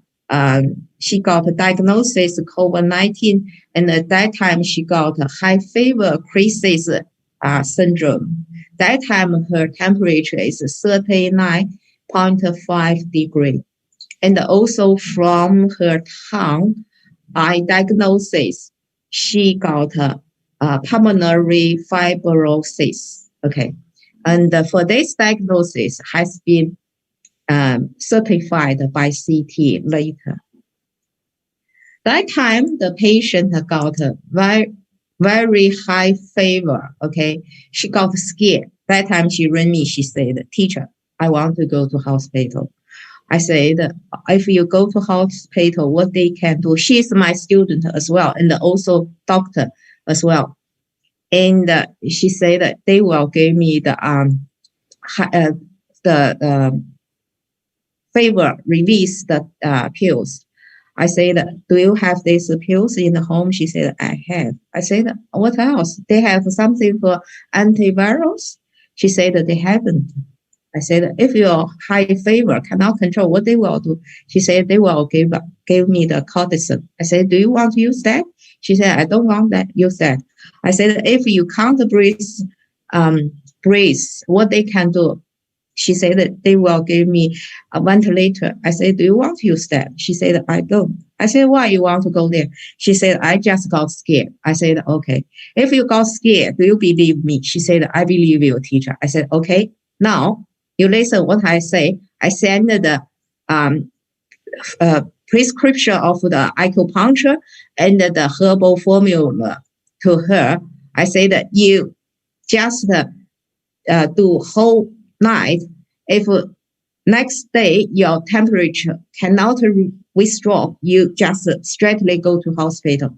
Fortunately, through the whole night, her temperature back to the normal. Okay, and after 2 months, he went to the COVID-19 test twice. It's all the result is negative. This is the message she sent me. She said, teacher, good news to you. I have twice COVID-19 test. The results show negative. I'm so happy. Thanks to you. Okay. And after 8 months, her pulmonary fibrosis is clear. Okay. She said TC shows pulmonary fibrosis is all clear. This case from France, okay, I think this is the very early cases for me. This is the last year, March of 11. Okay, this time her mom is our student as well. This daughter got the very bad fever, cold, and at that time the France didn't give her the COVID-19 test. Okay, she said they say that you have no history of travel and no history contact with the people who got COVID-19, but the little girl got every symptoms of COVID-19. From this photo, you can see this whole picture tell us it's cold, extremely cold and damp. Okay, and after 9 days, we gave her the prescription, and all the symptoms is released. This is the case from the Poland. This is the girl got a very bad headache and high fever from her teacher. Okay, her teacher got a diagnosis of COVID-19, and that day she back home she cried, and her mom worked for the doctor who has been treated by me. So she said, teacher, could you give her some the formula to treat her? I said, I quickly gave her the prescription. She said, okay, tomorrow morning I will give to her. I said, no, you can't give her tomorrow morning. You should be tonight, do tonight, because the first 24 hours is very important for the COVID-19 patient. It's a key time to start treatment. The Dr. Liang is very good. She said, okay, now I make the tea bag for her. And then she make the tea bag to her and send the tea bag to her home. And through the whole night, the temperature is gone, the headache is gone. After 3 days, she fully recovered. And from that time, the Dr. Liang used the prescription from me, treat another Holland people who has been fever for 4 days, never cannot withdraw. She used the formula from me in the one night, and the temperature is gone. Actually, we use the herbal medicine treat people. Not even the temperature withdraw during the first 24 hours.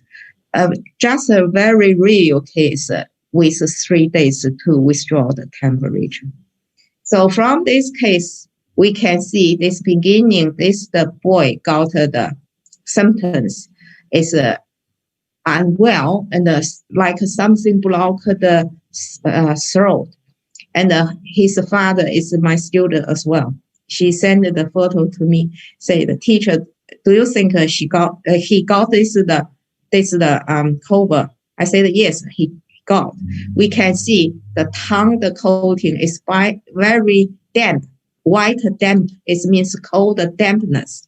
And we also can see her whole tongue is just like the bowl. It means evil energy and the positive energy, they fighting very hard. Okay, we gave her the prescription. After 9 hours, the tongue have the big change from here to here. Okay, the cold dampness is all gone.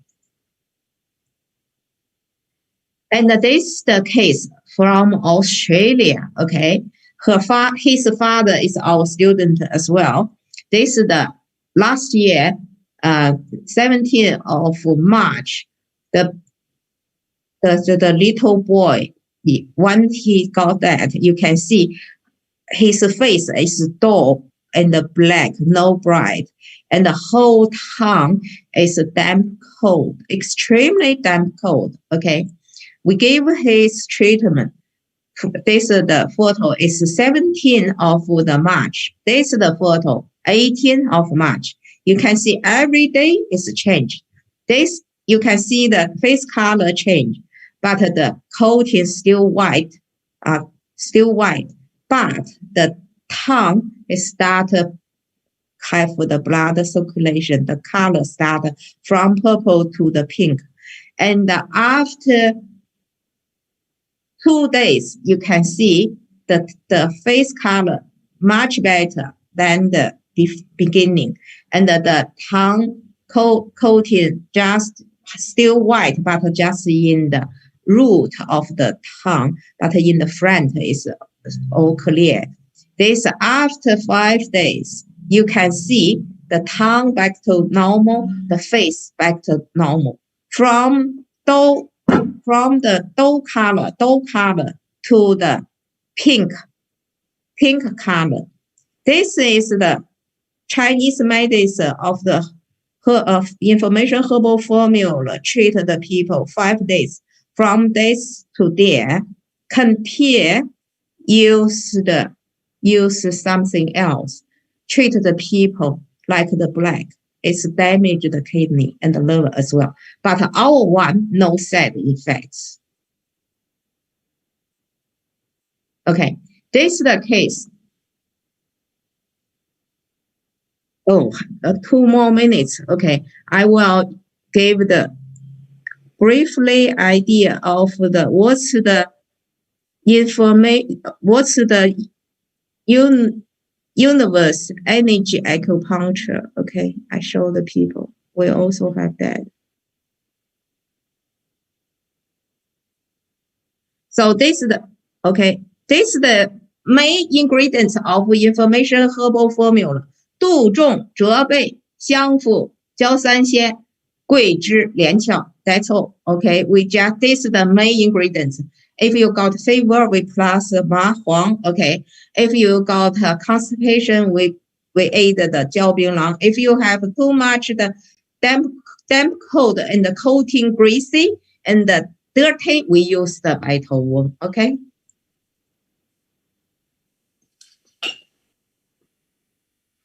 I want to show the people our acupuncture. How does it work? People.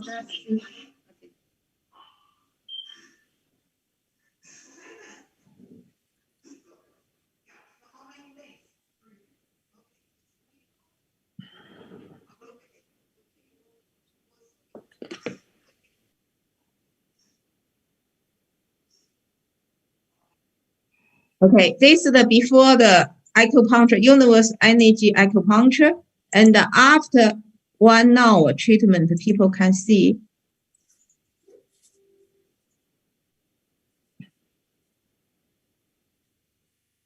After one-time treatment.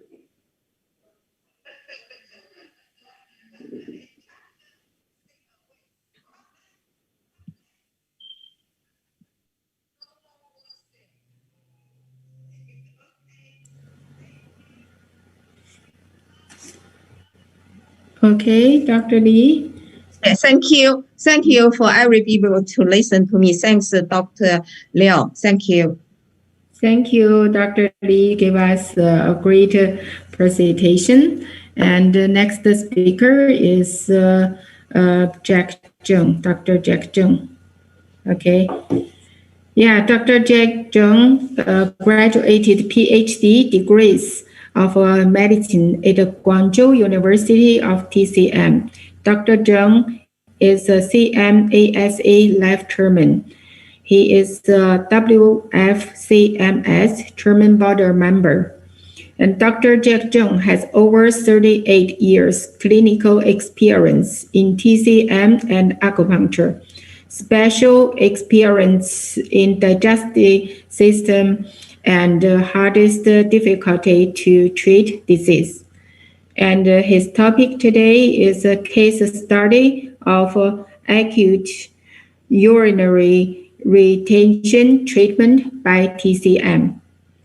Welcome, Dr. Zheng. Hello, good morning, good evening, and good afternoon. So thank you, organizer team, and thank you, Dr. Ronggang Li, and thank you, Dr. Liao. Also, thank you, Dr. Guan, for hardly organize this event. So I'm Jack Zheng from Australia. So today I will share my case study, which is acute urinary retention, which is called AUR. Can I share my screen?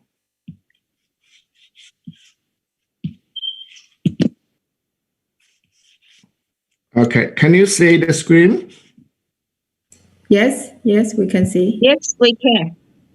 Thank you. All right.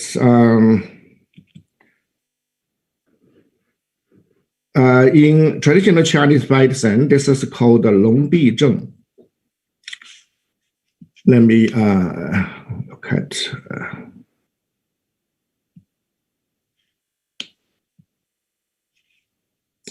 Okay.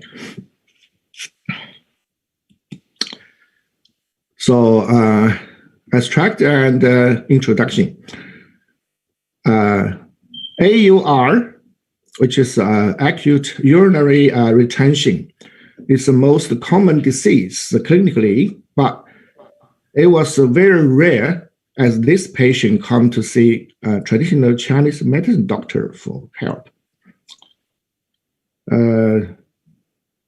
The diagnosis of AUR, which is being called in traditional Chinese medicine as Longbi Zheng. So this case study was very successful after using Chinese herbal medicine treatment.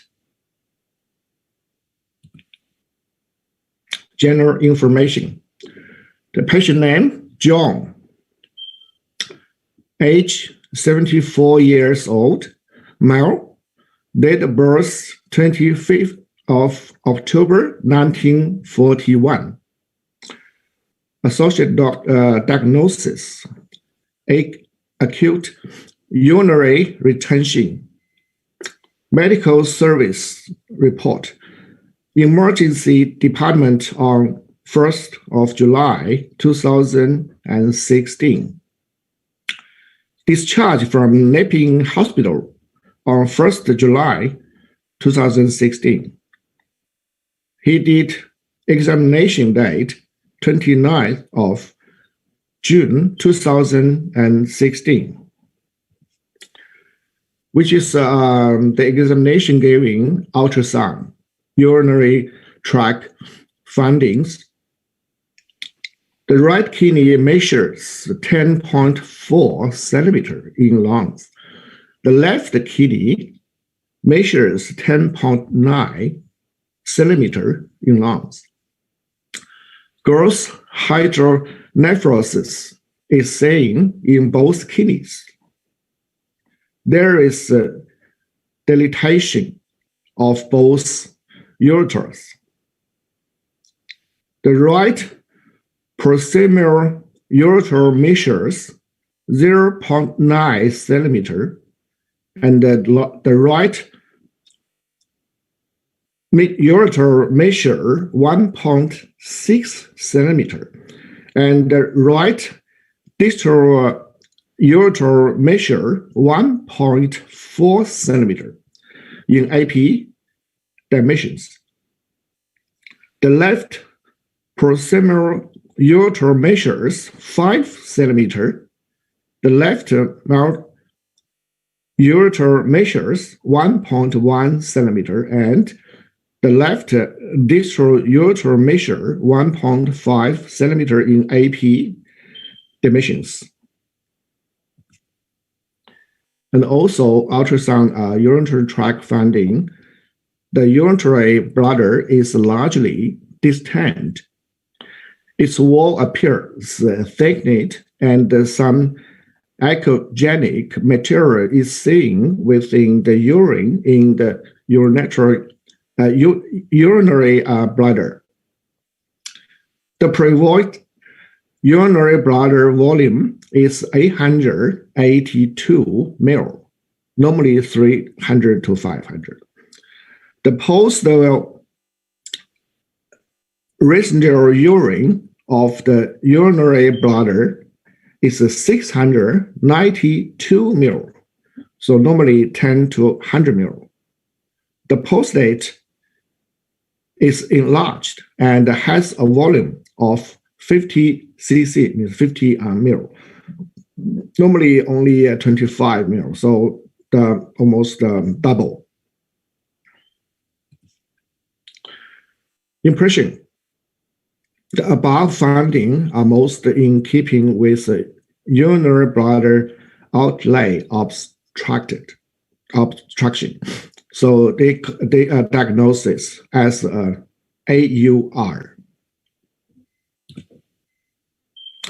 So we can look at the picture of bladder and prostate.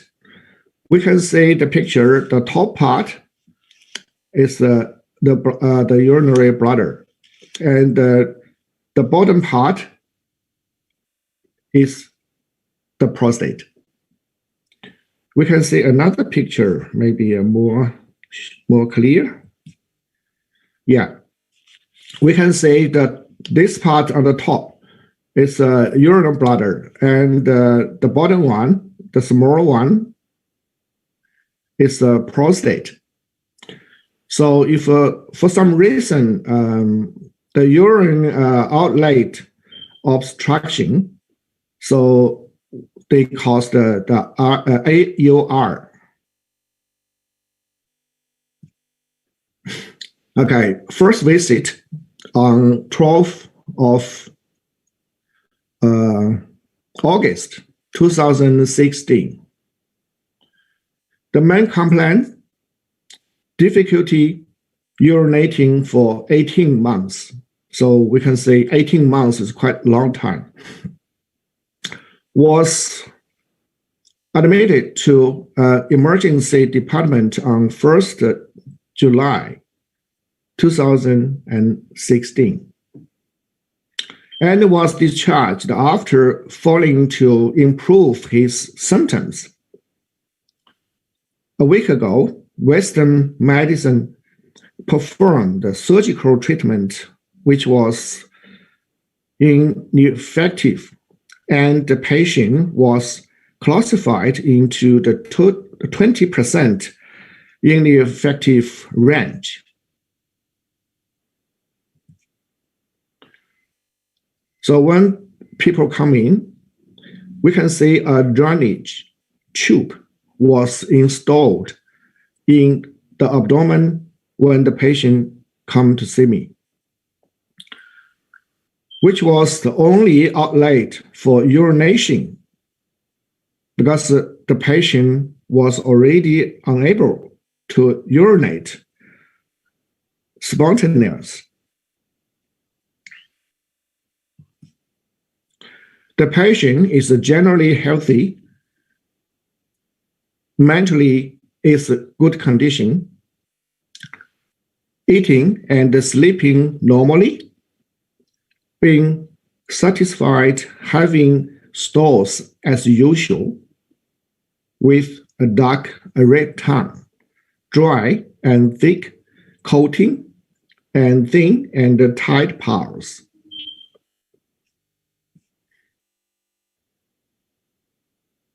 So on the onset history and the Western medicine examinations are as described above.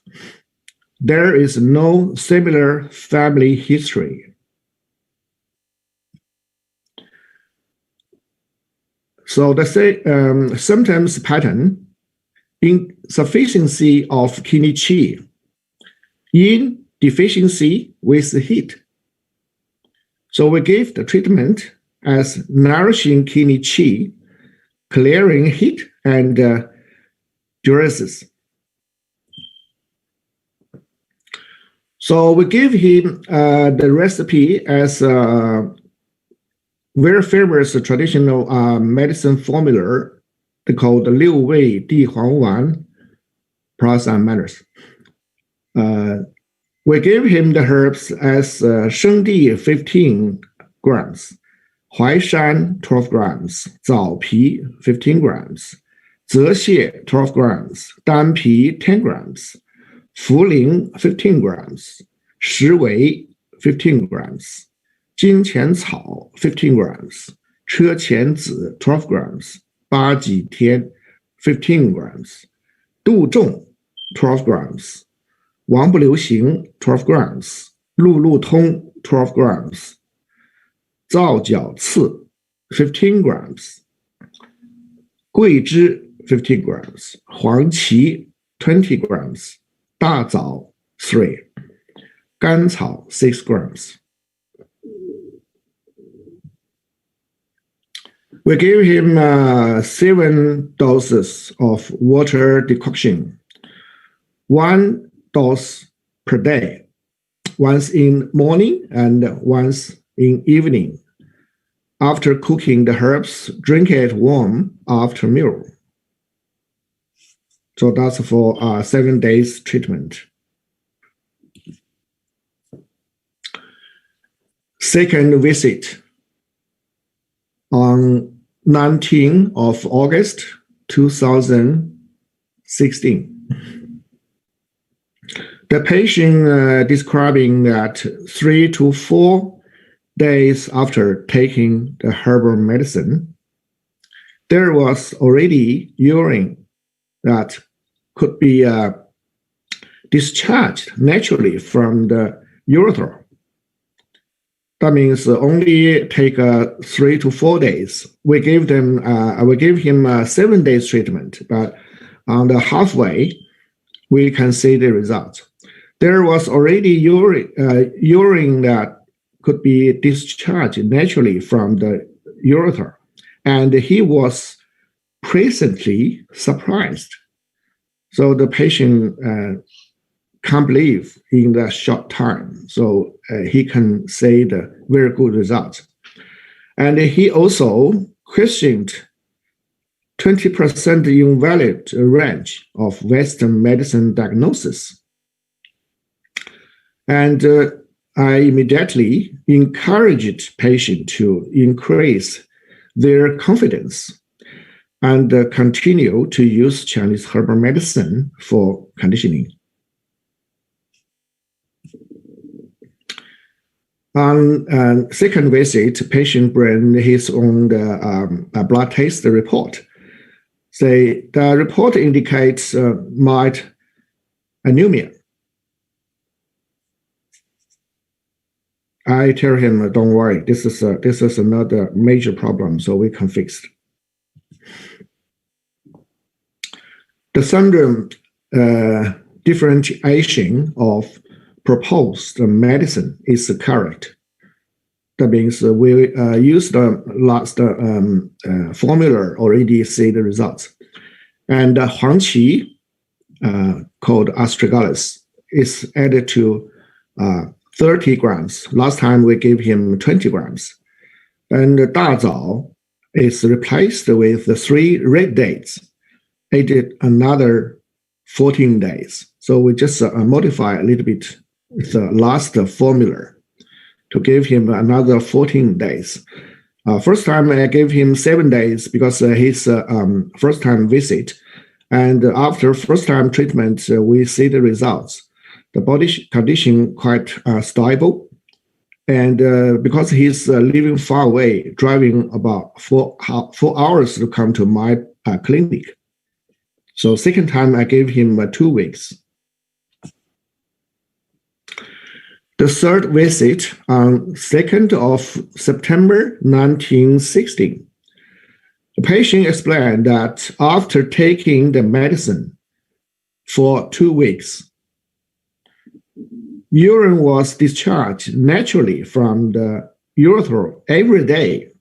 He was very happy. The physically and the mentally condition has improved significantly. And the confidence has been greatly increased.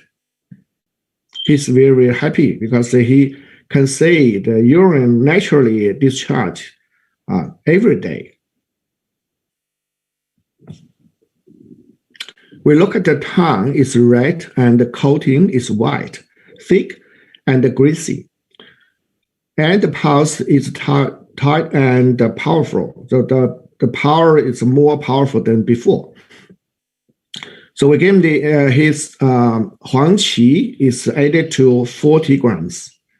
So we remember first time I gave him 20 grams and the second formula I gave him 30 grams. So this is a third visit, I gave him 40 grams. So added up.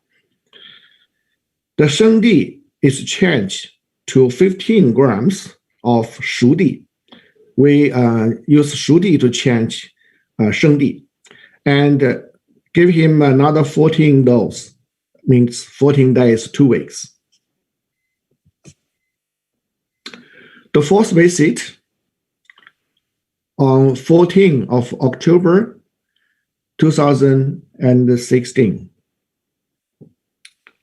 The patient explained that after taking the herbal medicine for several weeks, more than 50% of urine can be discharged naturally from the ureter.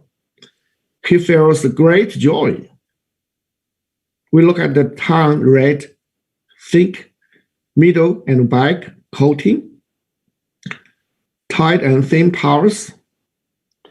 So general condition is good. So we're keeping the formula and continue to take another 10 days.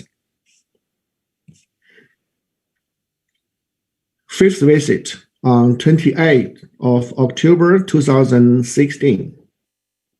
The patient explained that after the Western doctor had removed the urinary tube left on the abdominal wall yesterday. That means first time he visited me with the tube on the abdominal.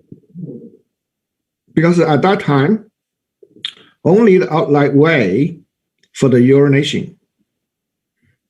But before he come to visit me on 28th of October 2016, the doctor already removed the tube. The local wound we recovered was good, and the wound was not infected. Urine can be discharged naturally from the urethra. He was very, very happy.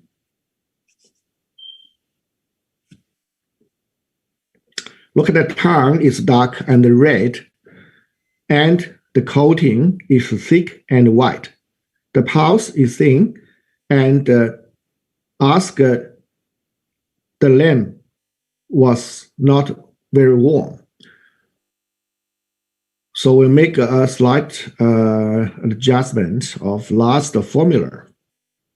So we gave him Shudi 15 grams, Huaishan 12 grams, Zaopi 15 grams, Zexie 12 grams, Danpi 12 grams, Fuling 15 grams. It's already basic on Liu Wei Di Huang Wan. Shiwei 15 grams, Jinqian Cao 15 grams, Cheqianzi 12 grams, Baji Tian 15 grams, Du Zhong 12 grams, Dan Shen 15 grams, Gui Zhi 20 grams, Huang Qi 40 grams, Gan Cao 6 grams. 7 doses of water decoction. So I gave him 7 days. So 1 day, one dose for day. So once in the morning and once in the evening. Drink it warm after meals. Instruct the patient to stop the herbs after 7 doses. But still need to pay attention to diet and daily conditioning. So finally, this case clinically cured. Follow-up 1. 28th March of 2018. The patient has been urinating normally for about 1.5 years since the catheter, which means that the tube was removed on 27th October 2016. Follow-up 2. 16th of June 2018. This patient brought her sister to come to our clinic for medical treatment, and he reported that he has been in good condition and good health in all aspects and has normal urination for more than 1.5 years. He's very, very happy. So that's why he introduced his sister to come to our clinic and have some help. Review. Longbi, the name of disease in traditional Chinese medicine, also known as having trouble urinating, close the urine. The main symptom is a small amount of urine dropping out or even occlusion. In the mild case, the dropping is unfavorable as the disease, and the serious one are not called closed.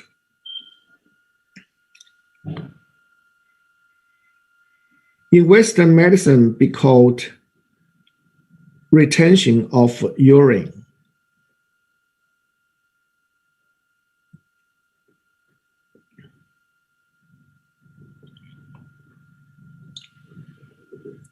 So dialectical diagnosis. So several patterns in clinically. So we can say one is a hot bladder with dampness. The second one is long heat congestion. The third one, liver stagnation and qi stagnation. The fourth, blood stasis, internal resistance. The fifth is the kidney yang deficiency. The sixth means insufficient spleen qi. So in this case, we can say we highlight with red color. In this case, they combine with hot bladder with dampness and kidney yang deficiency. Discuss. This case is typically case of acute urinary retention symptoms. This is a Western medicine code. So caused by prostatic hypertrophy. In Chinese medicine code, Long Bi. It is a common clinical disease. In Western medicine clinics,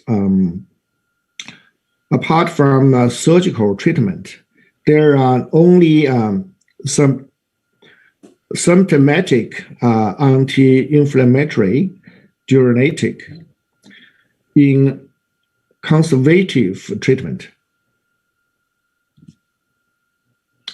Traditional Chinese medicine has more natural experience in the treatment of AUR. Among the many types, as we said, around about 6 different different types. So this case belongs to the type of deficiency of kidney yang and insufficient kidney qi, and both yin deficiency and heat. The 74-year-old patient was admitted to the hospital in emergency after 18 months of dialysis, but no fundamental relief, and the surgery was finally taken but unsuccessful. However, the operation was not successful. The Western doctor explained to the patient he been diagnosed in 20% of patients have indefective operation. This is not right. This is okay. So because in Western diagnosis, quite an amount part of patients so unsuccessful. The patient was thought classified into the 20% category. Very interesting. So the mandatory of the birth year and the 5 elements corresponding to the 5 internal organs to judge a person's innate physical law reference chart. So we look at this chart. We remember the patient born in 1941. So the last number is 1. And we look at the reference chart. That means kidney here. The kidney was water. That means the kidney yin deficiency. And that's why we use herbal medicine formula to nourishing the kidney yin, and we got very good results. So this is just for the reference. Through traditional Chinese medicine differentiation and closely related to the pathogenesis, 六味地黄丸 were used as a basic prescription, plus the method of nourishing kidney qi, leading to stagnation and diuresis, and nourishing yin and clearing away heat. After the initial results of the 7 doses, the defining site retreated with dozens of doses. The treatment continues successfully time by time. There was no recurrency in the follow-up period of nearly 2 years. Traditional Chinese medicine clinic practice should be good at grasping the pathogenesis, differentiation of symptoms and signs, and Western medicine examination as a reference. So this is our experience. Don't be swayed by the diagnosis and conclusions of Western medicine. Boldly use classic prescriptions and add or subtract according to the symptoms differentiations. Only we have to encourage patients to build confidence in the effects of Chinese medicine in time. When the initial results are achieved, try to using the same formula as much as possible to ensure that the effect is lasting long and stable. So we help people to establish the optimistic attitude and build a healthy lifestyle from daily life and eating habits. So this is only our traditional Chinese medicine to talk to the patients, and very important clinically. That's all for my share today. So thank you very much, everybody, to listening and help everyone healthy and happiness. Thank you. Thank you very much, Dr. Zheng gave us the great presentation. And next speaker is Dr. Huang. Dr. Guojian Huang had 11 years training of acupuncture and traditional Chinese medicine at Nanjing University of Chinese Medicine and Peking Medical College. Dr. Guojian Huang started his medical training at Nanjing College of Traditional Chinese Medicine in 1983. And then he was a residency doctor and faculty member in the internal medicine of Jiangsu Provincial Hospital of Traditional Chinese Medicine in 1988. He has his master's degree at the Nanjing University of Traditional Chinese Medicine from 1991 to 1994. Dr. Huang received his PhD in Integrated Chinese and Western Medicine from Peking Union Medical College, Chinese Academy of Medical Sciences in 1997. Dr. Huang was a physician doctor and a specialist worked at the Beijing China Friendship Clinical Medicine Research Institute. Dr. Huang then took a postdoctoral position at the University of Manitoba Medical School in Canada in 1998. Dr. Huang spent over 30 years practice in China and Canada. Since 2005, Dr. Huang has established a private practice at Ankang Acupuncture Healing Center in Winnipeg, Canada. Dr. Huang is a specialist in mini-Ren acupuncture therapy. Today, Dr. Huang's topic is the effects of mini-Ren acupuncture to treat anxiety pain syndrome. Right now, welcome Dr. Huang. Give us the presentation, please. Thank you.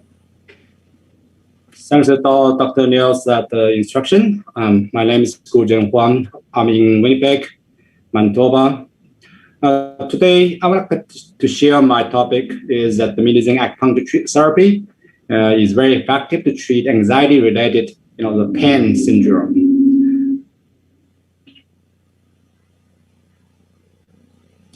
First of all, that I would like to introduce that two cases that I just recently treated. This lady, Lucy, was treated 2 years ago. But recently I treated lots of similar cases, that it's kind of anxiety-related kind of pain syndromes. This is that kind of migraine headache, anxiety disorder, accompanied by that neuropathic headache for 16 years. And the onset became worse for half a year. In the past 6 months, an average of 2 to 5 episodes per month. Each episode lasts for 3 to 5 days. Most of the pain is on the back part of the head, or top and the forehead. On many pain area, accompanied by the anxiety, insomnia, nausea, fatigue, and so on. She has been seeing lots of specialists and taking medicines were not effective at all. When she came to my clinic, the patient showed very chronic the ear phase, frowning eyebrows, multiple pains, and sensitive pressure trigger points on the forehead, top of the head and neck, occipital nerve muscles and sternocleidomastoid muscles, trapezius, levator-scapular, and other back-related muscles. The pain score was 8 of 10. The treatment, I put the patient in the prone position and to perform mini-Zen acupuncture needle, quickly to break up those myofascial trigger tendon nodules and loosen up the related tight muscles. Within 5 minutes, the treatment was done. The effect, the patient was so happy to claim obvious improvement of the headache. Eye became brighter. Pain index became 4 of 10. After that, I prescribed my patients to have another one course of the mini-Zen acupuncture treatment twice a week, 10 sessions total. So follow up after finishing the course of treatment, the patients that the migraine headache almost completely gone, and also almost for last 2 years, never come back. Occasionally, some headaches happened, but meanwhile, the anxiety disorders had a dramatically improvement. So this is the first one that kind of anxiety with the migraine headaches. Second case, I just saw this patient, that a few weeks ago, Stephanie, 50 years old. She's also a lady. She's kind of ultrasound technician in our local, that hospital. Her main complaint is that anxiety disorder with chest pain, tension, and pressure, pharyngeal muscle tension and discomfort for 6 months. At this moment, the patient was anxious, chest is very tender and painful with feeling of huge pressure. The pharynx is tight and suffocating. It's hard to breathe. On examination, the patient has multiple highly sensitive facial trigger tender nodules at the Tanzong, Tiantu points and the front leg and chest part. At the same time, there are also several tender nodules near the spinal process of the T2 to T4.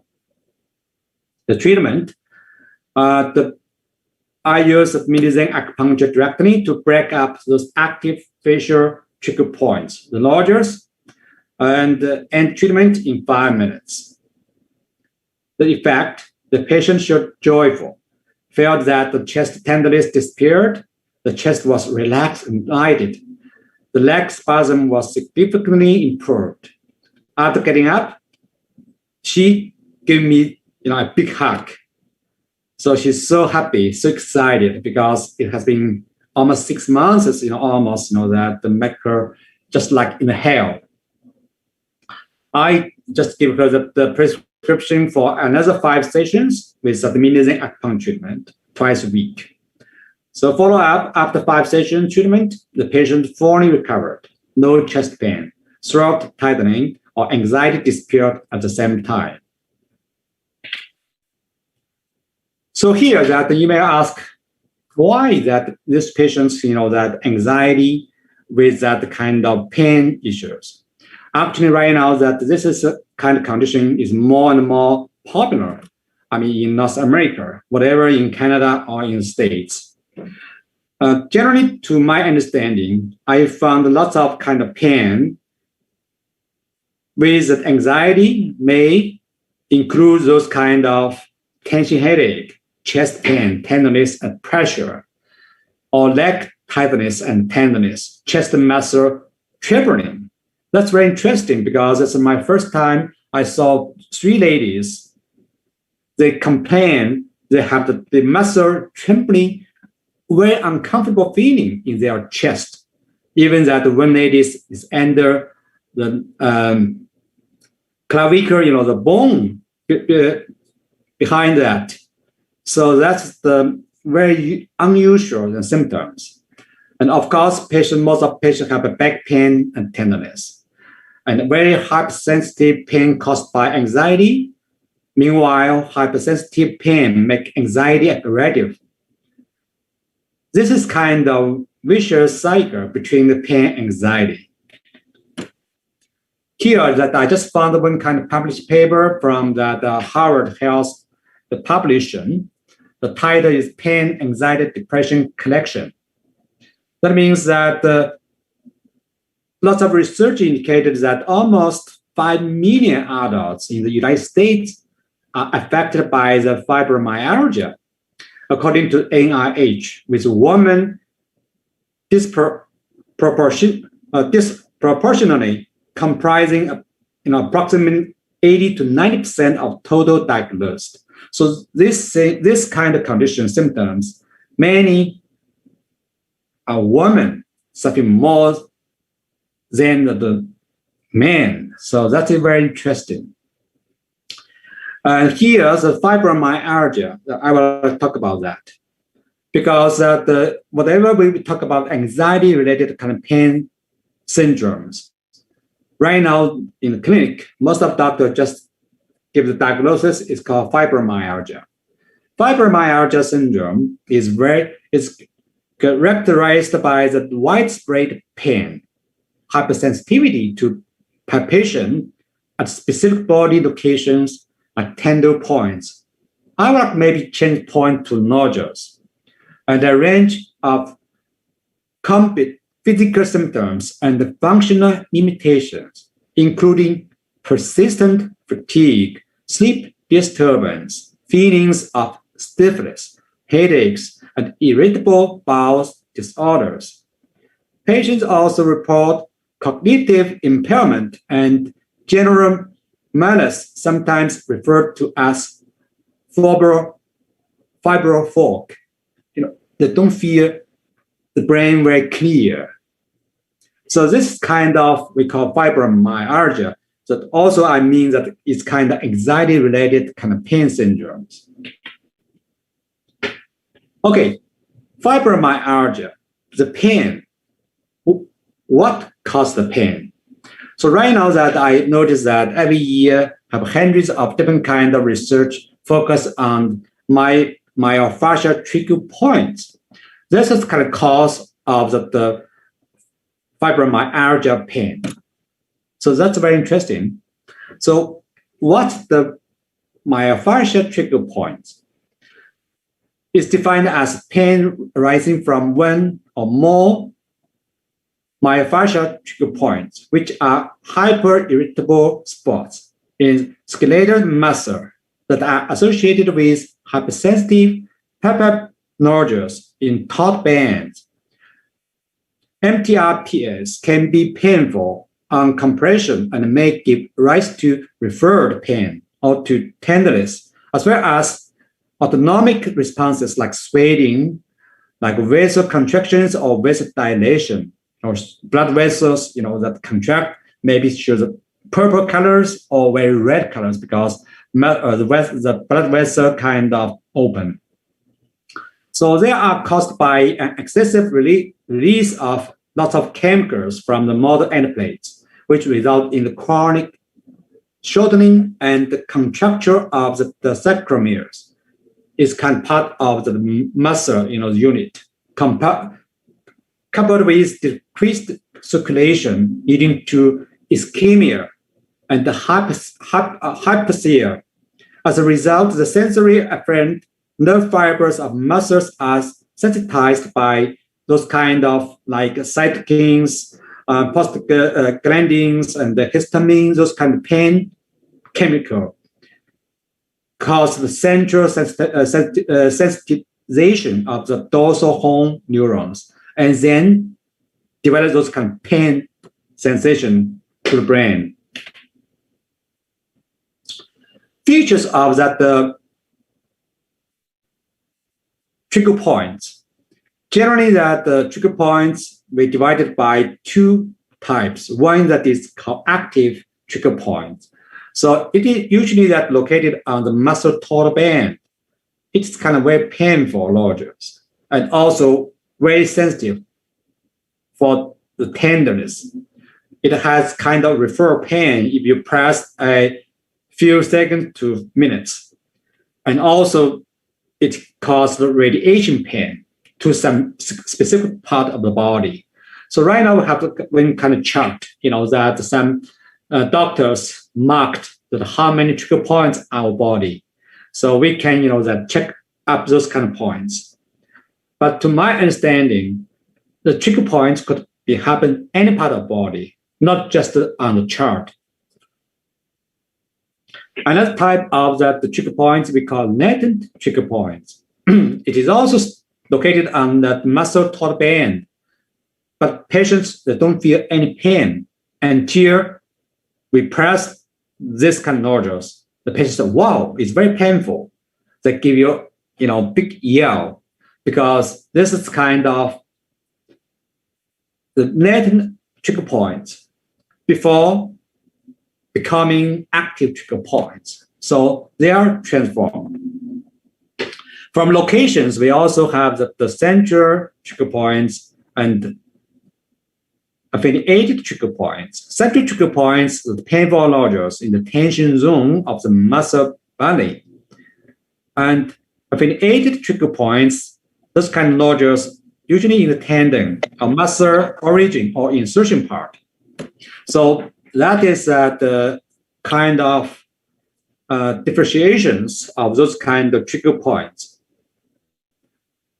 The characteristics of the active trigger points, it has 5 things. First of all, is pain and tenderness. Second one, it has a swollen nodule, high tension, very sensitive. The third thing is that inside of the active trigger point, that the pH is very low. It's very high acidity. And also, it has high concentration of inflammatory pain substances inside, just I mentioned in last slides. And also, the blood microcirculatory disorder happens because of the ischemia. It's kind of relatively short of the blood supply to the muscles. So right now that in all over the world, doctors all admit or believe this kind of myofascial pain is very difficult to treat because of the reasons. This kind of the mental disorder related pain, it is not just pure the soft tissue injury pain. It is different from that, that inflammation in joints cause arthritis pain. It is kind of, mental disorder, anxiety disorder related kind of pain. So that's why this kind of pain is very difficult for Western medicine doctor to treat it. Here that I have some slides to explain some points of that. Here that say patients with anxiety disorder reported significantly more somatic symptoms than the patient with either more disorders or patient without any mental disorders. So this patient say is different from that just pure the pain or pure the more disorders. They are mixed up. The patient with anxiety disorder reported significantly higher tender points, some score, than the patients with either more disorders or those without any mental disorders. That means the patients have more sensation, hyper, sensitive to the pain. So I say, because this kind of patients, the result is very, very bad. Why? Some research indicated an important problem with current studies of treatment of patients with FMs is high degrees of attrition from the treatment and not adherence. That means patients, that don't want to follow doctors' induction or guidance to treat those kind of pain. The reason is why, because of high pain-related fear and avoidance behaviors may be also associated with anxiety disorders. Because this patient have anxiety disorders, so they have, that fear inside the body, and also kind of always want to try to avoid any kind of, the touch or treatment inside. So that's why this kind of patients is very difficult to treat, because they don't want to follow your doctor's the prescriptions. And also another reason is that it's kind of vicious cycle. The fibromyalgia is a fairly classic clinical widespread pain involving multiple parts of the body. It is accompanied by sleep deprivations, memory loss, fatigue, and other symptoms. Fibromyalgia is not due to autoimmunity or inflammation, so it won't respond to the way treating lupus or arthritis. That's why the treatment is different. And high pain catastrophizing is associated with the number of fibromyalgia-specific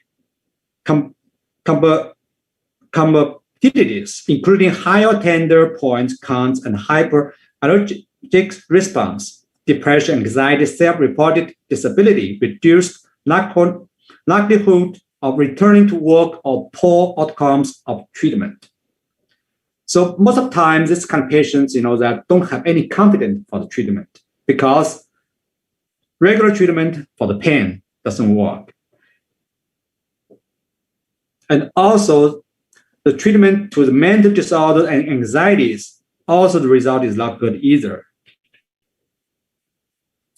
Because this kind of pain, the patient will describe as ice pick in their joints and use words like excruciating pain, burning, tingling, needles, to indicate fibromyalgia.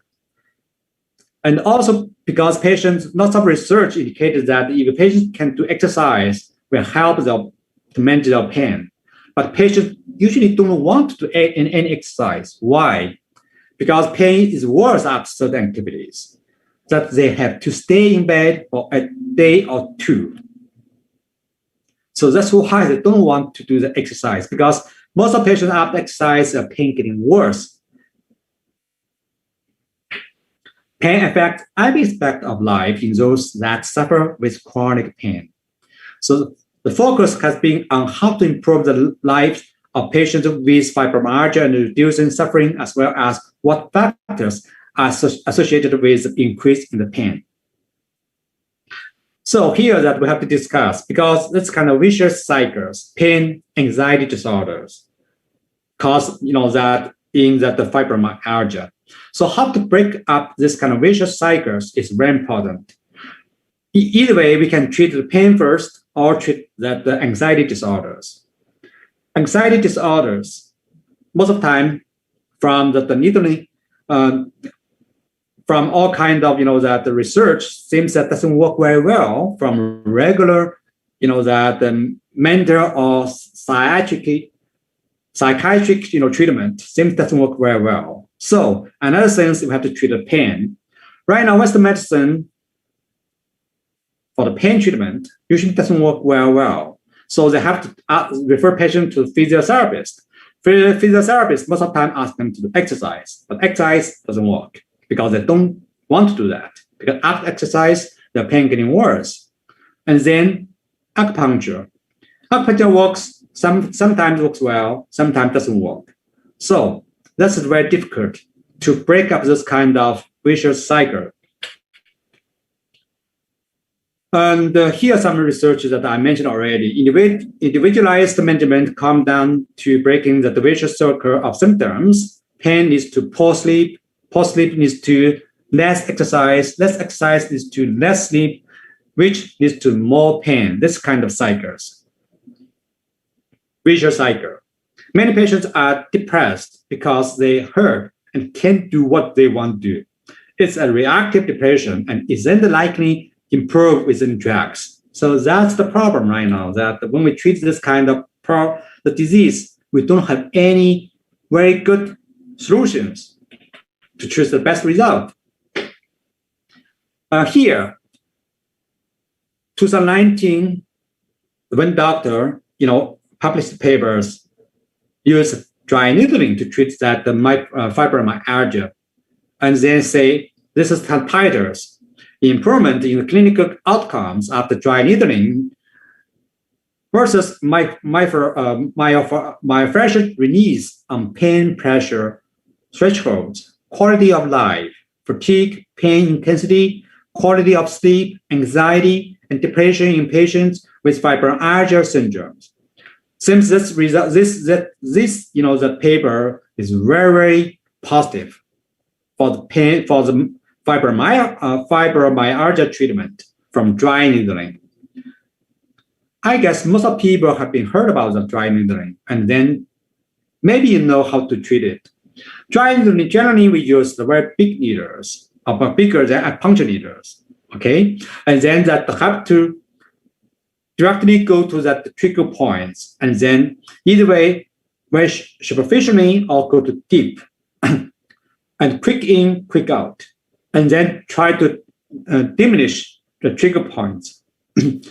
Most of the time, they want to, with the stimulation of dry needling, and we'll see the muscle, the twitches. And then this kind of, they believe this kind of result, that achieve the result. But during this process, I have lots of patients complain. It is very, very painful, very, very uncomfortable, because the needles, have to stimulate the muscle or trigger points very intensively, and then that to achieve that the muscle twitchings. So most of patients that don't like this way, but if you can tolerate this kind of pain, maybe it will achieve the best result from that exercise, from the medicines, much better than those, that the treatment. So dry needling seems lots of the papers published already seems to work very well for this kind of conditions. Here, that I just, that take part of that the abstract part, the purpose is compare the effectiveness of dry needling to myofascial release or myofascial trigger point pain in cervical muscles, quality of life, impact of symptoms, pain, quality of sleep, anxiety, depression, and fatigue in patients with fibromyalgia syndromes. So result is significant improvement of found in most pain pressure thresholds of the myofascial trigger points in cervical muscles in the dry needling group compared to myofascial release, blah, blah, blah, blah. I don't have to, to read all of them, but basically just tell you the general result is very good, not just help the pain, also help patients' anxiety syndromes, help patients sleep, help patients, fatigue. So that's very good. So the conclusions that here that say that show high improvement in the comparing with myofascial release therapy for pain pressure threshold, also that improves that all those kind of anxiety syndromes. Okay, so that is very good. Here I want to introduce my therapy because the first, the starting I introduced 2 cases. Each patient 5 minutes finish treatment. And the result is very good, and also patients feel very happy, and also that not just pain released, and also that the anxiety syndromes getting much better after that. So I want to to compare that my mini Zen acupuncture to dry needling. What's the difference from there? Because mini Zen acupuncture needle, it is kind of it's the very tiny the blade needles. Right now in Chinese words we say 小针刀, but this kind of that the very tiny blade needle, as I mentioned as mini Zen acupuncture, I call it's kind of superficial needling to break up the larger therapy. Okay, so we don't have to go to the very deep. Even we treat the trigger points or the largest, we don't have to go to very deep. So here that I just want to give you some hints of my mini Zen acupuncture. Mini Zen acupuncture is that the upgraded device developed from the regular acupuncture needle or called light needle. It has very tiny blade on top of needle. The width of the blade is only 0.4 millimeter. The length of needle body is 25 millimeter. Exactly same as Wing Chun, that acupuncture needle. The insertion depth of the needle is usually less than 0.5 centimeter. The treatment target is very superficial. Never touch the deep mast nerve trunks of blood vessels, so it is very safe and effective technique and is very suitable for acupuncture therapists in, for example, Canada, States, or any countries, because it is very safe techniques. Of course, I say it also can maybe cause very mild sting, but it's very, very tolerable, no problems at all. And also treatment durations varies from a few seconds to several minutes. So last, the 2 cases I introduced, usually 5 minutes, I finish the treatment. Some patients evaluate with simple single pain, just seconds, that once needed in, the pain will be gone right away. It can help to provide immediate pain relief and can also achieve long-term pain relief. The reason is that because use mini Zen acupuncture needles will break up those kind of nodules that trigger points, whatever it is active trigger points or latent trigger points, when that used with blade needles, and then that the nodules will be completely break up, and then all the chemicals will be, come out, will be washed out. And then blood circulation will getting better, and then the inflammation will be gone. So The 8 has a dual functions and the advantages of acupuncture needles, stimulation and acupotomy blood cutting. Meanwhile, it avoids regular acupotomy, not wound bleeding, and potential secondary adhesions. So this is kind of my advantages, is that our treatment is very, very gentle. Treatment in wound is very small, just like acupuncture needles. And also the result is very, superficial. I mean, it's very, very good. It is very simple, easy, effective, inexpensive, and repeatable therapy, which is easy to learn and to perform. So benefits of the mini Zen acupunctures. Generally, I say that from the mini Zen acupuncture treatment to treat fibromyalgia or anxiety-related the pain syndromes. The benefit is that mini Zen acupuncture can directly break up the scar adhesion tissues which lock muscle and joints, compresses the blood vessels and nerves. So pain, we say from fibromyalgia, not just because of the trigger points, it also has some kind of the scar tissues. Okay. Second one, mini Zen acupuncture needles can directly break up the taut band and trigger points, drain out the biochemical pain substances from the swollen, irritable spots, the tender trigger points, removes compressions on the blood vessels and irritable nerve fibers, improve blood flow to promote the healing process. And also it can promote blood circulation, supplies more nutrients and oxygen into the injured muscles and tendons to help healing and recovery. So once chronic intractable pain will be cured, joint range of motion will be restored. And for anxiety-related pain conditions, the syndromes, the cycle will be break up completely. So that's why we can achieve the best result for that, fibromyalgia. Here is kind of that, small videos I just want to play and then to show what it is.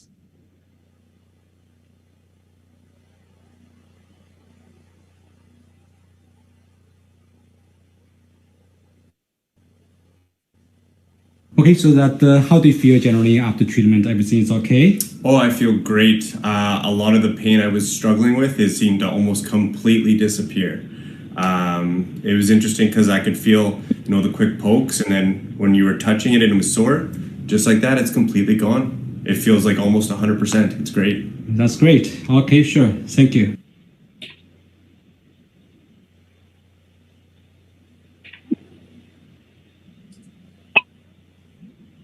Okay, so this is kind of patient, that I treated because he's at chronic pain conditions, and also he has, tried fibromyalgia, tried the dry needling treatment. So from this video, he didn't tell me that the experience, but he told me that time dry needling is very, very painful compared to my mini acupunctures. They say the mini acupuncture just means nothing.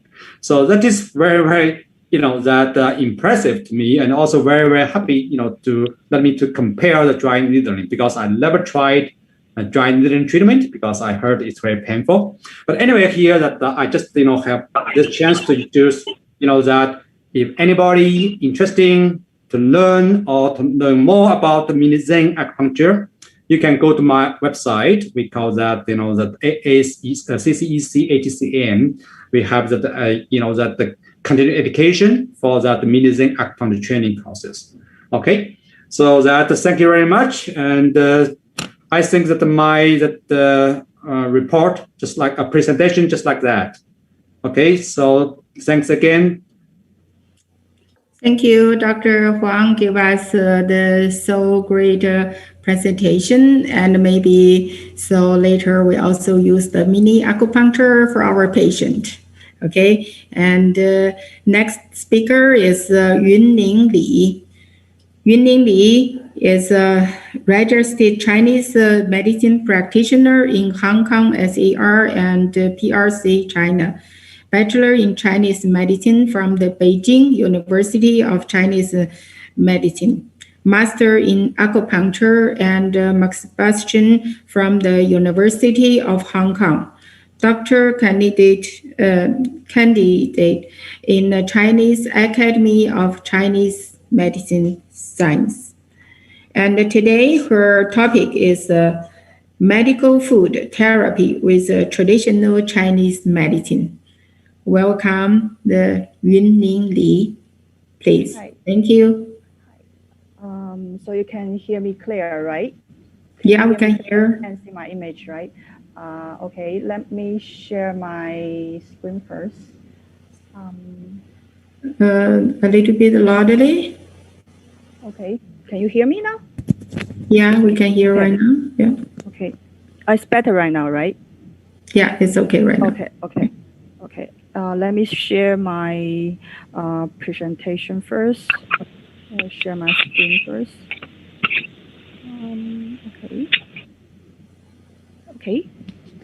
Okay, dear friends and dear colleagues, it's my honor here to talk about some basic knowledge of the medical food therapy in traditional Chinese medicine. And first of all, I want to say thank you to the International Association of Medical Food Therapy from Hong Kong and TCM Society from Canada.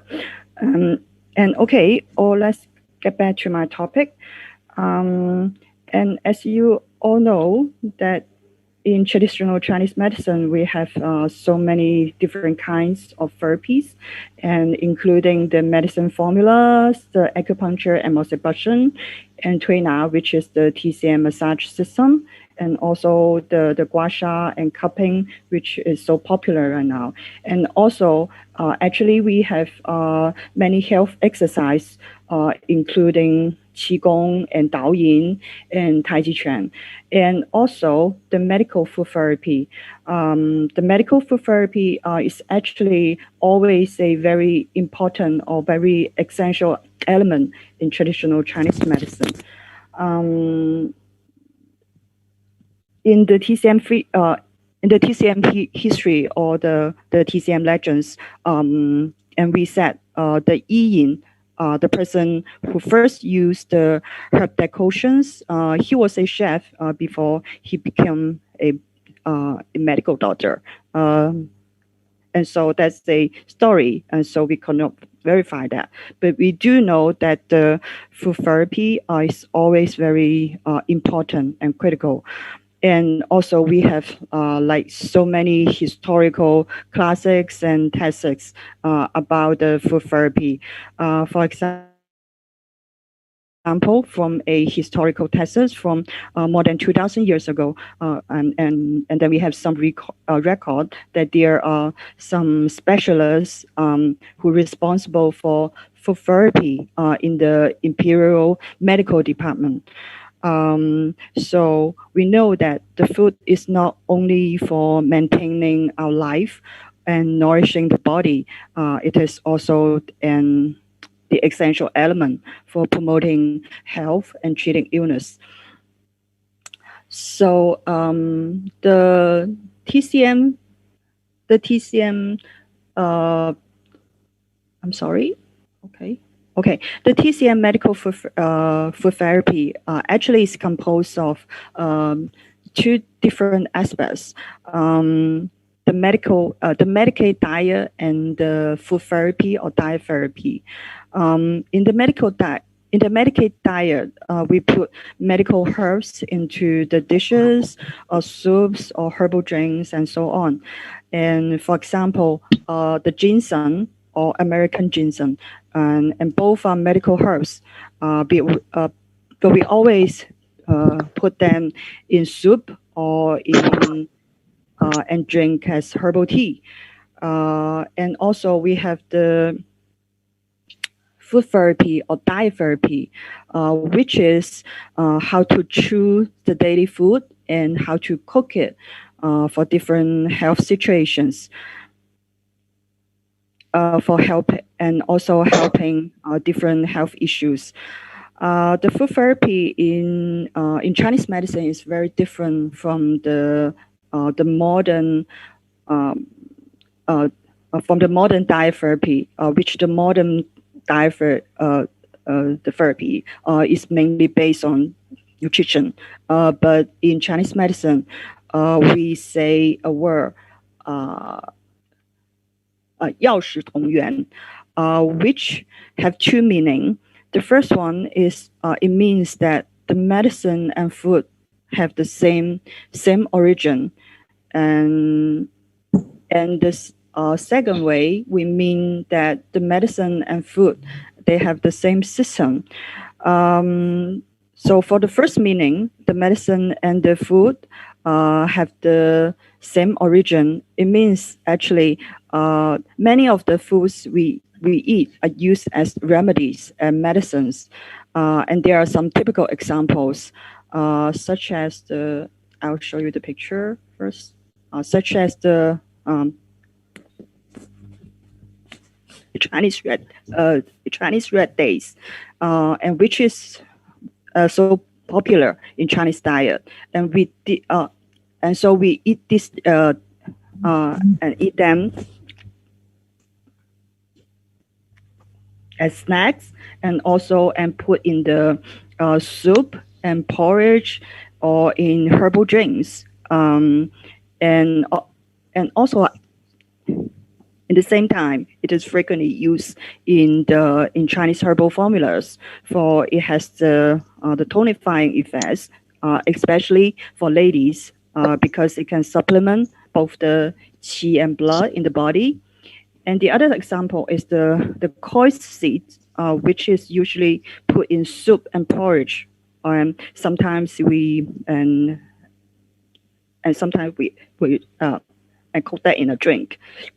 And sometimes we make that into powder for making snacks and drinks. Well, the major medical effect for koi seed is to remove water and dampness from the body, and that's a bit cooling in nature. So we may use that for clearing out the internal heat, or even to clear out pus for symptoms including abscess.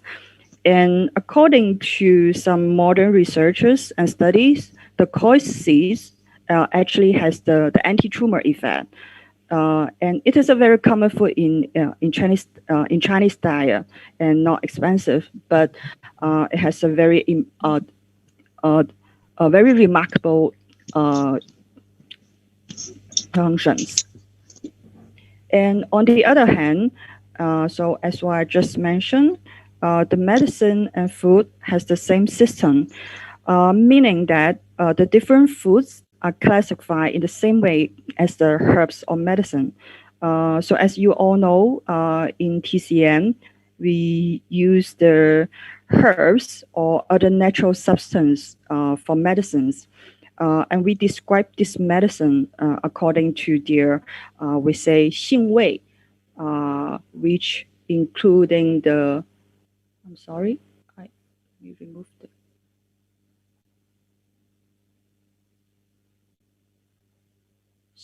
Xingwei, which include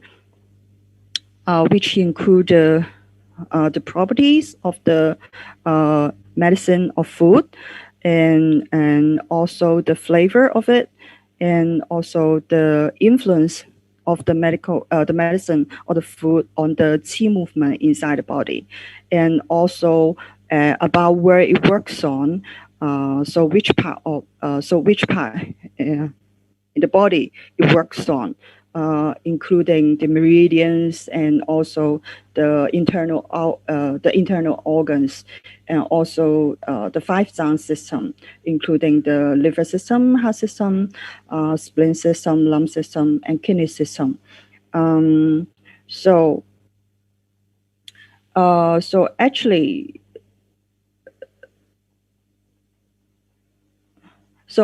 the exact function and effect of a medicine is actually the integration or for some further details of this these 4 descriptions. And some modern research and studies of the TCM medicine, they actually provide a more substantial evidence to support these theories, which are not conflict with the TCM theories. And I've summarized the properties and flavor and all these things in a simple table here, as you can see. So the properties including the hot and warming and cold and cooling, which the hot and warming are yang element and cold and cooling are yin element. And the flavor include the sweet, and the sweet here is actually not the sweet we usually understand. It's just a very, very mild taste of sweetness, a very mild sensation. And then we have the pungent flavor, the bland taste. And bland taste, it means actually no taste at all. And these are the yang element for a medicine or food. And the yin flavor include the sour and bitter and salty. And the same, the salty is not the salty we usually understand. The salty is a very mild sensation of the salty taste. And also the influence on qi movement include the ascending and floating, and these are the yang element. The floating actually means to disperse the qi. And also they are the yin element. The yin element including descending and sinking. And the sinking actually includes to purge it, the purging and converging. And lastly, as I just said, and there's where it works on which meridian the food or medicine work on which internal organs or which 5-zone system. And I've seen some therapists who classify the herbs and food into yin and yang. But of course, they are from other fields and they are not familiar with the TCM theories. But actually, it's not very accurate to simply use yin and yang to describe the herbs and medicine. Because the properties and the flavor and the influence of herbs on qi movement are always a combination of the yin element and yang elements. So a herb or a food, it can be cooling and pungent at the same time. Well, the cooling is a yin property and pungent is a yang flavor. Such as the mint, the peppermint, the mint leaf. Or a herb, it can be warming, but descending and sinking. And warming is a yang property, and descending and sinking is a yin element. Such as the herb 厚朴. 厚朴 is a very common herb in TCM formula. And that is actually the cortex of Lolia. And even more interesting thing is that the 厚朴 herb, it has both the bitter and pungent flavor. So as you can see, the flavor itself is in conflict. It has both the yin flavor and yang flavor. So most of the herbs and natural medical substance, including all of the foods, they have a complicated nature. And mostly, like most of them have the combination of the yin element and yang element in together. And that's also one of the major reasons of why most of these natural substances have a broad range of effects, such as a example here. The wheat, sorry. Okay. Here is a example of the wheat. The wheat seed. Wheat is a a popular food in all different cultures.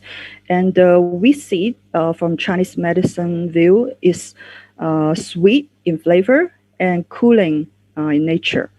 And the sweet is a yang flavor, and cooling is a yin property. And so the wheat seed, it actually has both the a nourishing and sedating effect. And the wheat seed is always used for the issue of the heart system, from Chinese five zang system, and which is and then always used for symptoms such as the insomnia and mood swing, or sometimes it used to deal with symptoms caused by menopause, such as the night sweat and hot flush and palpitations. So in such way, we can. Sorry.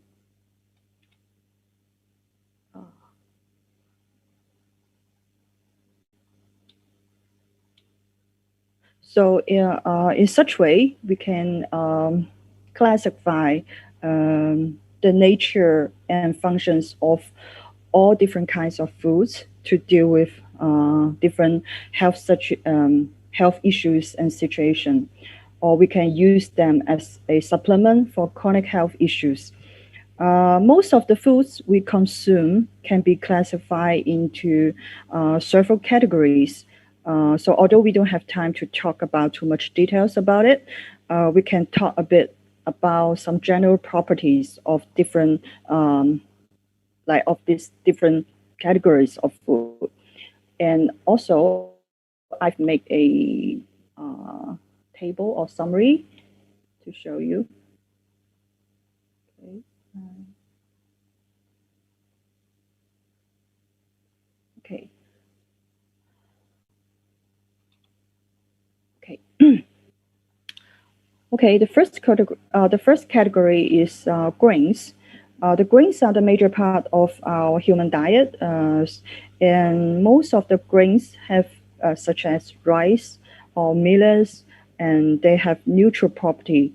And some of them have a little bit cooling or warming property, but rather neutral. And that is why we can eat the grains or foods made from grain in a large amount.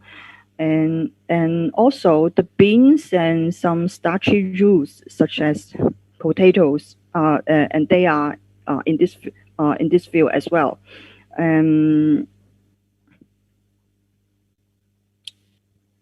also most of these starchy roots and beans are also neutral in nature, and with some exception. For example, the picture here, which is the green bean or the mung bean, and this bean is cooling or even a bit cold in property, and that's very common in Chinese diet, but may not be that popular in other culture. And that is the one of the exception in the beans, because most of the beans are neutral in property.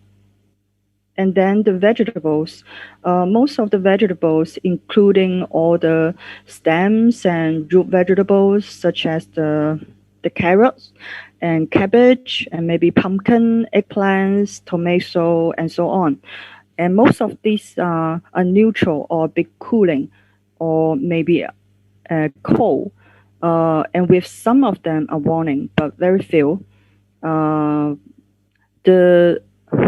vegetables have the warming property, including such as the onions and Chinese chives and sweet fennel, and these are as the vegetables in Chinese diet, and you can see from this for these vegetables with a warming nature, they usually have a strong aroma, and also actually you can sense the warming effect from the strong aroma. And the other category is the herbaceous plants, which are the leafy and herbaceous plants we eat as some vegetables, including many wild harvest ones, such as purslane. Purslane is a picture here. We have some of these herbaceous vegetables, including the purslane and some other kinds. And most of these herbaceous vegetables are cooling, and they can help us to clear the internal heat and sometimes to deal with the mild infections and some inflammations. And they are mainly sweet in flavor, and some have a bit of the mild bitterness or sourness. And then we have the category of mushroom. Mushroom is mostly neutral, and they have a sweet flavor. And most of the mushroom have a tonifying effect. So from the TCM point of view, the mushroom category are actually a kind of the tonifying food. And then the fruits. The fruits are mostly cooling, and with some and very few neutral and warming, such as the peaches and apricots and hawthorn, which I have shown you a picture here. And these fruits are warming fruits. And also from the southern part of China, the lychee and longan, and these are the warming fruits as well. And also from Southeast Asia, some fruit from that part of the Asia, and these fruit are the warming fruit, the durian here. And then we have the category of nuts. The nuts such as the peanuts or cashews and so on. And these foods are mostly neutral or maybe a bit warming, and they mostly have a sweet flavor.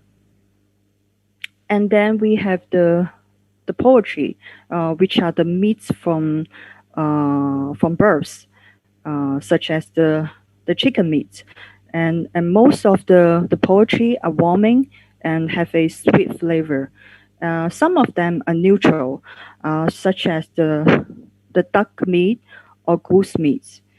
And then we have the category which is the meats from livestock, such as the beef or the meat from sheep or goats. And all of these are warming, and they have a salty flavor from TCM point of view. But there is one exception, the meat from pig, which is pork. Pork is actually a bit cold, but the other parts from pigs are neutral, which is the exception. And then we have the eggs and milk. The eggs are mostly neutral, or some have a little bit warming or cooling, but not strong. It's just very light warming or cooling effects. And the milk from cow has a cold property, while the milk from goats is warming. And so they are different. And both of them have this sweet flavor, and also the eggs have sweet flavor as well. And then we have the marine products. Most of the marine products, and they are cooling or even cold, with very few of them are neutral, mostly cooling or cold. And they have a salty flavor from Chinese medical view. And then we have the product from freshwater, the liminic products.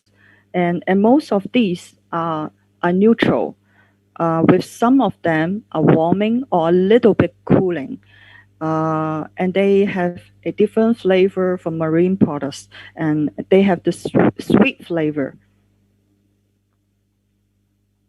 And also, the last category I want to talk about is spice, which most of the spice are some aroma herbs, such as the pepper, the garlic, the cardamom, the anise, the bay leaf, and cinnamon, and also the herbs such as rosemary, thyme, fennel seed, and so on. And most of these herbs are warming or even hot, and from the TCM point of view. And most of these herbs, they have a pungent flavor, always have a pungent flavor, and in combination with one or two other flavors. And beside the food materials, the cooking methods is always is always very critical in the effectiveness in dye therapy. So how it cook may affect or even change the properties of the food. So we may go back to the example of the koi seed. Excuse me, Dr. Lee, can you loudly a little bit? A little bit louder. Sorry? A little bit loudly. Okay, I'm sorry. Okay, let me put my microphone closer. Okay, so let's go back to the example in the beginning, the koi seed. The koi seed, and that is a cooling nature. But however, when you pan fried it in a wok with no oil and make it to become a bit brown, and then the cooling nature of the koi seed and could be reduced, and that will be a better choice for people for the patients and people who have a weak stomach and weak digestive functions. And also, different health situations may need different form of food. In normal diet, it's always work in most cases, but sometimes it may be more effective to use such as a porridge or a soup or even a medicated liquor or some other specific form of food. Like for example, when you are extremely tired and caught a cold, at that time a hot porridge is very helpful and so effective for helping the symptoms. Because I have my some personal experience of that myself. I once had a strong cold, which I have the symptoms of stuffy nose and sneezing and non-stop nasal mucus, and I took some medication, and then and the symptoms still last for maybe 2 days. And then after I take a hot porridge made of millet, which I'll show you the picture.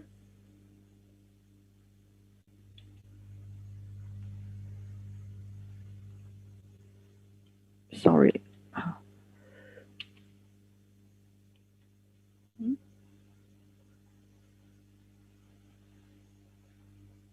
Okay, the picture here on top is the millet.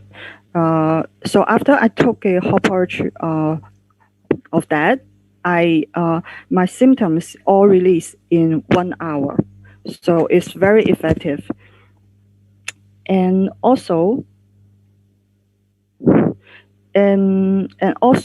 how the food tastes, it should be considered in the food therapy as well. How delicious it is, because food has a nice taste, and that will definitely have a positive effect on the mood, to bring a positive mood and hence a positive influence on the status of the patient. And also time is the other factor so we have to consider if the food is on season or whether it should be to eat that food in that time. but the time is short, so we don't have much time to talk about all this in details. But lastly, I want to share with you another story I've heard. And there's one other case of how effective the food can be, the food therapy can be, which is a case I heard from a TCM therapist from New York. And she shared a story in a seminar in May. And then she talked about a case which is her patient who infected COVID-19 in outbreak, and then she used the white turnip juice, which is the picture here, the white turnip juice and ginger water to help this patient who was suffering from very strong symptoms such as chest tightness and phlegms and serious cough. And this patient has improved a lot. Like after she took a few days of things in this food, and then she was and feel much better and improve a lot and go back home and take some more specific TCM medication. So actually the food therapy can be very effective and efficient. Okay, so I think the time is up. So and that's what I want to share with you with my topic, and it's just some basic knowledge about food therapy, and so I hope that is helpful for you. Thank you. Yeah, and that's yeah. Thank you, Dr. Lee. Gave us a so good presentation, and we learn a lot from you. And the next speaker is Dr. B.D. Chen. Okay, Dr. B.D. Chen is here. And Dr. B.D. Chen is Vice President of the Traditional Association of Medical Food Therapy Limited. He received a Bachelor of Chinese Medicine from the University of Hong Kong. And today his topic is the relationship between the 9 constitutions of traditional Chinese medicine and the medicated diet. Okay, please, the Dr. B.D. Chen. Thank you. Can beginning your presentation.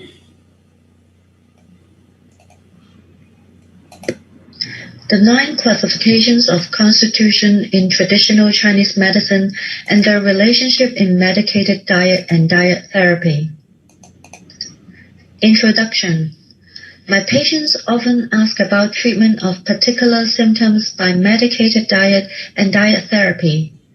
In addition to seeking opinions, they often talk about diet and soup recipes suggested by their relatives and friends.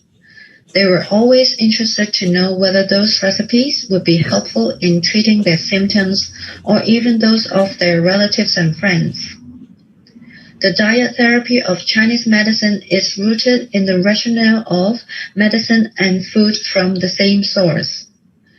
Diet therapy includes grains, poultry and livestock, seafood, fruits and vegetables. Undoubtedly, the therapy also includes adding non-toxic Chinese medicine into the diet. Consuming combination of the above food items is considered medicated diet and diet therapy in the aspect of Chinese medicine. After examining the medicated diet and dietary prescriptions provided by my patients, in my opinion, the medicinal constituents used in those prescriptions do have many therapeutic effects. While some of the Chinese medicine ingredients are particularly very effective to certain symptoms, the prescription often were not prescribed with consideration of the different constitutions of individuals. We need to understand that Chinese medicine, including fruits and vegetables, as well as all kinds of food, fall into one or more of the four natures, namely coldness, heat, warmth, and coolness, and five flavors, namely sour, bitter, sweet, pungent, and salty. According to traditional Chinese medicine theory, those four natures and five flavors have their own applicability and therapeutic effect on corresponding constitutions and symptoms. The basic theory of traditional Chinese medicine is treatment in accordance with symptom differentiation, or in layman's term, it is tailor-made. The medicines used for the same symptom may vary among different people with different constitutions, in different seasons, as well as in different geographical environment.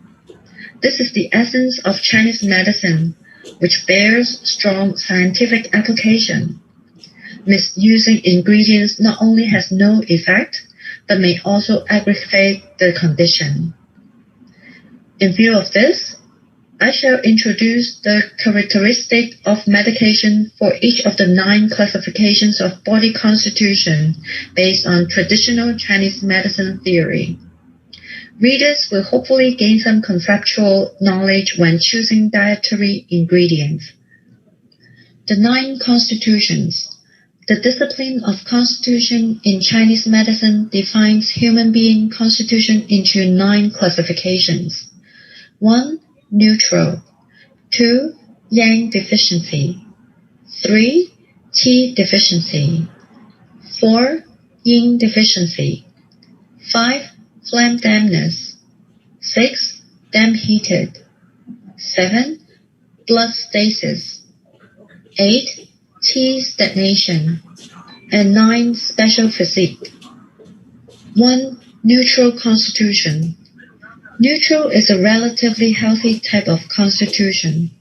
The main manifestations of this type of individuals are smooth complexion, balanced skin tone, and dense hair.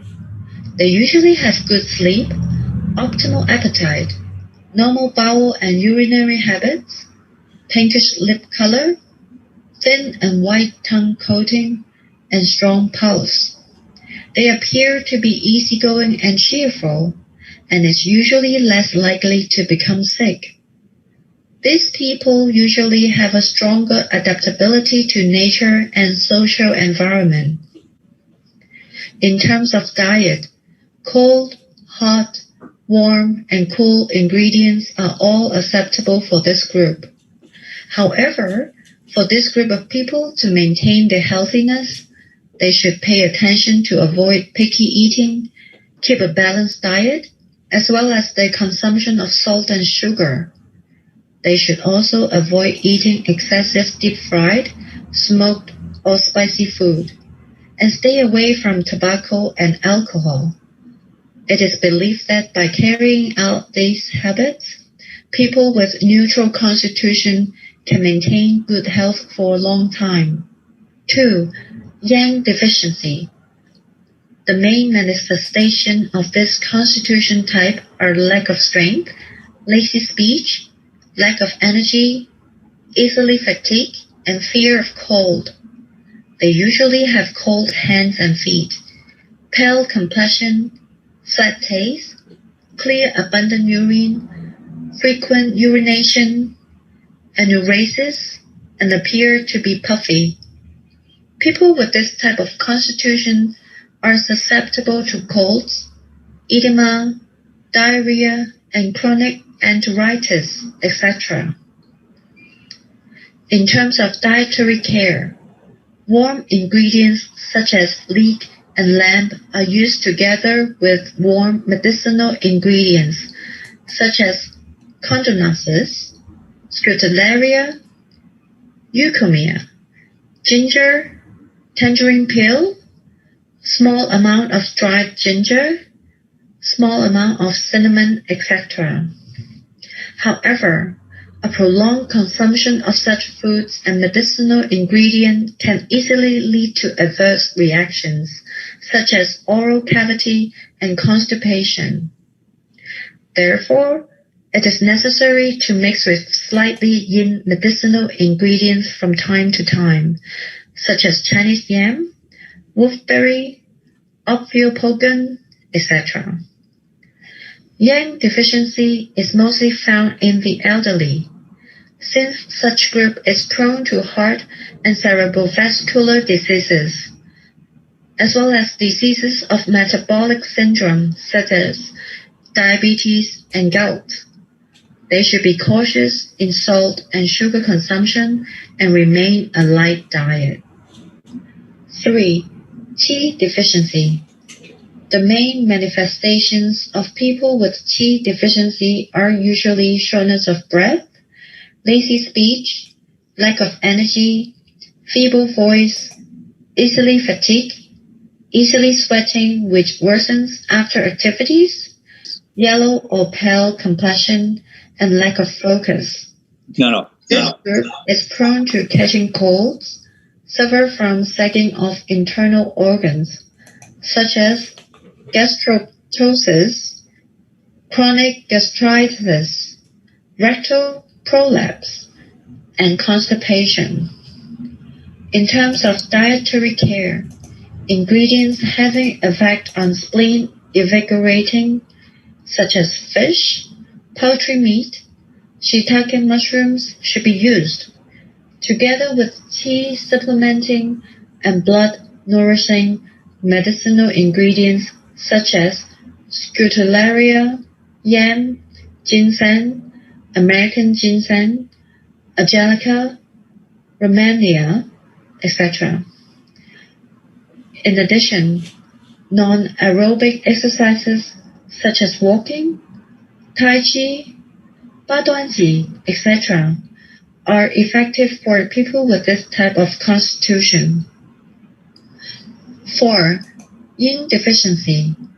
The main manifestations of people with yin deficiency are slender physique, dry mouth and throat, dry eyes, blurred vision, having insomnia, dreaminess, hot palms and feet, hot flashes, that is low fever every afternoon or night, night sweats, that is sweating during sleep but stop after waking up, flushing cheeks, dizziness, tinnitus, and other symptoms.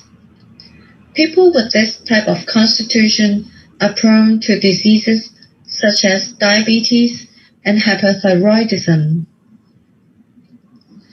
The principle of dietary care for yin deficiency is to nourish yin and clear heat in order to regulate functions of the liver and kidneys.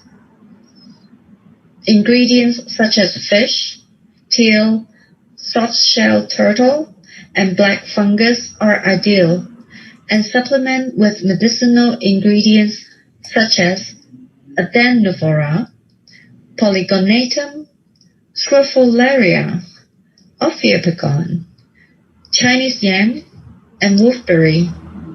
Spicy, deep-fried, barbecue, hot pot, and long-cooked soup should be avoided.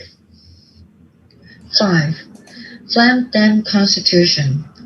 The main manifestations of people with phlegm-damp constitution are slightly chubby, have expanded waistline, oily face, excessive and sticky sweat, tightness in chest, excessive phlegm, pale yellowish but dark complexion, tired limbs, unshaved or sticky stool. People with this constitution are prone to diseases such as hypertension, obesity, hyperlipidemia, cysts, gout, coronary heart disease, and metabolic syndrome. The principles of dietary care for the phlegm-damp group is to invigorate the spleen, regulate qi, resolve phlegm, and clear dampness. Ingredients such as carp, crucian, and radish are ideal, and supplementing with medicines such as 吃小豆, tangerine peel, Fritillaria bulb, Magnolia officinalis, bamboo shaving, kelp, and seaweed will be effective. 6. Damp heated constitution. The main manifestations of damp heated group are sticky mouth, thirsty but can drink only a little of water. They are prone to bad breath, agitation, chest tightness, bitter taste in mouth, heavy limbs, swollen joints and heat pain, eczema, itchy skin, inner body heat that is low fever, bitter and greasy mouth, jaundice, yellow turbid urine, sticky and stinky stool, yellow and greasy tongue coating, and excessive yellowish vaginal discharge for women. This group of people is prone to jaundice, cholecystitis, and urinary tract infection. Women are prone to chronic cervicitis and vaginitis.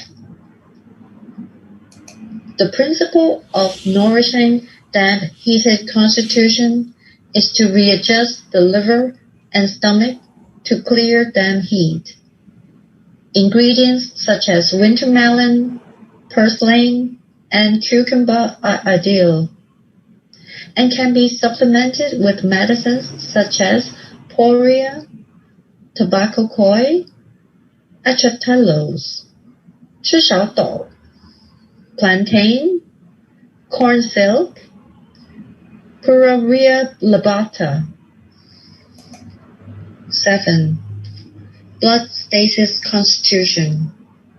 The main manifestations of people with blood stasis are dry, rough, or dull skin with no luster, dandruff, dull complexion, dark lips, and bruises on body surface. It is easy for them to suffer from pain in fixed location. This group of people is prone to purpura, ecchymosis under the skin, hypertension, hyperlipidemia, coronary heart disease, cerebral infarction, depression, pain syndrome, and tumors. The principles of nourishing the blood stasis constitution is to regulate qi, to remove blood stasis, and to nourish the heart and spleen. Some potent ingredients are eggplant, choisun, hawthorn, bayberry, rose, and saffora, and can be supplemented with medicines such as Panax noto ginseng, salvia, safflower, salvia bark, red peony, and unprocessed Romania root. 8. Qi depression constitution. The main manifestations of qi depression group are poor appetite, easy abdominal distension after eating, and poor bowel movements. Certain parts of the body are prone to swelling, stuffiness, pain, and soreness. This group of people is susceptible to constipation, arrhythmia, coronary heart disease, gastritis, stones, depression, and tumor. The principle of diet for nourishing qi depression is to soothe the liver to relieve depression and regulate and soothe the nerves. Some potent ingredients are green plum blossom, jasmine, albizia, jujube, and supplementing with medicines such as licorice and wild jujube seed will be effective. 9. Special physique constitution. Special physique constitution is generally derived genetically. Genetic diseases have vertical inheritance, congenital familial characteristics, or maternal and fatal transmission diseases. The most typical genetic disease is allergic constitution.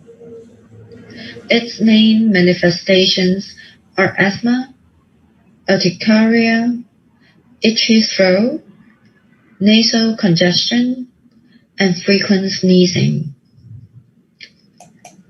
Generally speaking, the principle of dietary care for this special constitution is to remain light and balanced, with a proper mixture of coarse and fine ingredients and a reasonable combination of meat and vegetables.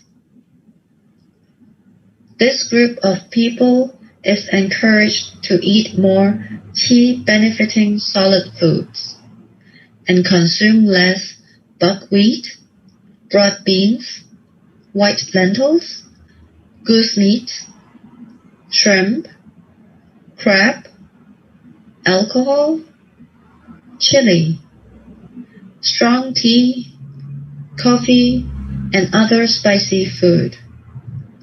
They should also avoid food with strong fish or mutton smell and foods containing allergens such as peanuts, eggs, fungi, dairy foods, etc. The allergens for each individual are different. One needs to discover, understand, and avoid consuming allergenic foods personally. Huangdi Neijing has a saying, when there's healthy qi inside, no evil can intervene. In treating this special constitution, medicine used must be targeted to strengthen the internal organs, especially in healing the spleen, which is the acquired foundation, tonifying the kidney, which is the innate foundation, as well as protecting against wind and cold, will be particularly effective. Living under pressure and having an abnormal daily life can also cause allergies. In addition to treatment, medicated diet, and dietherapy, a peaceful mind and self-relaxation are also excellent remedies for allergic diseases. Conclusion. The purpose of this article is to help readers understand their own constitution, thus to be able to choose suitable ingredients for medicated diet and diet therapy. The foods and medicines listed in this article are just a few of 1,000 examples. When deciding the medicine composition in a diet therapy prescription, coordination of the prescription rule, emperor, minister, assistant, and messenger should be followed. Emperor medicine plays a main role and targets to treat the main symptoms. It can contain only one or multiple ingredients.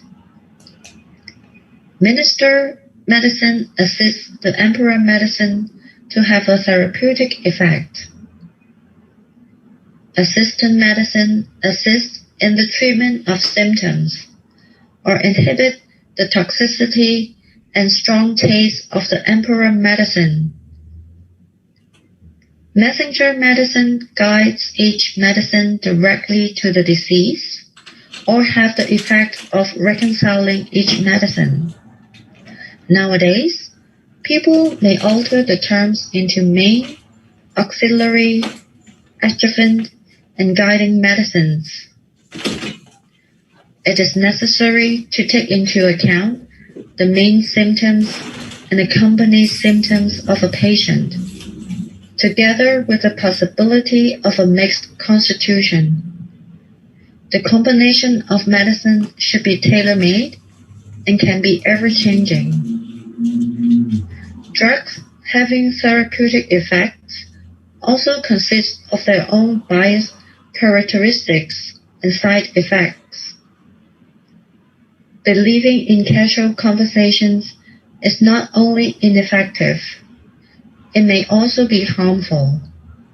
If in doubt, one should consult professionals. The 9 classifications of constitution in traditional Chinese medicine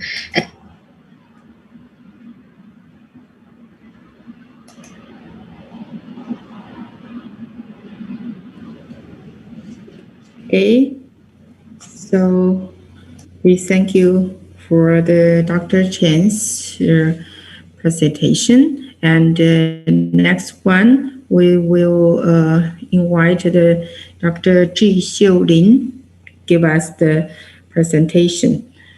And Dr. Zhi Xiulin is an associate professor at the School of Chinese Medicine, the Chinese University of Hong Kong. Professor Lin graduated from Guangzhou University of Chinese Medicine in 1987 with a BSc in Chinese Medicine. After graduation, he worked as a Chinese medicine doctor at the Affiliate Hospital of Guangzhou Provincial Research Institute of Chinese Medicine. In 1991, he moved to England to study English language, followed by a PhD degree study at the Department of Pharmacy, King College, University of London. He obtained his PhD degree in pharmacy ognosy in 1999. From 1998 to 2002, he was employed as a senior lecturer and program leader on the Chinese medicine program, Middlesex University in London, where he was involved with the basic and clinical teachings of Chinese medicine. Professor Lin joined the Chinese University of Hong Kong in 2003 and is now the acting director of the school, associate professor and course director for MSc in Acupuncture and MSc in Chinese medicine program. And today his topic is development of an innovative herbal formula for the treatment for atopic dermatitis. Okay, thank you. And right now, so we welcome the Dr. Lin give us the presentation. Thank you. Okay, thank you very much, Dr. Liao, for your kind introduction. I'm from School of Chinese Medicine, the Chinese University of Hong Kong. I would like to thank Dr. Hou Ping. Can you hear me clear here? Yes, we can hear. Yeah, okay, good. Thank you. And for his kind invitation, so that I have the opportunity to share with you. The work we have been doing in the university here. So my topic today is the development of an innovative herbal formula for the treatment of atopic dermatitis. Let me just give a brief introduction about the atopic dermatitis. In Chinese, we call it 特应性皮炎. Atopic dermatitis is, of course, is a very common skin disease. I'm sure most of us have already seen some of these patients in our clinical practice. And this disease is characterized by dryness of the skin and also redness of the skin as well. So you see the skin lesion here. And from time to time, it has recurrent or eruption For the chronic condition, you may have like an irritation, which means the skin actually is getting thicker. So you see the skin is getting thicker. And of course, it's very itchy. So itchy is the main symptom of the atopic dermatitis, short for AD. And this actually, I think, is the one of the most, probably is the most commonly seen the clinical skin disease in our clinical practice. Now, in a paper published in Lancet in 2006, it covered the prevalence of AD in school children. Of course, in different regions, actually, the preference of the AD actually is vary. And in Hong Kong here, the school children in their lifetime may have about 15 to 20% of the children may have AD. So AD actually is very common in school children.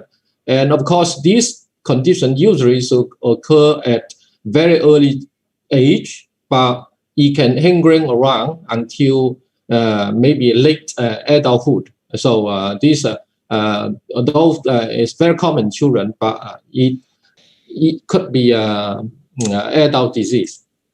Now, what are the causes of AD? So I summarize in the two areas. One, of course, is environmental allergens. And so these actually work as a trickling factor. And microbiome dysfunction. So these are microbiome, actually, these are becoming more and more important in nowadays clinical research. And of course, the disease actually it has epidermal barrier dysfunction. So which means the allergen can easily go into our skin, go through our skin to the dermis and also, of course, epidermis as well. And so at the same time, the water can be easily lost through the dysfunctioned barrier, the skin barrier. And the underlying reaction of all these AD symptoms actually is due to immune hyperactivity. So which means in clinical science, we know actually because the patient actually hyper sensitized. So tiny a little bit environmental allergen stimulation can cause a whole spectrum of inflammatory reaction. So these actually, although we say it's three areas, but of course they are all intertwined to cause the AD. Now, in terms of a treatment for AD, we know nowadays, of course, when the patient come to see Chinese medicine practitioners, they usually have gone through a lot of Western medicine treatment, such as a topical application. The main thing, of course, are steroids. So this is the mainstay for most of AD treatment. And nowadays, of course, immunosuppressants are becoming more and more prevalent in the treatment of AD. And if the condition actually is becoming more severe and maybe is generalized AD, they may receive phototherapy. And biologics becoming a sort of a magic bullet for the treatment of AD. But the problem with all these medication is that they always have a lot of a side effect. For example, a steroid, of course, steroid can cause the skin thinning. Of course, can cause a lot of other systemic side effects as well. And of course, all these treatment may not aim for cure. So the condition can be prone to recurrence. And for biologic, although it has very good effect in the short term, but these actually medication has come with a very high cost. In Hong Kong here, for example, 1 month treatment usually costs more than 10,000 Hong Kong dollars. So that's come with a very high price tag. Now in Chinese medicine, AD actually has been described in the literature for a long time. In Chinese, we call sometimes we call it 湿疮, 近年疮, 血风疮, etc.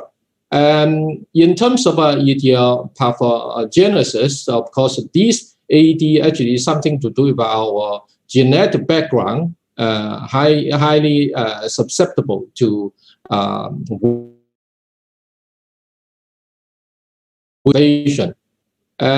So in Chinese medicine practice, we normally, I say normally, maybe of course a different author, they may use a different classification. So usually they're due to, can classify into darm heat invasion, spleen deficiency with darm retention. And at the chronic stage, it may due to blood deficiency with wind dry condition. So usually we can divide into 3 subcategories. So for a treatment, we will use actually the treatment strategy for AD actually is quite straightforward. For example, if the patient actually is with wind and damp, of course we are going to expel the wind and remove damp. And if the patient actually manifests a lot of redness on the skin, in that case we may use heat clearing. If the skin is primarily dry, in that case we may have deficiency tonification. Okay, so for the treatment strategy, I think Chinese medicine is rather straight away. Based on the treatment strategy, our group actually formulate the 湿疹 formula, 湿疹方, and this formula contains the following representative herbs. For example, 生地黄, which has a blood cooling effect. 黄芩 and 黄白 actually have a heat clearing effect. 车前子, 泽泻 etc. can have a damp heat draining effect. 白选皮, 地肤子, this may have wind. This certainly has wind expelling and itchiness stopping effect. So this actually is a kind of common Chinese medicine practice in terms of herbal formula. And of course, this formula actually is come from our clinical experience. So I'm sure in the audience, we have a lot of TCM practitioners, and I'm sure their experience probably is more, in a way, is better than we have. And in this project, actually, we are going to use so-called preclinical models to test the efficacy and also the mechanism of this innovative Chinese herbal formula.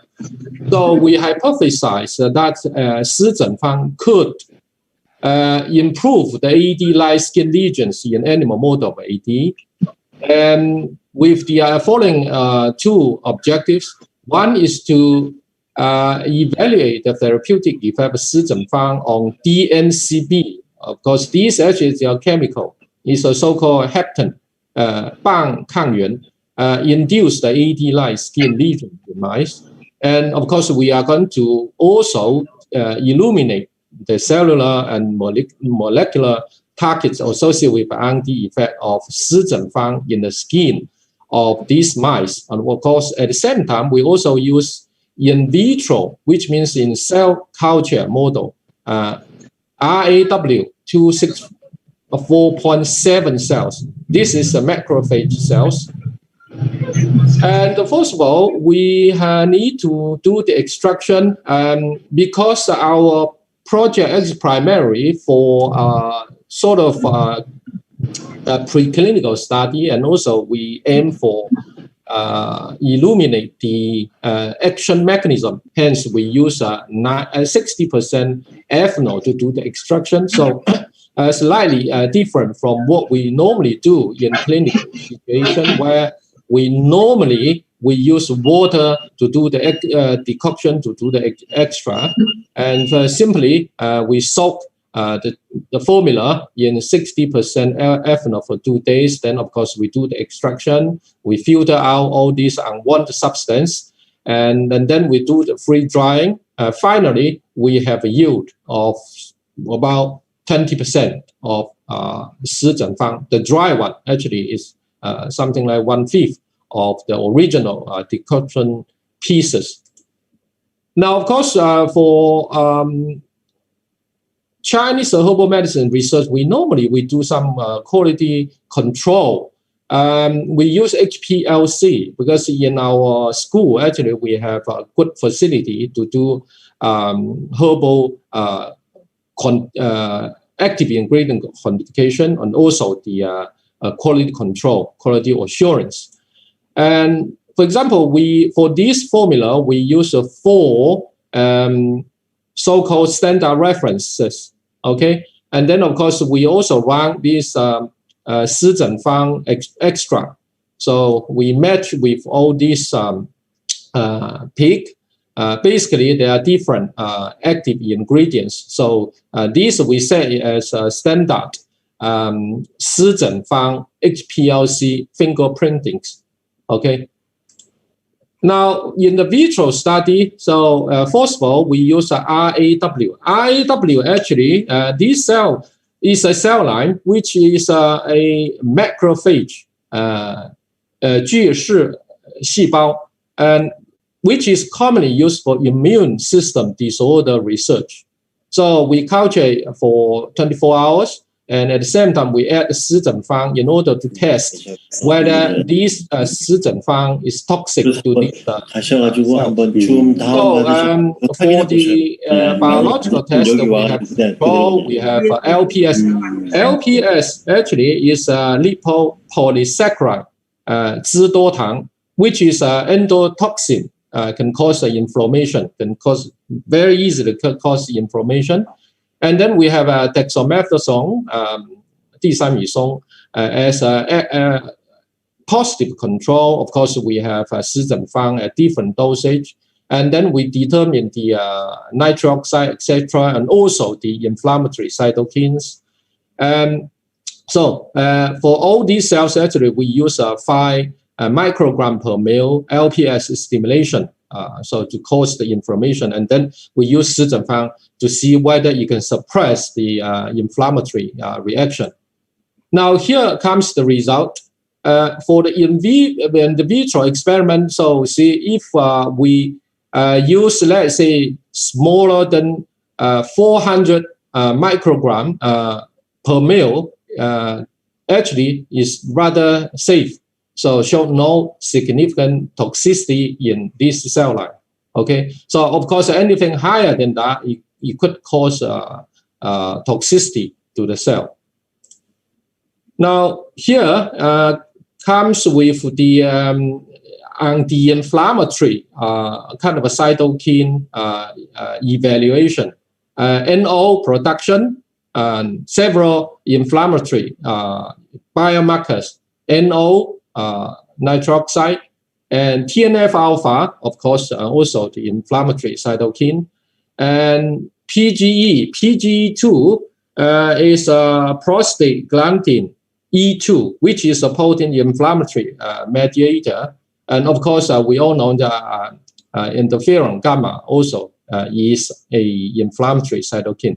So we can see with the treatment of a 十整方. All these biomarkers were down-regulated, which means we can bring down those dependently bring down the production of all these cytokine in this cell after the LPS stimulation. Continued, and we also test this IL interleukin 1 beta, IL2. IL4, IL6 all these are the very typical inflammatory cytokine also seen in the atopic dermatitis patient. So with treatment of 十整方, all these inflammatory cytokines was very significantly suppressed. Now also we test also on the GM-CSF. Now this one is a granular side macrophage colony stimulating factor. And of course, this has a very important cytokine effect in chronic inflammatory disease, and also MCP1. And this stands for monocyte chemoattractant protein 1. And this is also one of the key chemokines that regulate migration of macrophage. So it's all related to the inflammatory response. Now, with the treatment of the 四整方, then you can suppress LPS-induced the increased GM-CSF and MCP1 production. So, which means the 四整方 actually has a very potent anti-inflammatory effect in, and also some also for this actually it also has anti-allergic reaction as well, this sort of effect as well. So 四整方 can have a very potent anti-inflammatory effect. At the same time, you also demonstrate anti-allergic reaction as well. And because AD, as we know, actually is a allergic reaction induced inflammation on the skin. Okay, so if we can really suppress inflammation, if we can really suppress the allergic reaction, of course, we can improve the skin lesion. Now, we also use in vivo experiment. So this one, actually, we use DNCB induced this model. Yeah, a little bit complicated. I cut a long story short, and we use DNCB, this heptin, 半抗原. We have two phases. One's sanitization phase, and then we have induction phase, etc. We basically will apply this DNCB on the skin of our mice, and of course, and after say after 15 days, then we have the 四整方 treatment. And at 29 days, we have a behavioral test. After that, we do the pharmacological evaluation. Now here comes the picture. Now we use the EASY score, so eczema area and severity index. Basically, this is used in human clinical practice. So erythema, edema, 水肿, erythema, 红斑, excoriation, 脱皮, lichenification, of course, is getting thick. So we have this scoring system, none as 0, mild, score 1, moderate, score 2, and severe, score 3. And then, of course, we use this caliper to measure the thickness of the dorsal skin and also the ear skin as well. And then, because AD actually manifests very itching, that sort of behavior, so we also capture the scratch of the mice for itching. So if the scratch actually lasts for 1.5 seconds, then we score 2. Over 1.5 seconds, at the score 4. Okay. So here comes the result. Now this is the body weight. And so if we see if the mice actually receive a dexamethasone treatment, the body weight actually is significantly reduced. And whilst for the treatment of 四整方, actually reduce a little bit, but not significant. So 四整方had no obvious adverse effect on mice body weight. And then here comes the EASY score system. Though we have a grouping here, this non-model, this is model control, this is positive control, this 四整方 low, medium, and high dosage treatment. After 1 week, after 2 weeks, then of course we do the scoring. for example, look at the day 29. So this one, of course, is a model group without any positive treatment, and then also very high. And whereas for the positive control, DXM, dexamethasone, so it's significantly reduced the EASI score. And the 施诊方 treatment also significantly reduced the score, the EASI score, and with the higher dosage of a 施诊方 treatment, similar to positive control dexamethasone. So 施诊方 could effectively reduce EASI score in DNCB-induced AD mice. And also, we measure the skin thickening. So similar to previous result, 施诊方 could significantly decrease skin thickening induced by DNCB. As we all know, actually for AD, the skin is getting thicker. So in that case, if we can have something to suppress inflammation, suppress the allergic reaction, the skin thickness can be reduced. So so happen we see in our experiment here. Now we also 施诊方 could significantly inhibit DNCB-induced skin itchiness, pruritus, itchiness, so significantly reduced at a high dose. Of course, in the medium and the low dose, actually, we see a trend, but it's not significant yet. Strangely enough, so DXM actually could not actually reduce, significantly reduce the itchiness in the mice. And we also do some mechanistic study. So we have IgE. IgE, of course, is one of the key biomarker for AD. So usually the IgE level is very high in AD patient. So with the 施诊方 treatment, it could significantly reduce the IgE production, and also can reduce the histamine production, although it's not a significant difference with the control. And also DSLP. Now DSLP actually is a very important biomarker. This is called thymic stroma lymphopoietin, which belongs to a cytokine family and play an important role in the maturation of the T cell population. So this marker is actually very important as well. So with 施诊方 treatment, the production of DSLP actually is significantly reduced. And LI4, of course, as we know, that is typical inflammatory cytokine. So with 施诊方 treatment, it can reduce this production. Of course, positive control dexamethasone also has is very strong effect as well.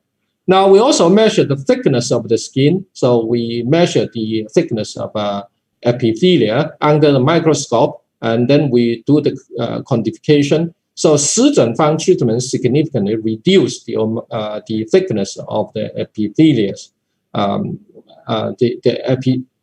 epidermis thickness. Okay. Now this is the ear. It's on the ear. Is the ear similar thing? So we see actually 施诊方 treatment significantly reduced the thickness of the epidermis in the ear of the mice. Now we also measure the infiltration of mast cell, 肥大细胞. Now, of course, we know 肥大细胞 is responsible for production of histamine in the body. So if we can reduce the mast cell infiltration, certainly we can reduce the production of histamine. Hence, we can suppress the itchiness. Now, similar, this is for the ear, the previous, the dorsal skin. And we can also measure the IL-4, IL-6 as inflammatory cytokines. So can with 施诊方 treatment, certainly we see the suppression of IL-4 and IL-6 production. So here comes the conclusion. 施诊方 could significantly inhibit the secretion of the inflammatory cytokines such as TNF-alpha, interferon gamma, IL-1 beta, MCP1, and GM-CSF in LPS stimulated this macrophage cell. Shirzhenfang could effectively relieve AD symptoms in dose-dependent manner in DNCB-induced AD mice model.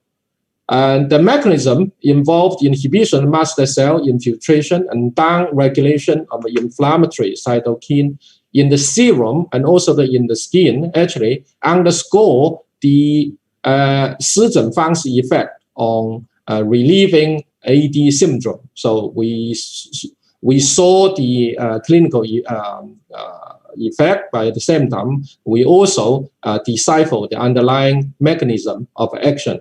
So we believe Shirzhenfang is a promising Chinese herbal formula worthy of further development into treatment of atopic dermatitis. In fact, we are doing now a clinical trial on 60 patients. Usually, we only recruit patients more younger than 18 years old, basically in the young children. So now the clinical trial is halfway through. So we have already recruited something like 35 patients. We aim to complete the clinical trial by the end of this year. With that, so I want to thank my team, Wang Lang 博士, Dr. Wang Lang. Now she graduated last year. She was responsible for the project. Hu Zhiyan 教授 is also the one of our PI. 显念方 教授 袁秋菊 教授 and 叶兆波教授 for quality control of the material. And also I want to thank all our staff and colleagues in the School of Chinese Medicine for their help. With that, I thank you for your attention. See if you have any question to ask. Thank you very much.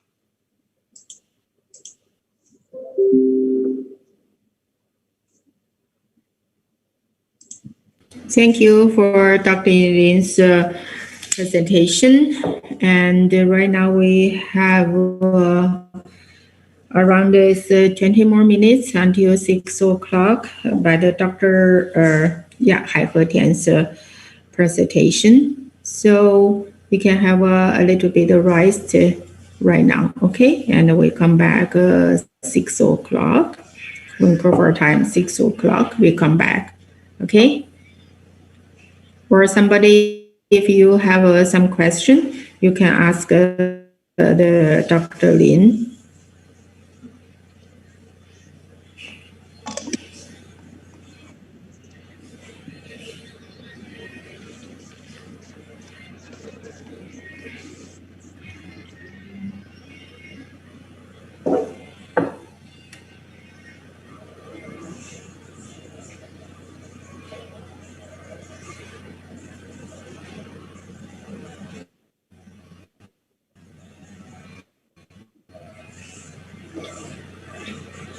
For Dr. Lin, do you have another cases you can share with us?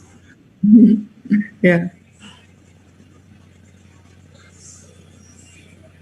You have some cases? So can share with us during your treatment some patient? Now, for AD treatment, we normally use Chinese herbal medicine. Maybe I talk in Chinese. Is that okay? Yeah, I think it's. I think it's okay because right now the time is. 这个就因为我们在临床这边呢，就我因为我的专科主要是皮肤科，我主要跟武汉中医院的徐以后教授学这个皮肤科，他呢就对那个湿疹的治疗呢，就是比较，我觉得是比较很有经验的，并且很有心得。他的治疗方法呢，他主要还是用一个凉血、清热，就祛风，利湿，这种呢大家也这么用，只不过大家选的药可能有一些不同，所以他选的呢就是，例如说他选的一个止痒的药，他就是用地肤子，还有就是白选皮，实际上白选皮呢，我们也在另外一个实验之中，我们也publish 的这个paper，就是它有很好的那个抗过敏，同时呢有一定的消炎作用，所以这个白选皮呢，它那个止痒效果是比较好的，我们临床也见得到，但是我们也就在实验里面也可以看到它确实是有比较好的一个就抗炎跟抗过敏那个功效，所以我们选这一些。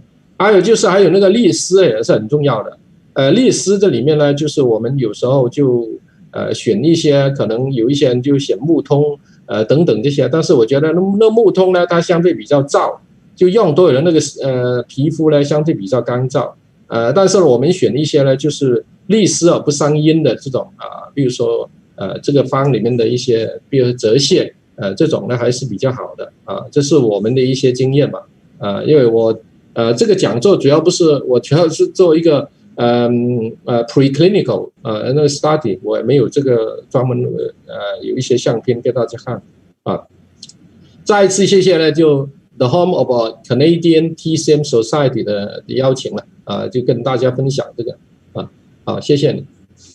Thank you, Professor Zhi Xiulin. Okay. Yeah, so somebody, if you have some question, and you can use this time to ask the Professor Zhi Xiulin, okay?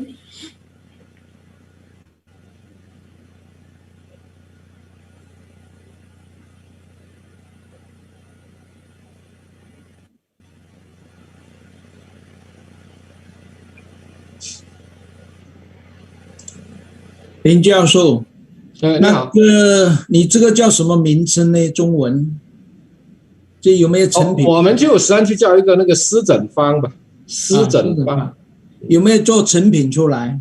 没有啊，这个因为我们主要还是做一个研究为主，因为在香港呢要做一个中成药，这个挺麻烦的，它主要是要经过一个GMP 的那个制造，同时呢它要做3期临床，我们现在做那个主要是2期临床来的，所以呢是60例那个病人，要3期临床起码要200-300个病人，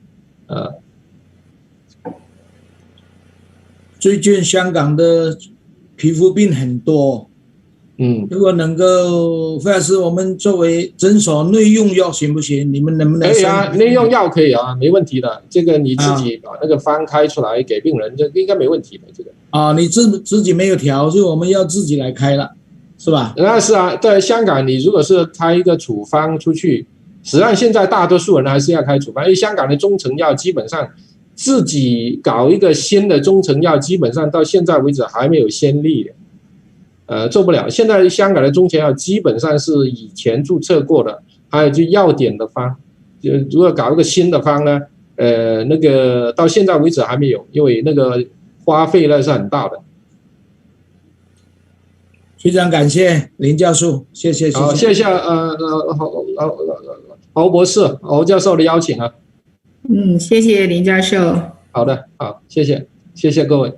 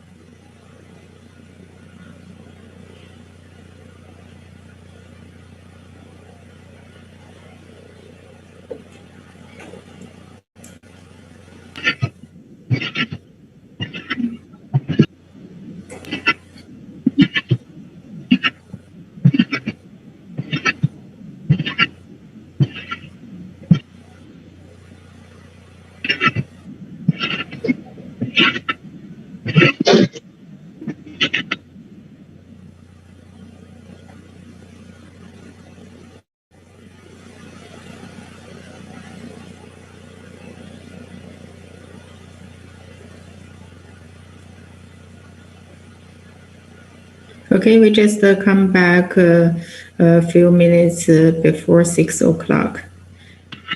Okay.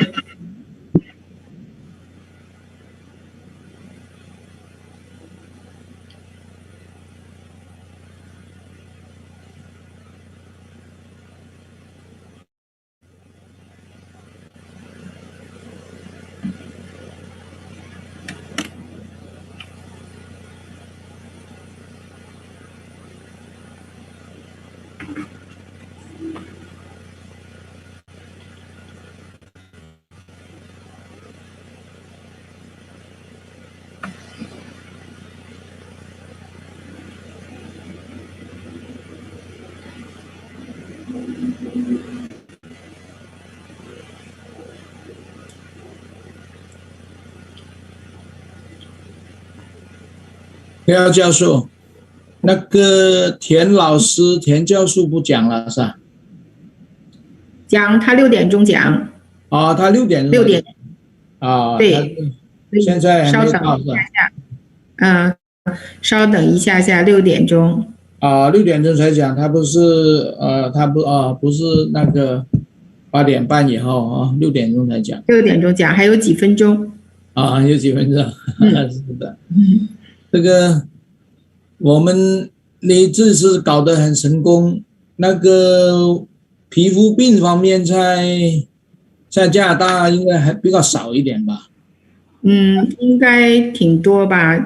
像温哥华气候潮湿的话，皮肤病就会很多，所以皮肤病的治疗应该是对临床医生来说应该是挺重要的，但是也挺有挑战的，因为皮肤病一般都比较缠绵难愈嘛。是的。所以我们香港也是在临床上这样的皮肤病是比较难治一点。香港可能就皮肤病会更多，因为天气比较热。香港湿气大。湿气大，对皮肤病，其实我们中医有很大的优势。对，如果能够坚持的话，如果病人能够坚持的话，效果都应该还是不错的。对，但是我在临床过程中，我基本上他起码要7天的药。要有一个过程，所以病人来的时候，我们可能就要跟病人先交代清楚，皮肤病的话要有点耐心，要有一个过程。是的。如果能内外兼治的话，或者配合一点这个药膏、中药，然后配合一点外用的药膏，然后再配合针灸的话，应该都是有效果的。在我个人来讲，我在用白藓皮啊、地肤子啊，都比较多。另外我们还会用一点石肠子。在滋养方面，这3种药是比较主要的。对。另外还有一个问题呢，我们有一个问题呢，我们那个很多同道呢，他可能用的良药多一点。这个可能要根据病人的具体情况，还是要从舌苔脉象上来给药。皮肤病的话，也不是就是千人一方的，所以还是要这个因人而异比较好一点。当然是辨证论治是非常主要的了。对，但是在肠胃方面很主要有问题。对，这个辨证施治是中医的一个特点嘛。非常对，非常对。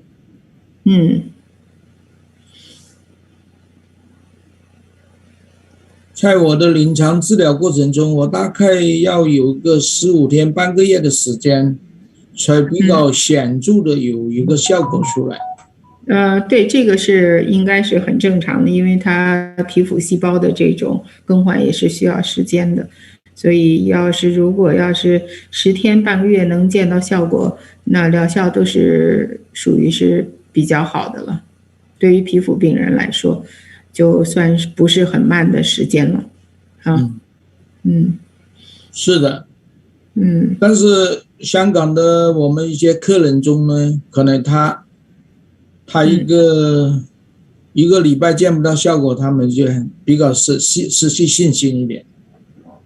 对，所以在临床上，病人来的时候，我们可能先要给他做一下思想工作，先要给他，打个预防针，或者是跟他说清楚一下，这个是一个慢慢的调整过程。好，那如果病人能够信任这个医生的话，能够跟着医生治疗一段时间的话，效果都是有的。但是事先可能要跟他们说明白，否则1、2个星期他见不着效果，他会认为是不起作用的。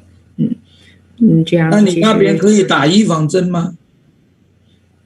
我们加拿大都有打，2针都有打。哦，可以打，在中医方面也可以打这个，还是自己去打？我们要去社区打。啊，明白啊，社区里面打预防针。对，只是中医你转介他们过去了。中医可以，因为是医务工作者，可以稍微提前一点时间打。对。啊，明白。对，现在我们这个加拿大的这个就是打预防针的这个比例都很高了。2针打完的差不多都有60%了。60%啊，那了不起。香港目前可能还差不多，它到50%吧，50还没有到，还差一点点。对，现在疫苗还是在讲起预防方面，我们中医目前还没有发挥到最大的作用，感觉非常可惜。中医的这个宣传还是要增加，所以这次这个李总搞这个文化周也是为了把咱们这个中医宣传出去，因为中医的这个疗效的话是很多人还认识不到的，所以我们在治疗病人的同时呢，也要加强这个宣传，让更多的人来认识中医。然后我们这个国人呢，就应该是更相信我们的中医。如果能要中西医结合的话，对疾病的这个治疗是非常非常重要的，效果也是非常好的。所以要慢慢的扭转人们的这个观念。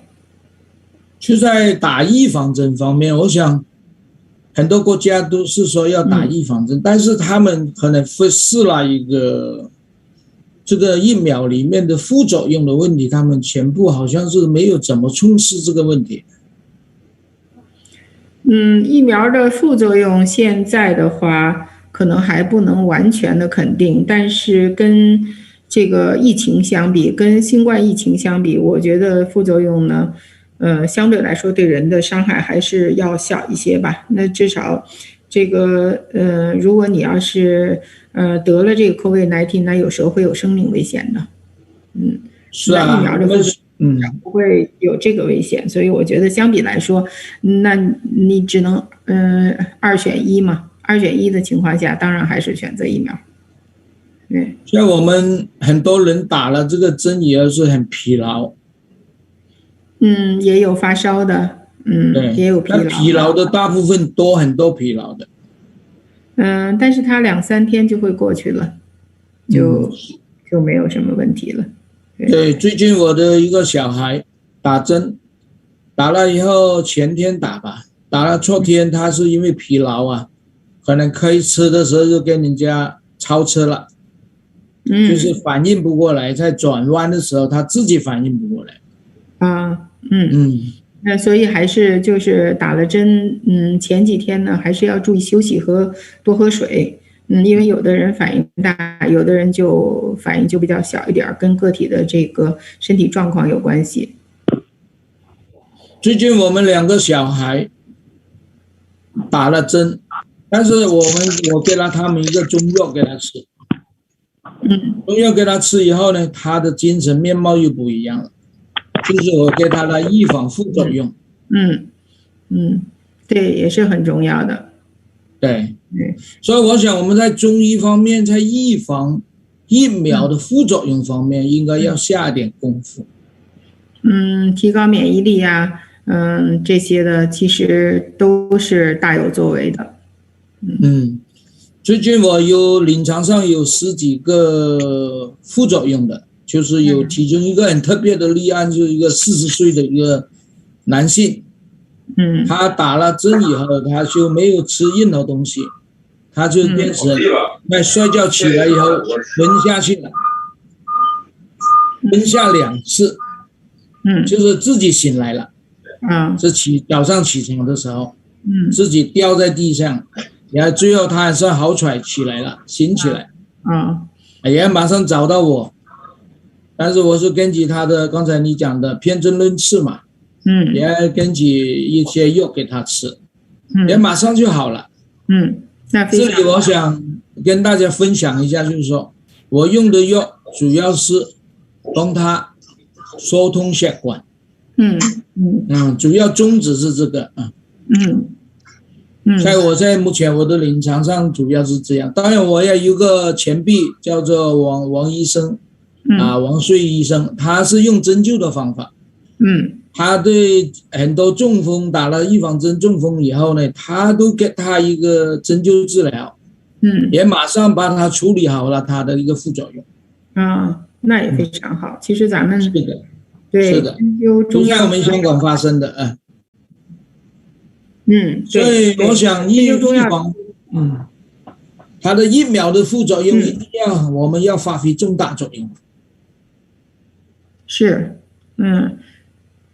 就是这个需要我们宣传嘛，需要人来认识嘛，对吧？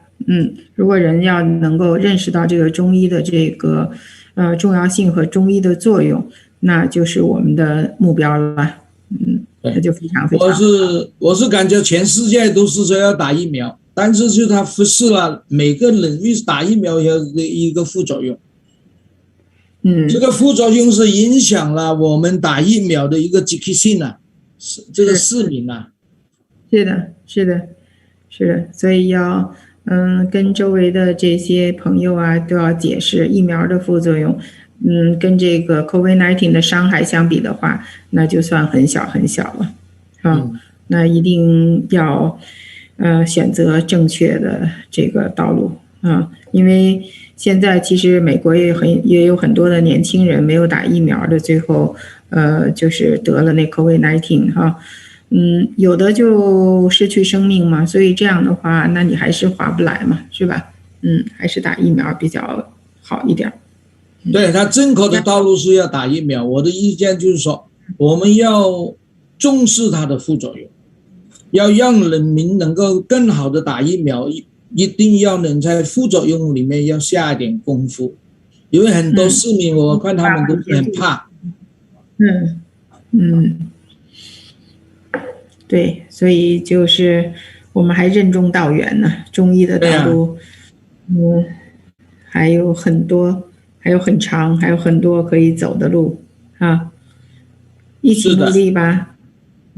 不是，那个是我们中医的优势在预防方面呢，预防的副作用。对，其实对任何疾病来讲，预防都永远大于治疗。对所以我们在中医搞预防方面一定要一定要努力把它宣传出去，这一点我想比较重要。对，是的，是的。希望我们的文化猪能够把这个预防疾病、防治于未然的这个情况比较能够宣传出去，比较对我们中医的优势发挥的更大。肯定是会有作用的，然后也会继续努力的继续这个咱们要弘扬这个中医嘛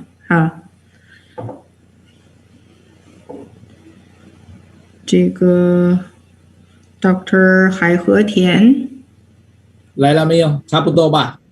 我一直听你们讲话呢。谢谢田教授。好，那我们再过2分钟，我们开始好吗？好，怎么现在用中文了？开始？因为现在是我们的休息时间。我们在这个等待你的时候，我们在讨论一点东西，就是了。谢谢。对，我们那个分享谁这个前面这个谁的屏幕要推下去吗？他应该可以，他要自己推下去是吗？对，他要推下去我才能上来，否则我这个上不来。Professor 智秀林 ，Professor 林，麻烦你推下去啊，他推下去了是吧？好，好，他推下去了。OK， 那我 share the screen。Okay, we're beginning right now. Good. 我们可以开始吗？Okay, we're beginning right now. Okay, right now the Dr. Tian Haihe will give us the presentation.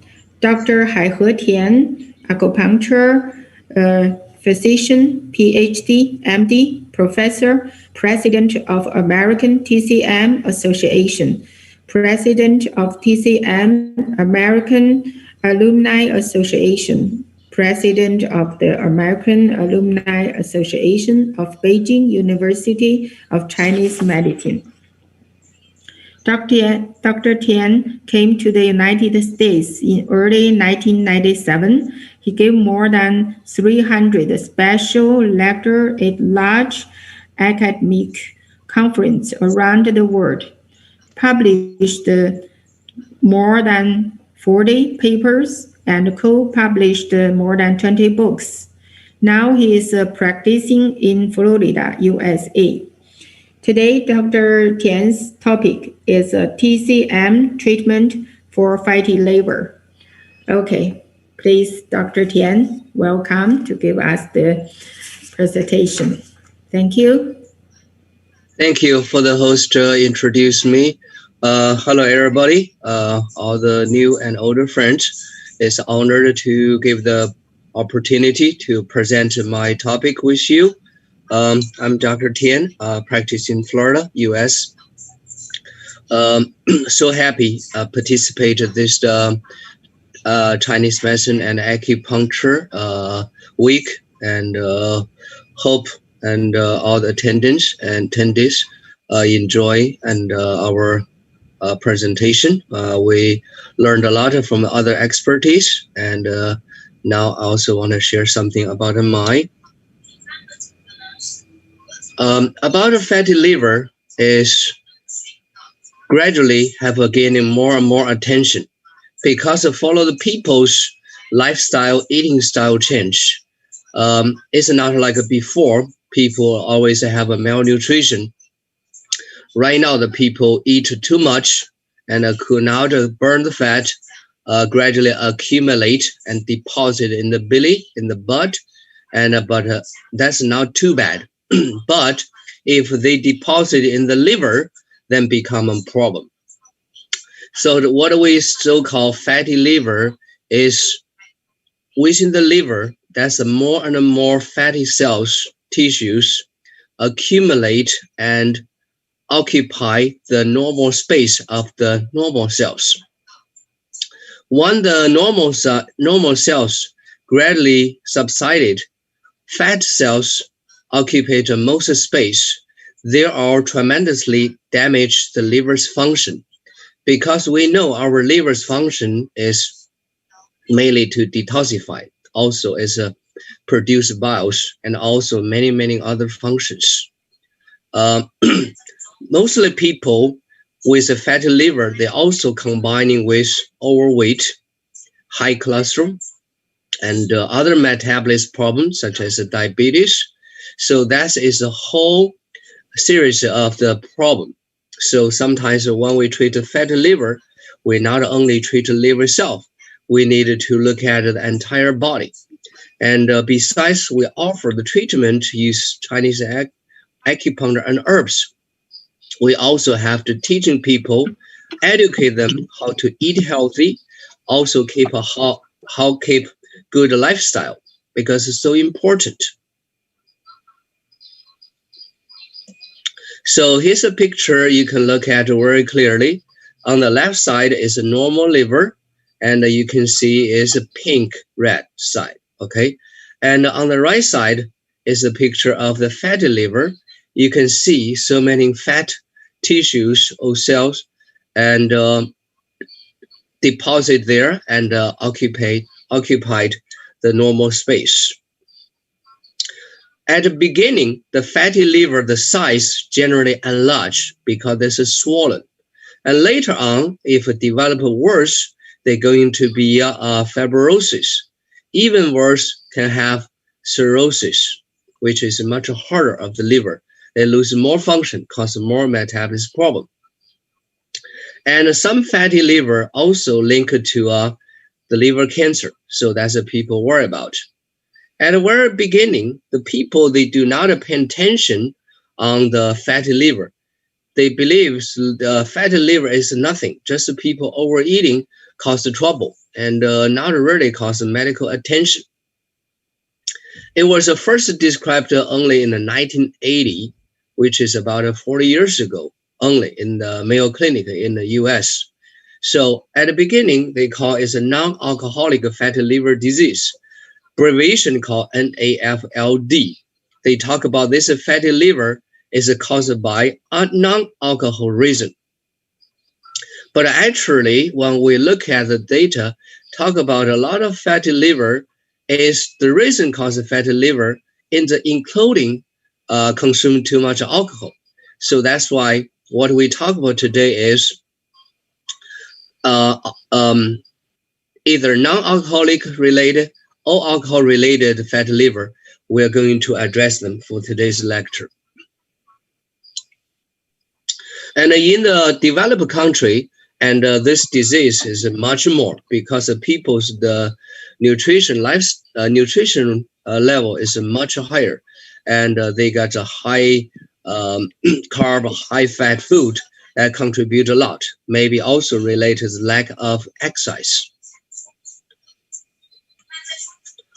The data showed about 1 in 5 people in the general population in the US and Australia have the fatty liver. That's a percentage, actually is pretty high. If 1 in 5, that's about 20%. Only thing is the fatty liver at the beginning, beginning stage, they do not have any kind of symptoms, because that means the people even already have fat liver, they do not know they have it. Only when the people look at the bigger belly, or by any chance like an annual checkup for the ultrasound, and they found out the fatty liver. Because blood work also show correspondingly like a cholesterol level, triglyceride level is elevated, and other things. Maybe the liver enzymes such as ALT, AST could be elevated too, but not necessary at the very beginning stage. Besides that, other like abdominal obesity, because of people, they are fat, mostly deposited in the abdomen. The abdomen also go to the side, which is the liver gallbladder area, and you can suspect the people may have fatty liver. But in order to confirm the diagnosis, people need to get blood work and ultrasound. Even MRI and the CT scan is possible more accurate, and but actually ultrasound is good enough. Some people, they may think about get even more accurate diagnosis like a biopsy, but actually it's not really necessary. Usually we only to try to confirm if the people already from the fatty liver develop to fibrosis or cirrhosis or even suspect liver cancer, we do biopsy. If just for the fatty liver, we don't need to offer biopsy, because that's a kind of test is really aggressive. People with insulin resistant, the diabetes people, especially type 2, also link with this kind of problem.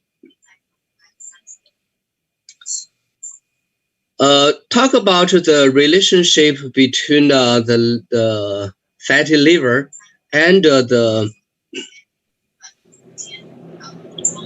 fatty liver and the cirrhosis and the cancer. Because only fatty liver, a lot of people, they do not care, because they say, I'm just fat, just overweight, it's nothing big seriously. So, but if they know the connections between fatty liver and cirrhosis or fatty liver and liver cancer, they will get a little more attention. Because there's a special types, NAFLL is called as the NASH, okay? It's non-alcoholic steatohepatitis. That's why the liver already have inflammation, whereas the severe liver damage and caused by the fat. It's not by the virus, okay? So it's a result in cirrhosis and eventually liver failure. Indeed, such a severe NASH can lead to liver cancer. It's not immediately, but for the long term and could develop to the liver cancer. So that's why even have a small percentage, even take a little bit long time, but we still need to pay attention because that could consider it pre-cancerous condition. So what causes fatty liver is commonly caused by incorrect diet. You know, in the Western world, and a lot of people, and I'm not quite sure about Canada, I think it's very similar with the US. The people eat a lot of high carb stuff, a lot of dairy, a lot of deep fried stuff, like some of the fast food. Okay, so this one gets into the body, that will become trouble. When the people young, their metabolism is still pretty strong. They're able to handle those kind of so-called junk food, does not cause any big problem. Following the age change, the system, the function declined. So even still eat the same food, the body could not process this food, could not handle this food, then become bigger problem. So whatever is like a greasy food, fried food, or carbs, okay, because carbs won't get in the body, they're able to transfer to fat, okay? And also the people weight excess means overweight. Because the overweight in the Western world, they really overweight. So we even do not think about how heavy they are, such as I have one patient come to see me is 485 pounds. And another person called me, I did not see. I asked his weight is 680 some pounds. So that's really scary. So when they have the overweight problem, it's not only looking not good, but also cause a lot of healthy issues like a heart and the liver problems. So that's why the people need to address for the weight problem. Obesity and weight excess means a little overweight. When it's severe, is called obesity. A lot of people, they do not be called obesity. That means like insult them, and overweight acceptable. And alcoholism is a pretty common problem too, either in China or outside of China. And the people, they drink a lot of alcohol, and the mild alcohol like a beer, wine, may not that bad, but if people drink a hot liquor and they damage the liver, much worse, okay? And also people who has diabetes also is connected with that. And because of the people and also relate with like a malnutrition, because when the people, they drinking, they don't care about the food, they just pure drinking. So this kind of people and alcoholic people, they usually do not overweight because they do not eat food. So those are skinny people, alcoholism, they still link with the fatty liver. That means even the body is skinny, but the liver is fat. So do not be confused by their body looking, but you can tell that people drink a lot, the liver must have the problem. Some congenital metabolic disorder and excessive use of the toxic prescription medication or painkillers, those one is also damage of the liver, because the liver, a lot of medication, food, herbs included, all have to go through the liver to detoxify, to change something. So if the people take a lot of stuff, especially more toxic prescription, they cause more damage. So about the liver, when the fat change in the liver increasing, and not only fat stuff, and also have the inflammation going on, sometimes we call hepatitis.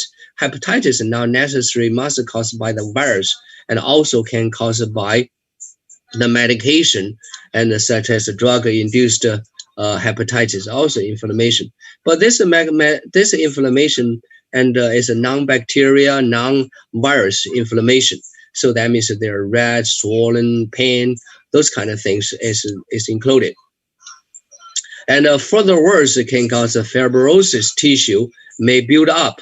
When that time happened, the liver from the swollen, big, and turned to harder and smaller, which is much, much harder. When the fibrosis is developed and the other things like make the spleen enlarge and reduce the platelet count, cause easy bleeding. Because when I work in the GI department in China, you know, the number one death reason in our department is from the liver cirrhosis, caused the upper GI big bleeding. So that's the problem. And also other things, maybe like a toxin stay in the body and it can cause the coma too. So if at the beginning stage fatty liver not addressed in time, and the people still become overweight, life quality still decreasing, then in the future prognosis there will be much, much worse.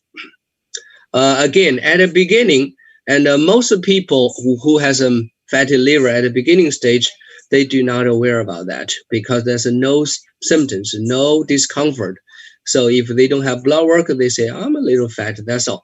So that means, no, even some people show some kind of symptoms, such as a hypochondrium area discomfort or fullness. So the people say, oh, maybe I have a gallbladder problem, maybe I twisted my back or something. They did not pay attention.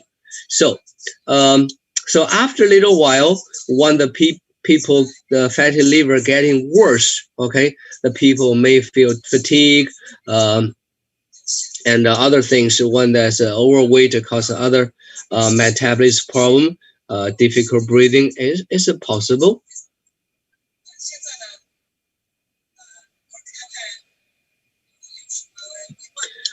Regarding the diagnosis, I mentioned a little earlier, when the blood work may show the liver enzymes could be little elevated, but not necessary in the beginning, such as ALT, AST could be elevated. Some people may be elevated just a little above normal. Some people could be like go to like 100 or 200, even higher. Depends on how bad the damage. And mostly it's a diagnosis by blood test and ultrasound. That's enough. Even we mentioned like a CT scan, and it's not too necessary. Biopsy even is further too much. Okay.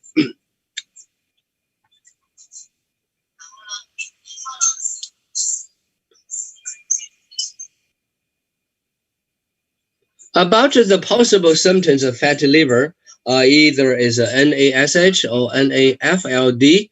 Okay, those kind of things. One is worse, linked to the liver cancer. Another one is gradually developing, may not that too bad. The people we can see, the people have the big belly and and the kind of protruding. Even the people try hard to lose weight, but it's harder to lose weight, whatever the way they try to. And you can see the cholesterol level and the triglyceride level is elevated, dependent level, and the people feel kind of fatigue. And some people may have the GI symptoms such as nausea, or indigestion, and sometimes easy overheat of the body, excessive sweating, easy sweating. Usually fat people, they usually sweat easily.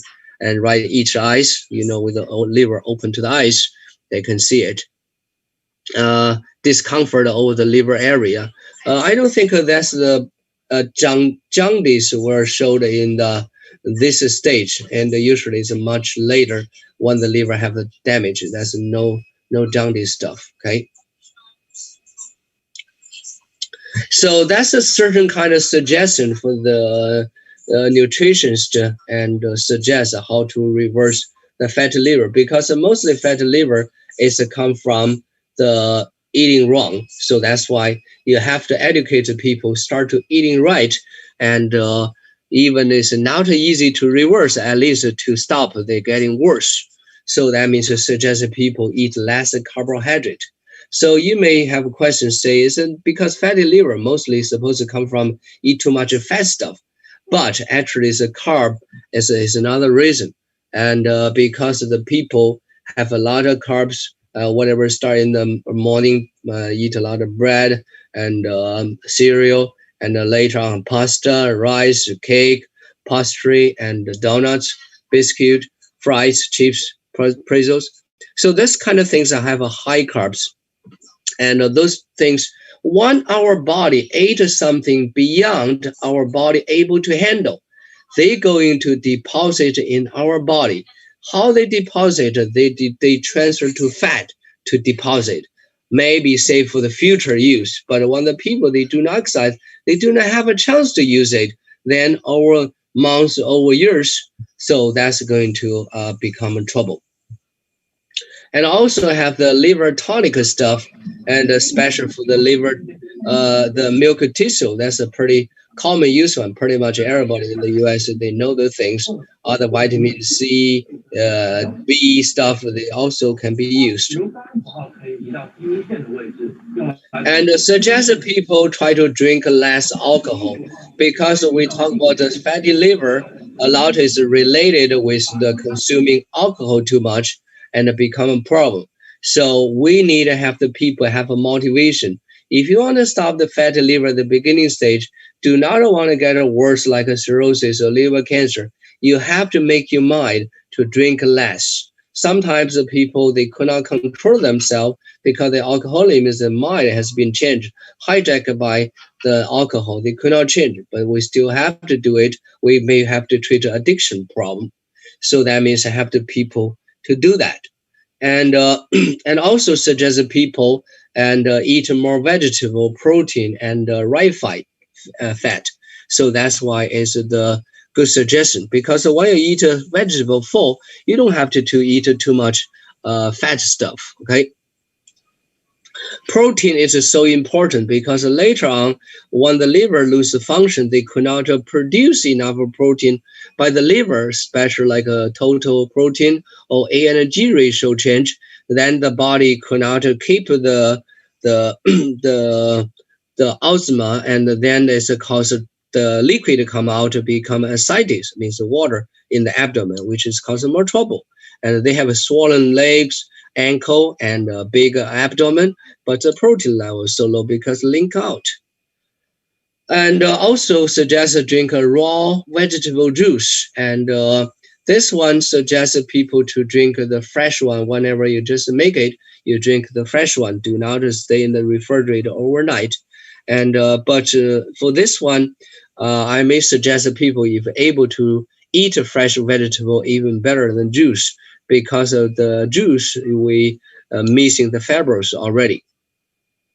And take some good supplements. We already mentioned the milk tissue, C, B, folic acid, those kind of things is going to. Because sometimes, especially when the liver has a functional problem, they could not produce and what kind of the minimum, the vitamin and the minerals our body needs. So we need to take it from outside, okay?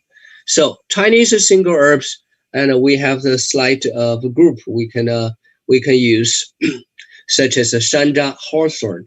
As that's one of the good herb we suggest people, and people can in Chinese medicine dissipate food retention, promote digestion, and in the heart can invade the blood and remove the blockage. So Shanja is good. And we use in this area, we can say it's a clear the clots from the blood vessel. It's a very good one. And another one is a He, the lotus leaf. And we used to use a gan He, means a dry the lotus leaf. Okay, so that's one is ascending the clear yang qi, and especially when we work in the middle, and middle jiao as a spin need ascending, and stomach need descending. So we use a He. Another one is a He Shu Wu. He Shu Wu is a common use of herbs to blacken the hair. Everybody knows. Recently also we use it to try to lower the cholesterol, to lose weight. But Herbal, this herbs recently turned a little hot, and because people accuse Herbal can cause liver damage. Even some place part of the article talk about how bad the Herbal, but actually is confused by different species of the Herbal, because of the special one, the by Herbal, they do not have a toxicity at all. Okay. Another one is the 泽泻. 泽泻 is one enter the kidney meridian, mainly leaking out the extra fluid from the urination. 车前子 or 车前草 does the same thing. And another one we use one is called the 决明子, and one of the famous herbal formula is called light body weight a decoction.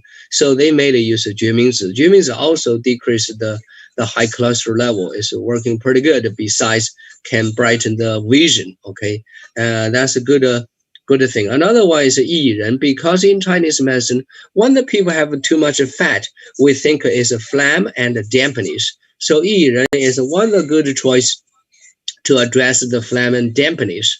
The next one will be 生大黄. 生大黄, everybody knows is like a draining and herbs, and when the people have a difficult bowel movement, like a constipation, this way the body accumulate a lot of waste material, and that's a toxicity. We need to open up and get them out, because if the waste material accumulate in the body may absorb them back to the bloodstream, go back to the liver, cause more damage.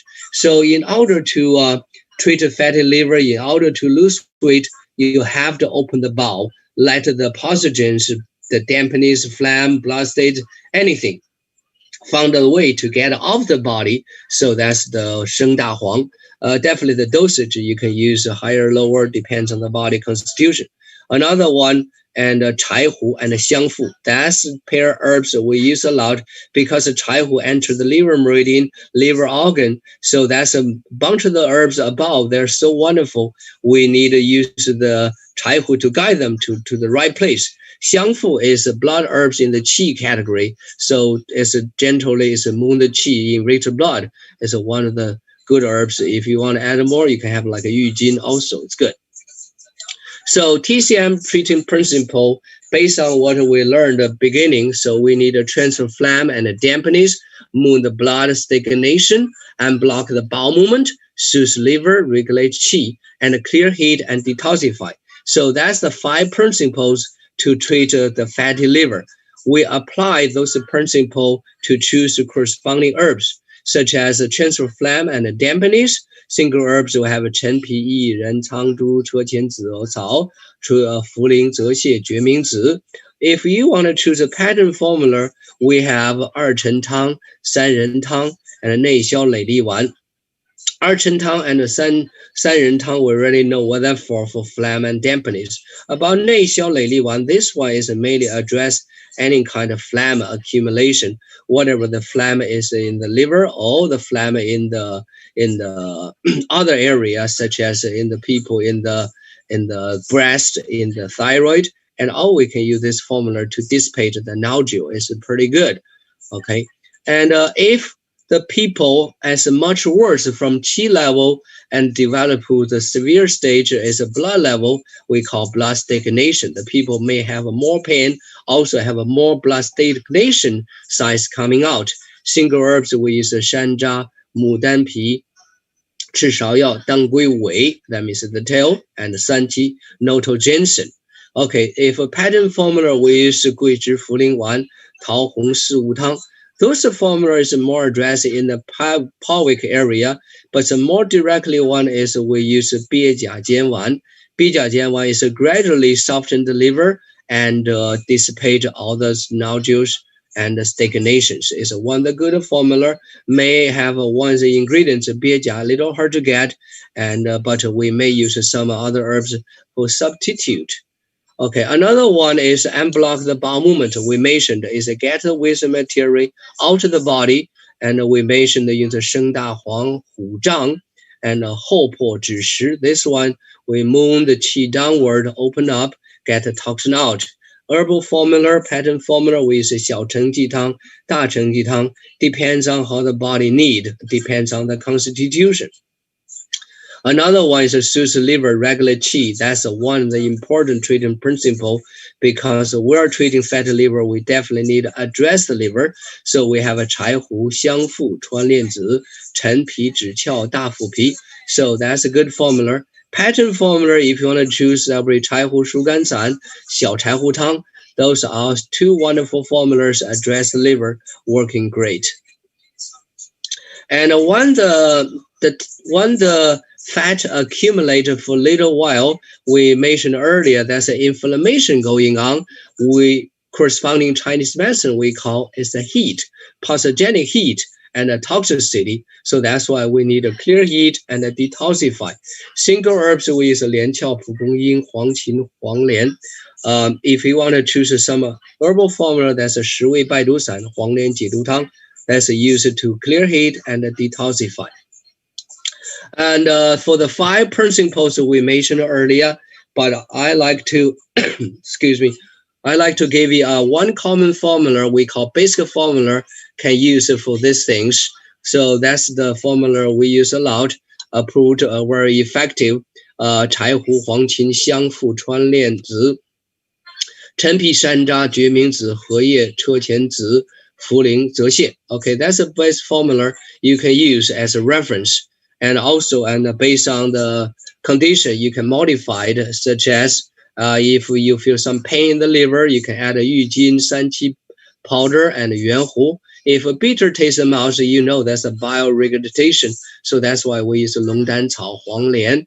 If a discomfort is not too much pain, we can use 丝瓜络、鹿鹿通. If people complain in digestion, we can add something as 焦三仙、焦三仙.